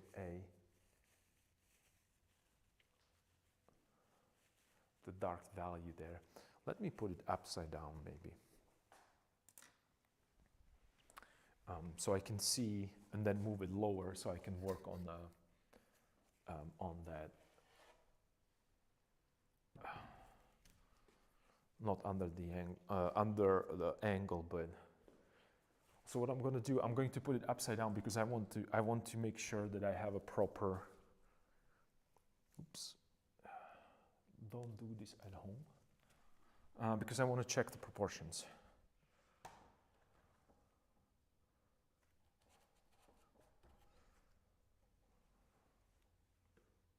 Whoop. Is it going to fall? Yeah, the head is too small. Okay, all right. So we have to make a head bigger. The head is too small.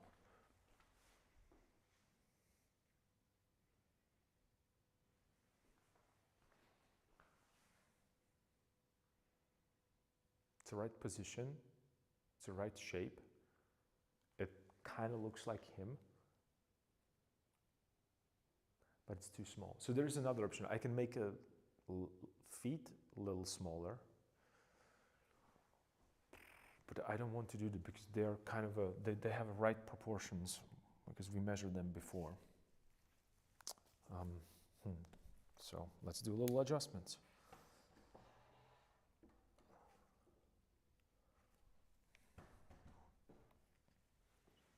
Okay, so, and we're going to do the same thing. We're going to add a little bit more left, a little bit more right, and we're just going to slowly adjust this. So,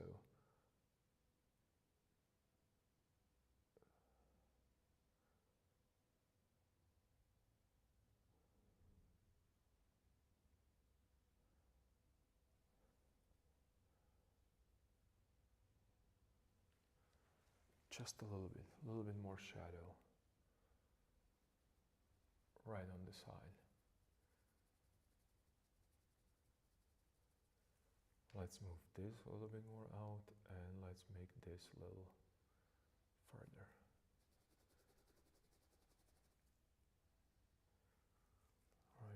Right.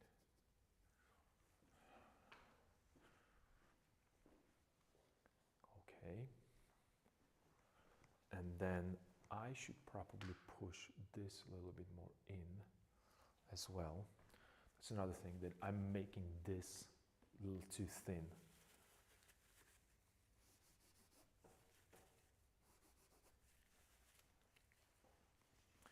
Right, and that's widening his. area right here. So everything that was painted, oh, it just got erased. Oh, what are we going to do? Well, nothing. We're going to do it again. Why? Because that's what painting is for me. Just going back and forth and looking for these adjustments.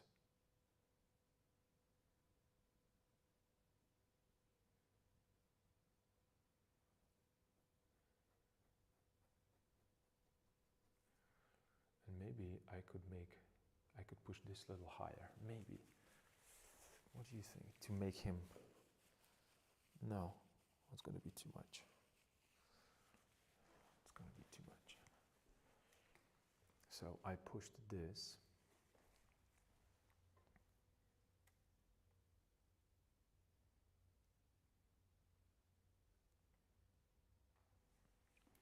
So if I drop,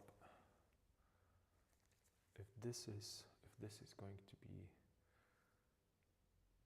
the duct tier, or tear duct, I'm so duct tier, okay, tear duct.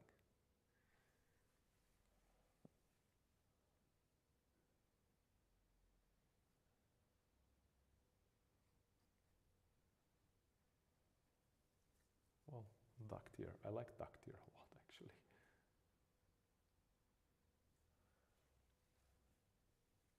So the nose has to go a little bit more here.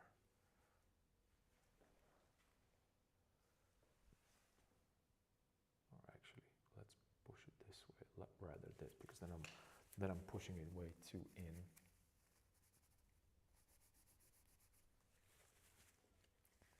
So this is the center. This is where it goes in, up. This way. Okay.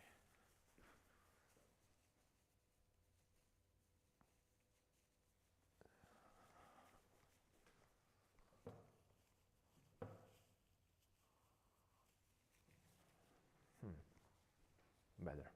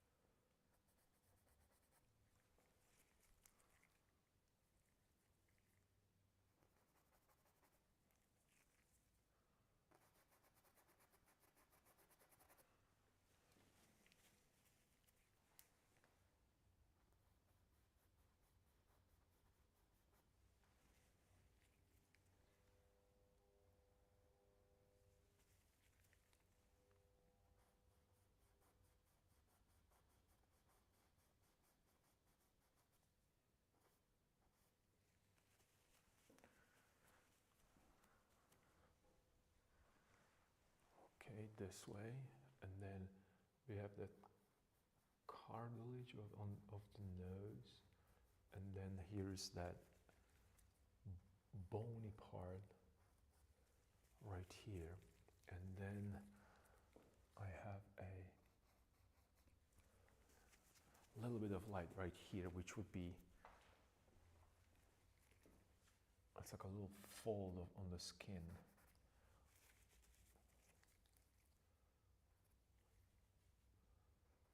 Yeah, and then that gives me the option to go a little higher with this. Cool. A little higher with this.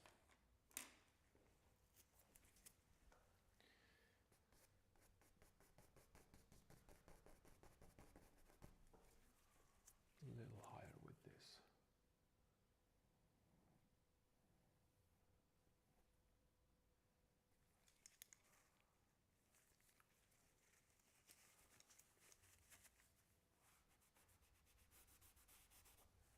Extremely tedious. Yeah, but the size of the head is better, significantly better. Yep. I just have to make sure that it's not. Maybe I could. Maybe I should make the foot a little smaller. But he's a shorter guy, so.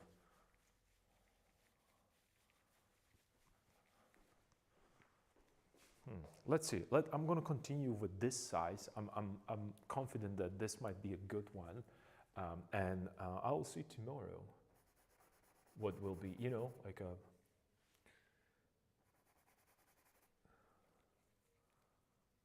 I might be surprised.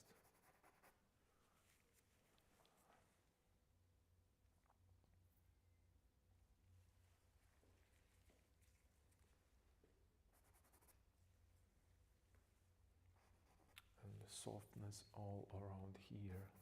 This all has to be soft and under the angle. And this is the corner, and it goes up, and it goes all the way here.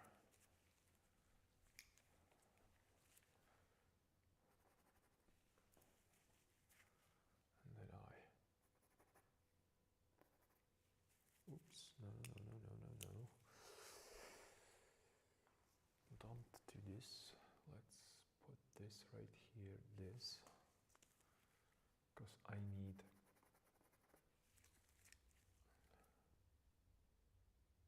enough space for the eyelid or bottom plane of a top lid. Then I need a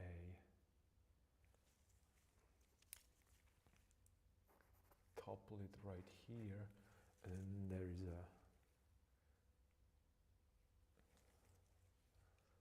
it curves in like so into here. Okay, this is where it's supposed to be. Okay, this is a little bit more anatomy because I don't have, like I said, I don't have a good picture reference, so I have to, not necessarily invent, but enhance some features because it would look flat. Image would look flat, and this is something that I see with this is how you can actually recognize or differentiate actually a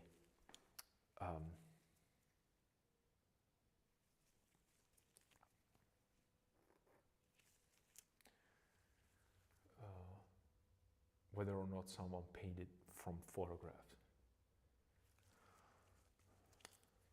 believe it or not, because then you would have to go into hyperrealism, which looks like a black and white photograph.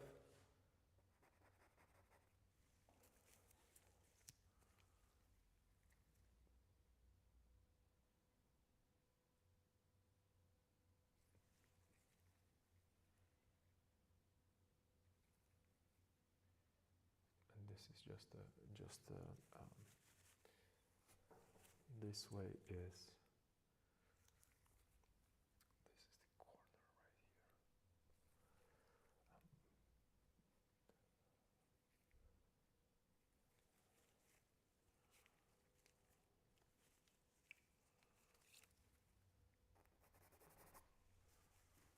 So it would be this way, okay, but it has to be all in shadow, not shadow, in a half tone, so this is all going to be, okay, so I think I can just color it right now in a darker value, even though I painted, I just moved the eye back and forth, but it needs to be a darker value because I'm focusing on that shape, and then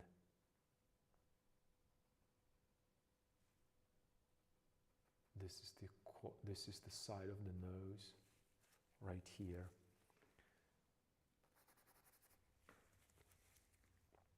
And I see a light right here and light right there.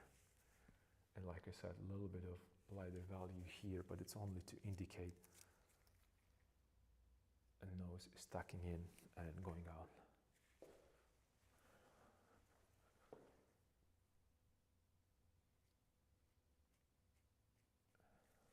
This way.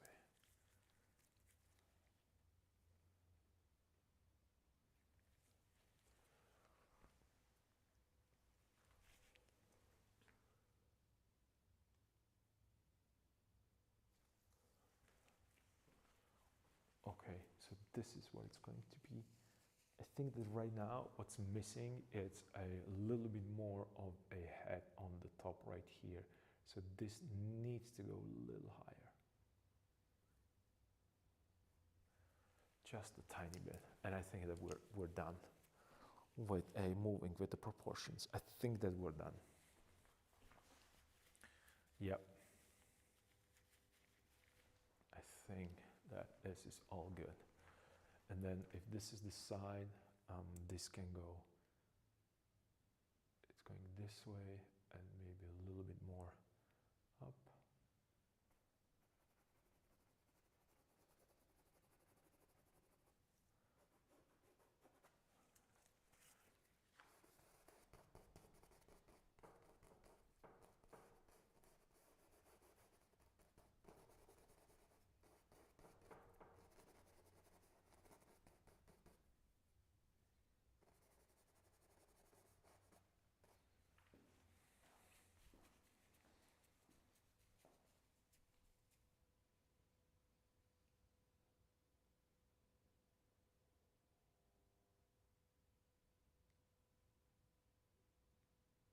Okay. I think we're good.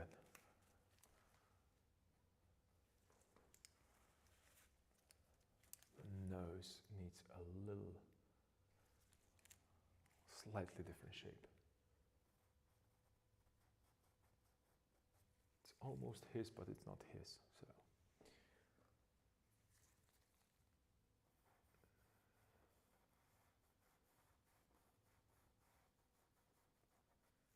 Let's make a better angle.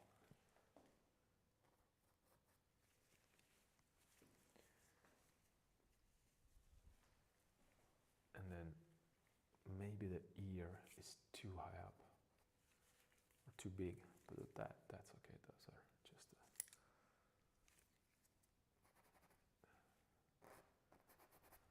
it's going to be just an okay adjustment.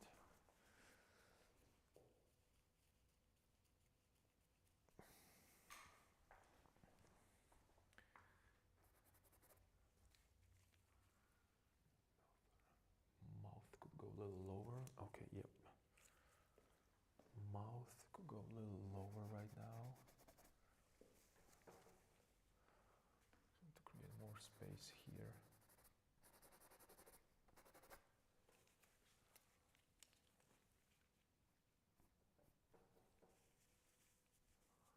Yep.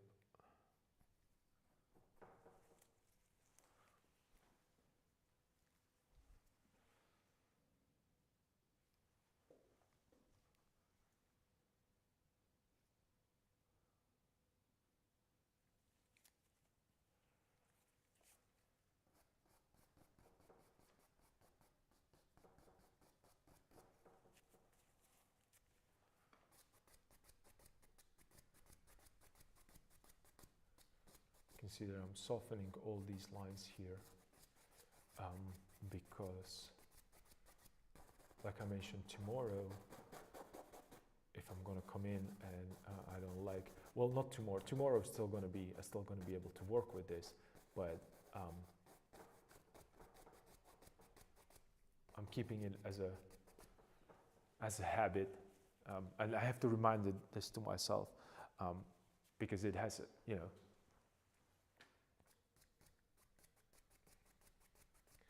First of all, I want to see overall shape, and I talked about this a lot, whether everything is in the right spot, and then I can And this is taking me a little bit longer because it should be a portrait, so it should be an accurate representation of him, right? So that's why I'm moving it back and forth and searching for the right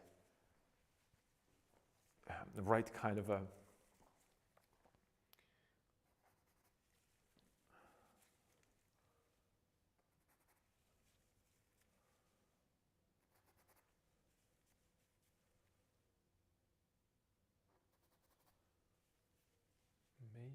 maybe the nose, oops, maybe the nose needs to go a little higher, actually.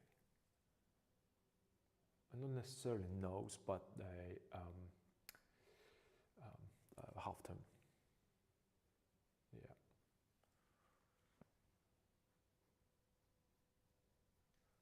Yep.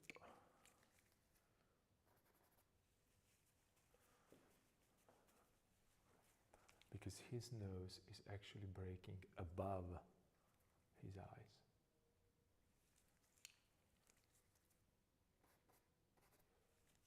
It's breaking above his eyes.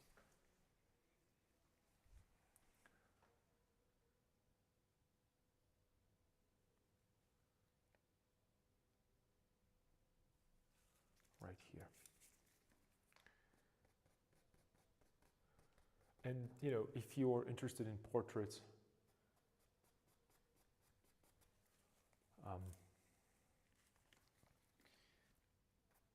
there are cool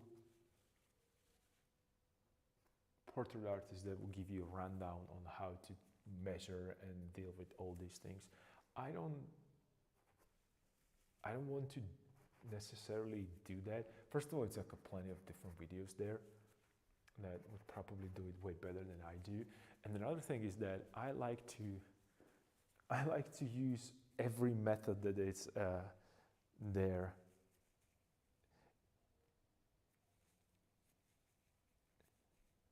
You're in the kitchen making a dinner now? Okay, all right. I'm gonna continue working.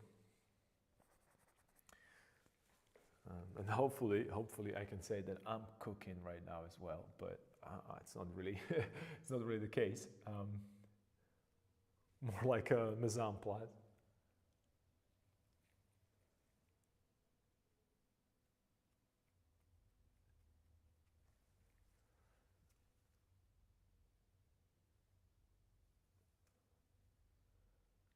There's a little corner here.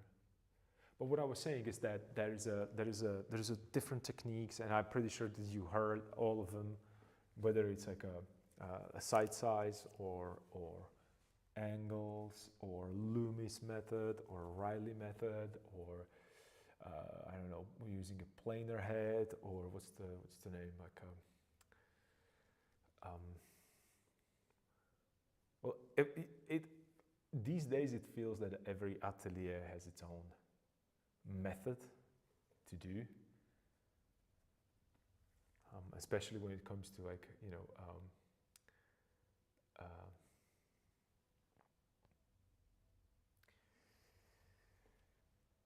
especially when it comes to digital art.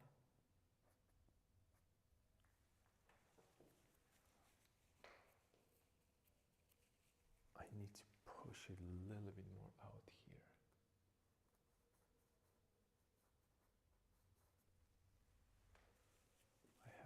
I simply must. Then nostrils.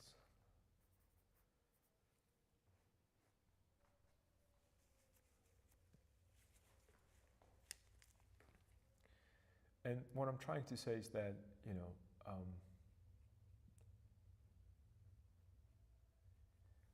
I like to use all of them.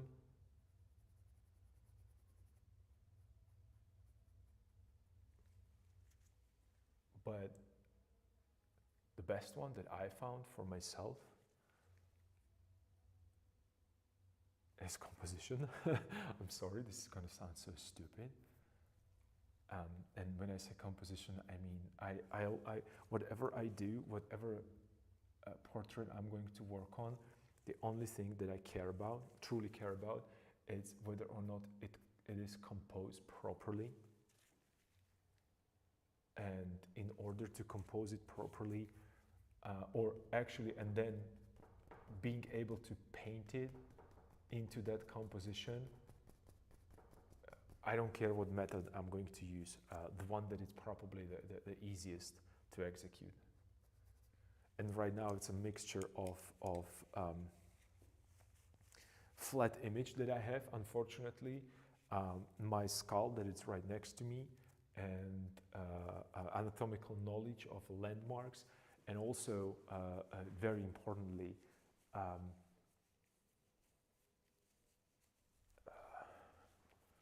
structure, right? So that would be like a planar head, or sometimes they refer to, no, sometimes it's like a Vasari head. I think that you might have heard about that, especially in entertainment art. They like to use Vasari head for that.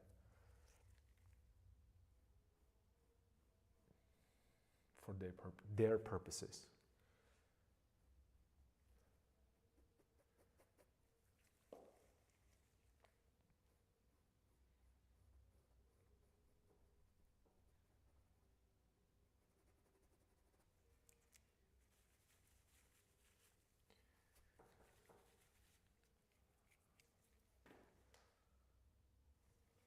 So this whole thing can go wider here.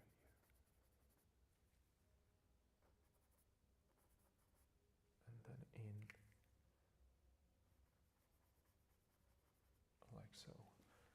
So I have a proper size of the nose. I think the nose might be a little too big right now, but it's okay because I'm going to adjust it with, like I said, as this is the corner of the nose, so it's going to be smaller slightly.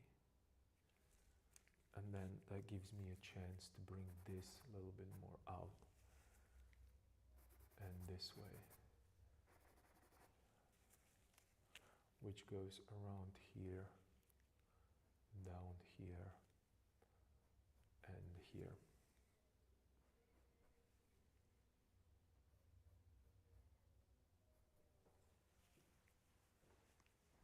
Okay, yep.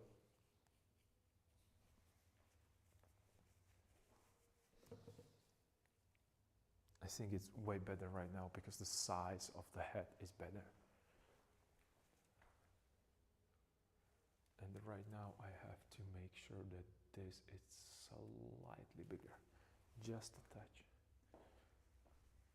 Because here it's supposed to be shorter because the head is sticking out more. Yep, okay, that's where the mistake was. This is shorter right here, right here. And then it's this way, and slightly bigger here.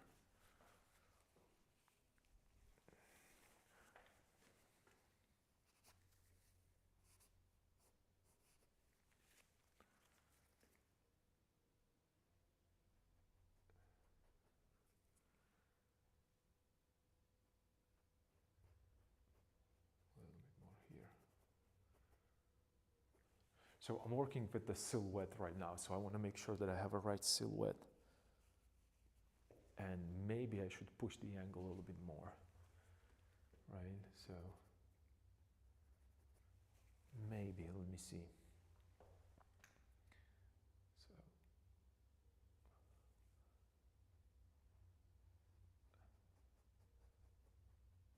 a little more of the head right here. So I'm trying to connect these things and see. So I'm not looking for a division between head and, at this point, and I'm not looking for a division between head and headwear, or the cap that he has there, because that I will just simply do it with the dark value here tomorrow. But overall shape, how it goes here compared to this side.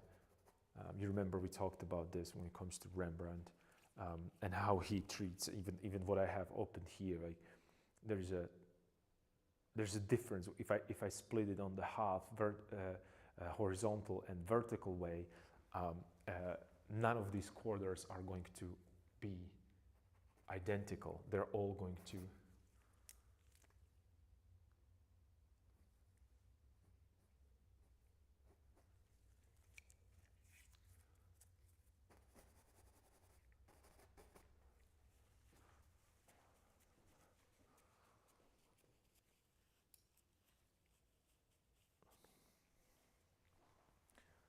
cool, and then this is going to be lighter, significantly lighter.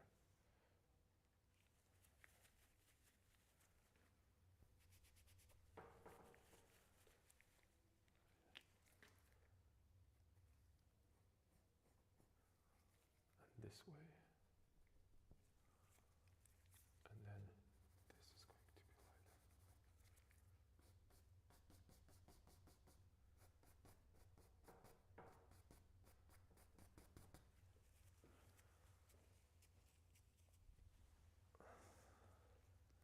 So I'm going to make his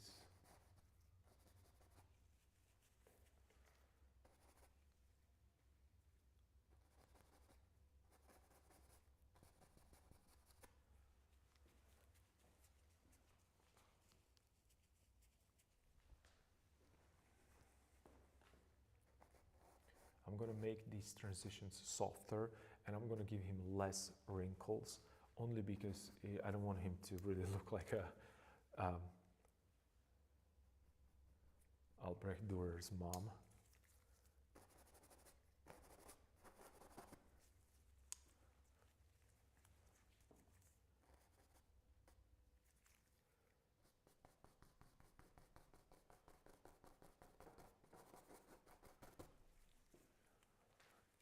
Okay, I think I'm in the right position with proportionally with all the features of his head, except eye. Eye needs to go slightly higher. Yep, eye needs to go higher. Ah, wrong brush, wrong brush. Disaster, wrong brush. Never mind. Let's clean it. Let's switch to a different paper towel. And I'm sorry that I'm not really paying attention to you that much, but well, it's all quiet on the Western Front, so we're good.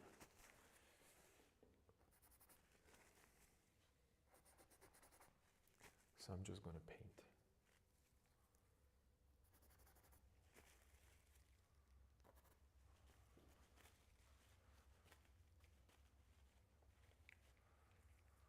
Let's maybe push here a little bit to give him a little bit more of that his shape.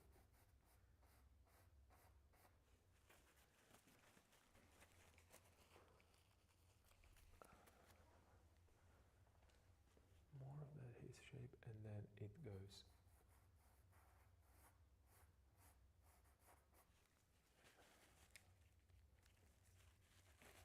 It is here, and then it curves here.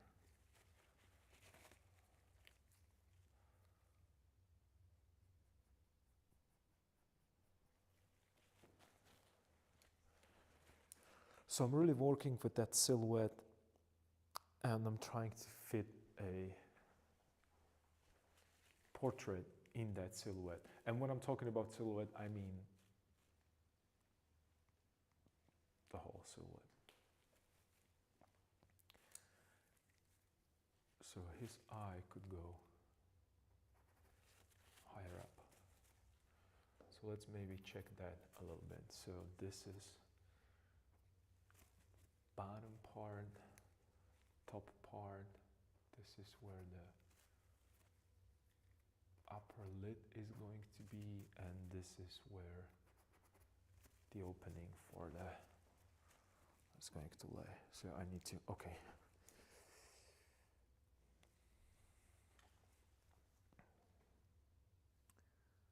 So it's here, and I can then connect it with the eye on the other side. So I have a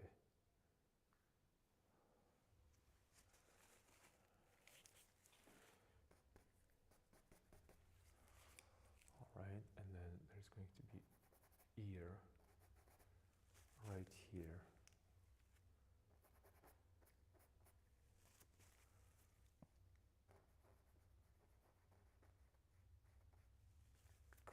here, inner part right here, and lobe is going to be right here. Okay.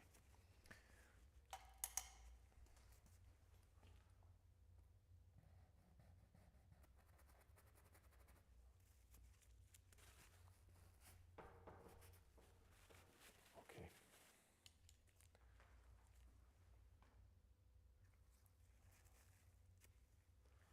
Yep. A little higher up.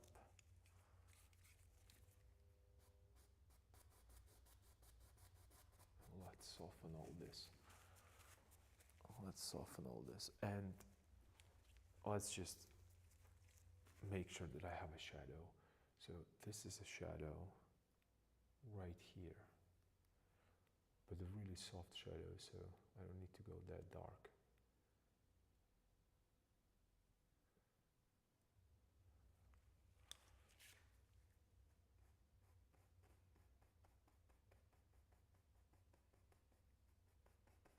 Softening. All this could actually be in the shadow, and I can make it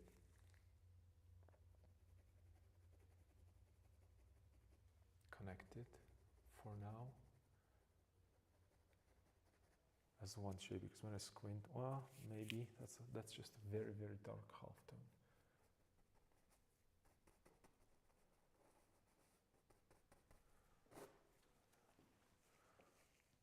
Okay, and let me push it. Let me set up the eye is going to be right here. The darks of the eyes. Right here, this and this in the corner. Okay, so because I need to check the width of the eyes and okay, yep.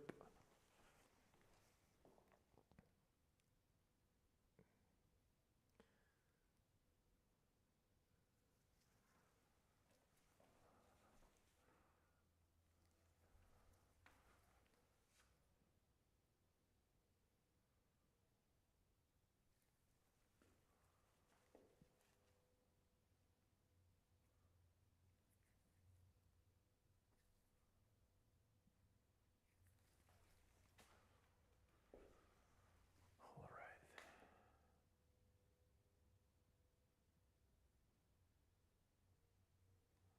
Okay. Cool.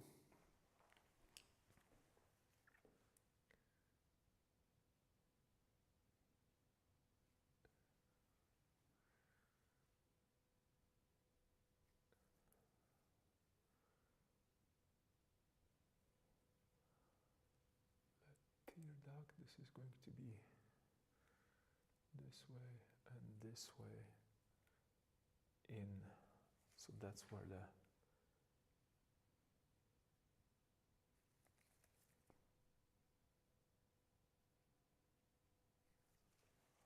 that's going to be, and from there it's going here and here and here, so we're good.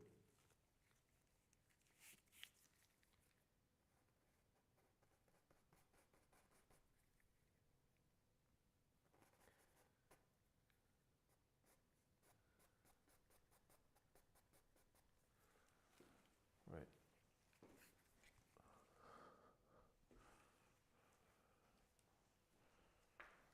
Okay, and this whole thing, okay, this whole thing can be in the shadow. It has no business to be, well, dark halftone rather. Dark halftone, all this has to be soft. Like there is no harsh lines right here, even though I see these, how would you call it?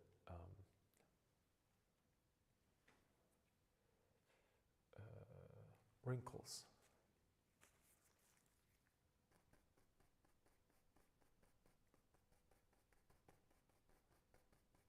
I'm going to think about it as a one plane rather than just bunch of small ones. because then it's get into that, you know, when you're copying what you see instead of interpreting it properly as a structure, because we wouldn't be able to focus on any of this while either looking at that person or talking to him, unless we would be really like up in his face, exactly what's happening. I'm right here, I'm painting here, and I see all the imperfections in the skin, like the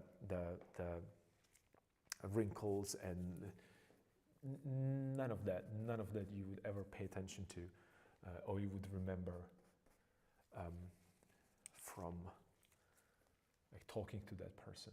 So I don't want to include it there, because it is the painting is not getting better because I put more details. It's getting better because we dealt with composition and movement and flow and so on and so forth. So that's a very, very important thing.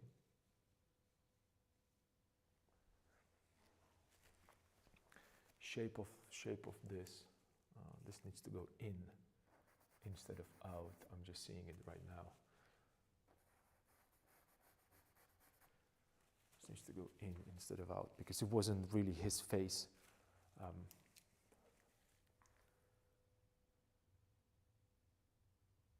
have to establish this. Way better right now. Immediately I feel that it's way better. Right, so this is like, these are very, very small adjustments that I don't think that you can even see them. And the reason why you can't see them is because you shouldn't.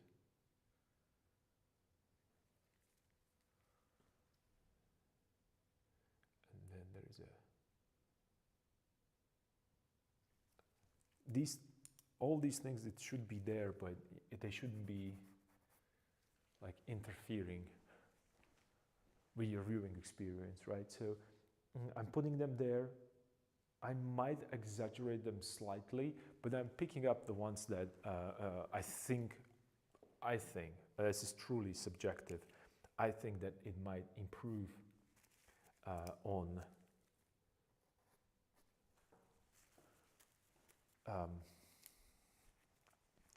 painting and composition, and also, more importantly, his likeness, right?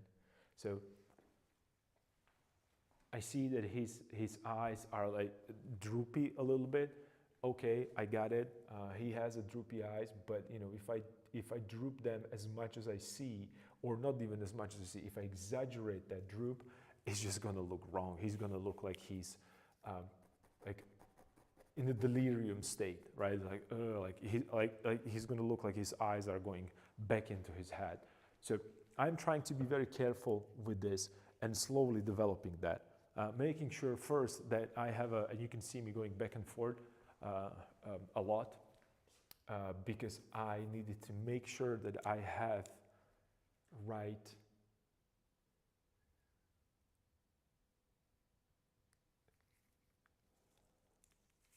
composition, because you know that's the only thing that I care about.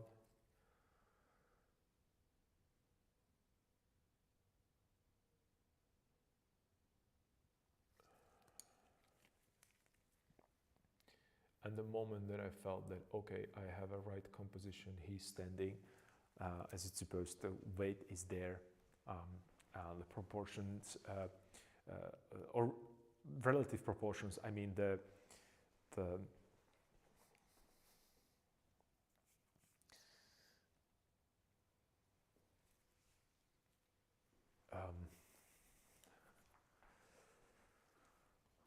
well, I'm getting tired a little bit. I was just thinking about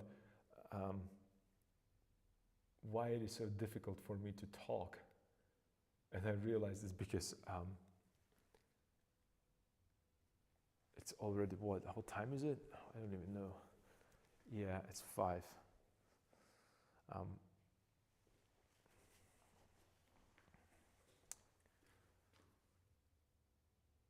So let me just do a couple adjustments. Seems I'm having fun finally, and I found, you know, my way around these problems, which kind of helped me continue working.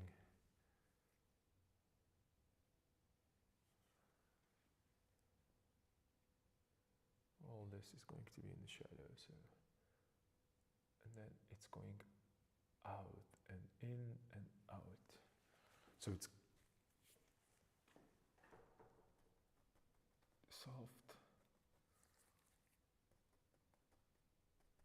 soft edge, hard edge, and soft edge again. And then this is where the eyebrow is, right here. And then I have a forehead, and it goes into a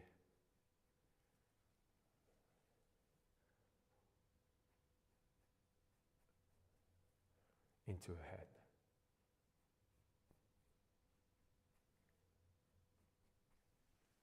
Into a head this way. Cool. I really think that this needs to be adjusted. Okay, couple adjustments, because his face is going this direction. It has like a specific face. So these are the center points right here.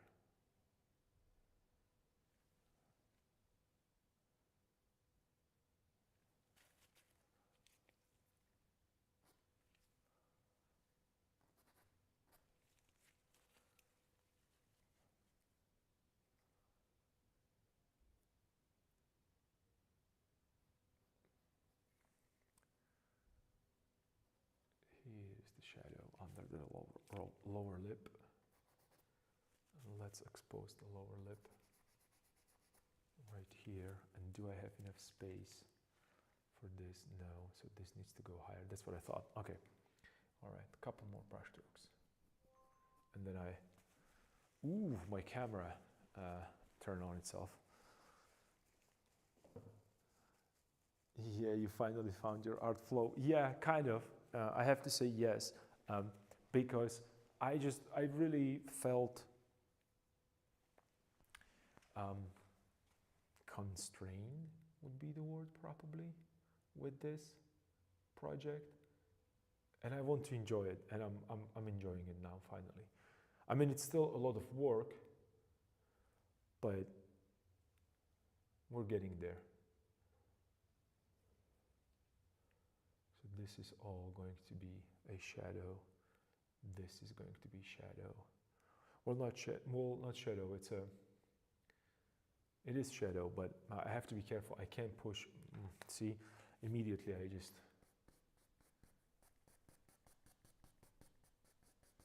Because there cannot be dark there. It's rolling away, and this is the problem with copying from the photographs. It's just forcing you to go there, and then I'm ruining my.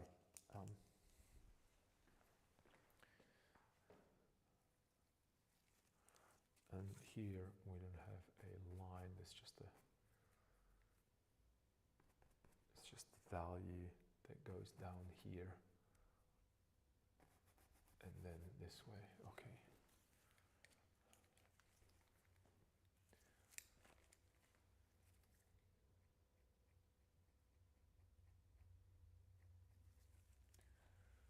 This way, and then there is a large light area right here.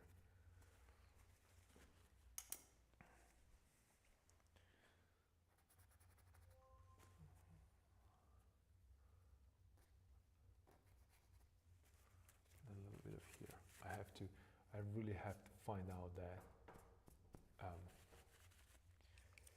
that highlight on the nose, because the shape of the highlight on the nose, it's going to help me to find the shape of the nose itself, or define rather. Define. It's going to up and down underneath here.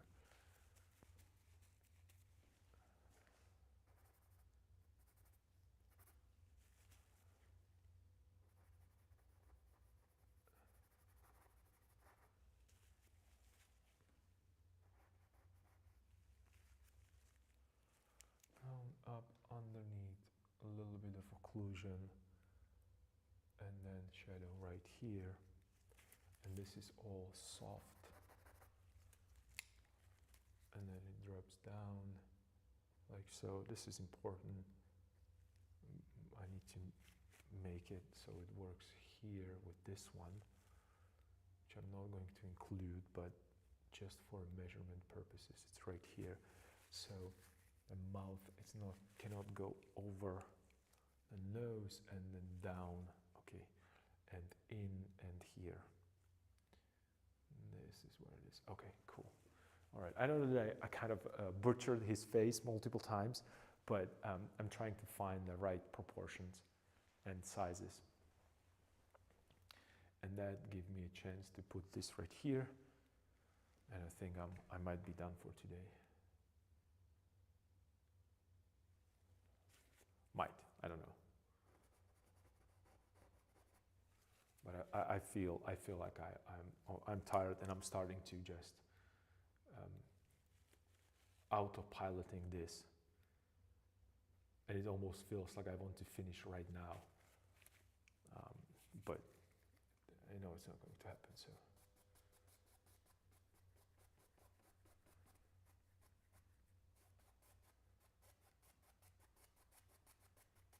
let's make sure that I have no harsh line here.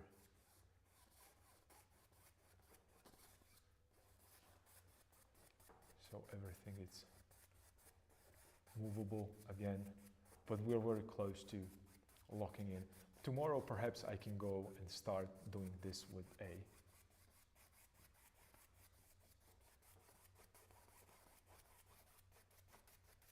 with actual pigment, which means today's what? It is Monday. Tomorrow I could be able to do portrait and the headwear, and start working on the hands. And hopefully, well, tomorrow I'm just going to work on the portrait. I'm not going to go anywhere else. I just started, so again, like, oh, I did this much work today, so tomorrow I can start and making, like, you know, unrealistic amount of work. But yeah, I have a head, I have hands, I have a proper size. I put down the important white part, right? So it's all this white area, it's laid down. I have, since I put a little bit of umber there, it gave me slightly darker value, and it's a little bit of transparency because of the stained oil and calcite mixed together into a pigment. So I have a transparent and off-white kind of a value, if you can think that way. Oh, maybe let's do this since I have it. I feel that I could make it slightly bigger. Let's risk it. Let's risk this and put it here and see what's up, and deal with that later. No, it works. It works. I knew it's going to work. And then let's put a little bit more pigment right here. This needs to be lighter. Right here. Okay, cool. So going back to what I was talking about, so that was for this, and as it's going to dry, and it's going to become a little bit more transparent, and the pigment kind of sink in, it's going to create a matte layer. I'm going to bring patterns right here with really, really high saturation, and then I can make a highlight, or actually the directions, or create a little bit of these folds with either way. Either I'm going to go a little darker in the halftones, or I can bring a mixture of titanium white and a little bit, just a touch of Indian yellow to punch the saturation instead of dulling it down. Well, that would be kind of cool, I think. And then in the transitions, I would go with this, with white, but not with umber, but with a little bit of black, so it turns cooler. and that's just going to give me the other side. So I'm going to have neutral base, very warm, bright highlight that's going to sticking out, and as it rolls the form away, I introduce a little bit of coolness into that mixture. It's all going to happen in the same value, right? Because I have touch of relatively the same value, but very close to same values, right? What's going to happen with actual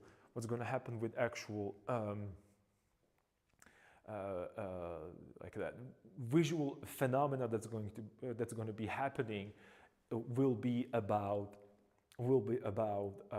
saturation, opacity, transparency, and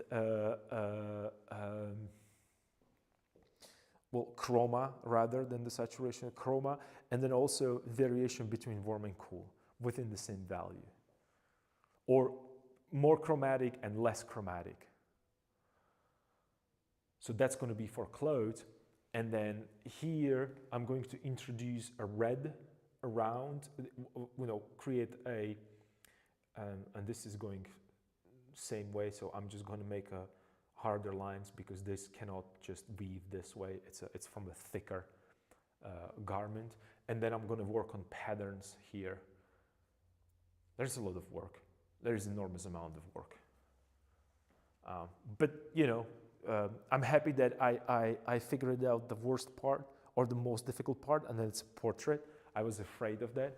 I still kept the proper gesture there, which is cool. That was important part. And yeah, it was a good session today again. And it started, like the introduction was kind of, I don't want to say sad, but menacing. No, not even menacing. It was more about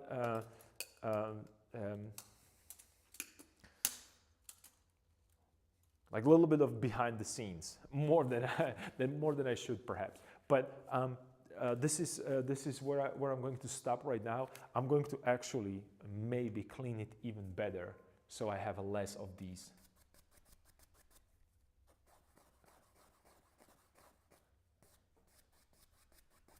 Less of these marks here, so I can start working on top of this.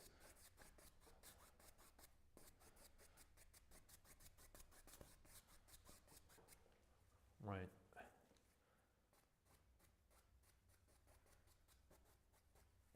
Okay, so and this is this is never-ending story. I could just push this and move this back and forth forever. Let me just literally quick glance. And I also think that, and that's okay, I also think that these shadows right here are a little too dark, but that's fine. That's fine, because I have to work with the fact that this is going to be black. This, not jet black, but very dark as well. So that's going to give me, I think it's going to give me, and this is, I'm basing this strictly on experience, that this is going to give me a proper value range here, because then I'm going to develop this area. This needs to be soft but accurate, because I'm gonna really work on the hands. Hands supposed to be, for me, hands are going to be the main thing. So yeah, it was fun today. Maybe, I don't know. No, I'm lying. It wasn't. No, let me take it all back. It was awesome to be here with you in the studio, painting alongside, and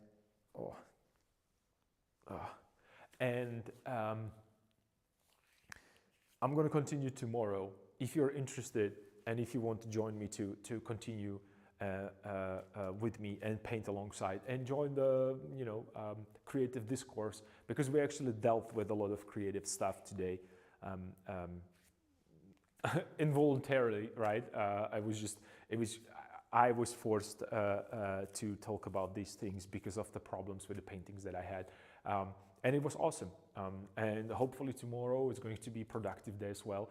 And you can start seeing, a pattern that it starts kind of slow and you're grinding, and then you get into a groove, and suddenly things are starting to fall into place. But it's not random. It's not like we're not laboring for these things. We're looking for the solutions, we're testing, and it's more like, it's almost, sometimes I feel that it looks like a science in terms of that I have a project, I have a theory that I want to test.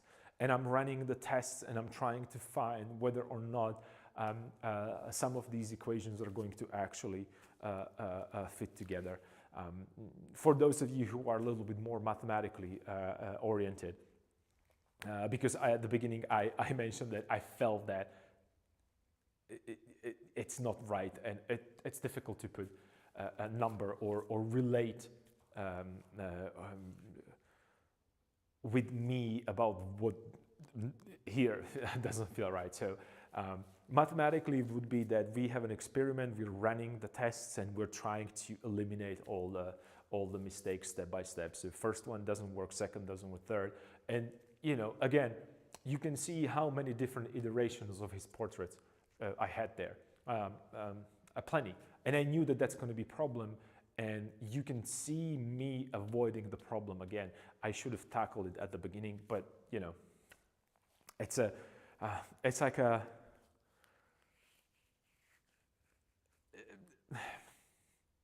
it's what it is.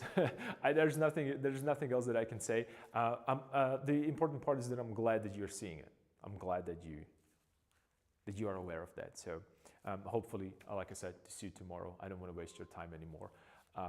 Enjoy the rest of the evening and stay cool. See ya. Bye.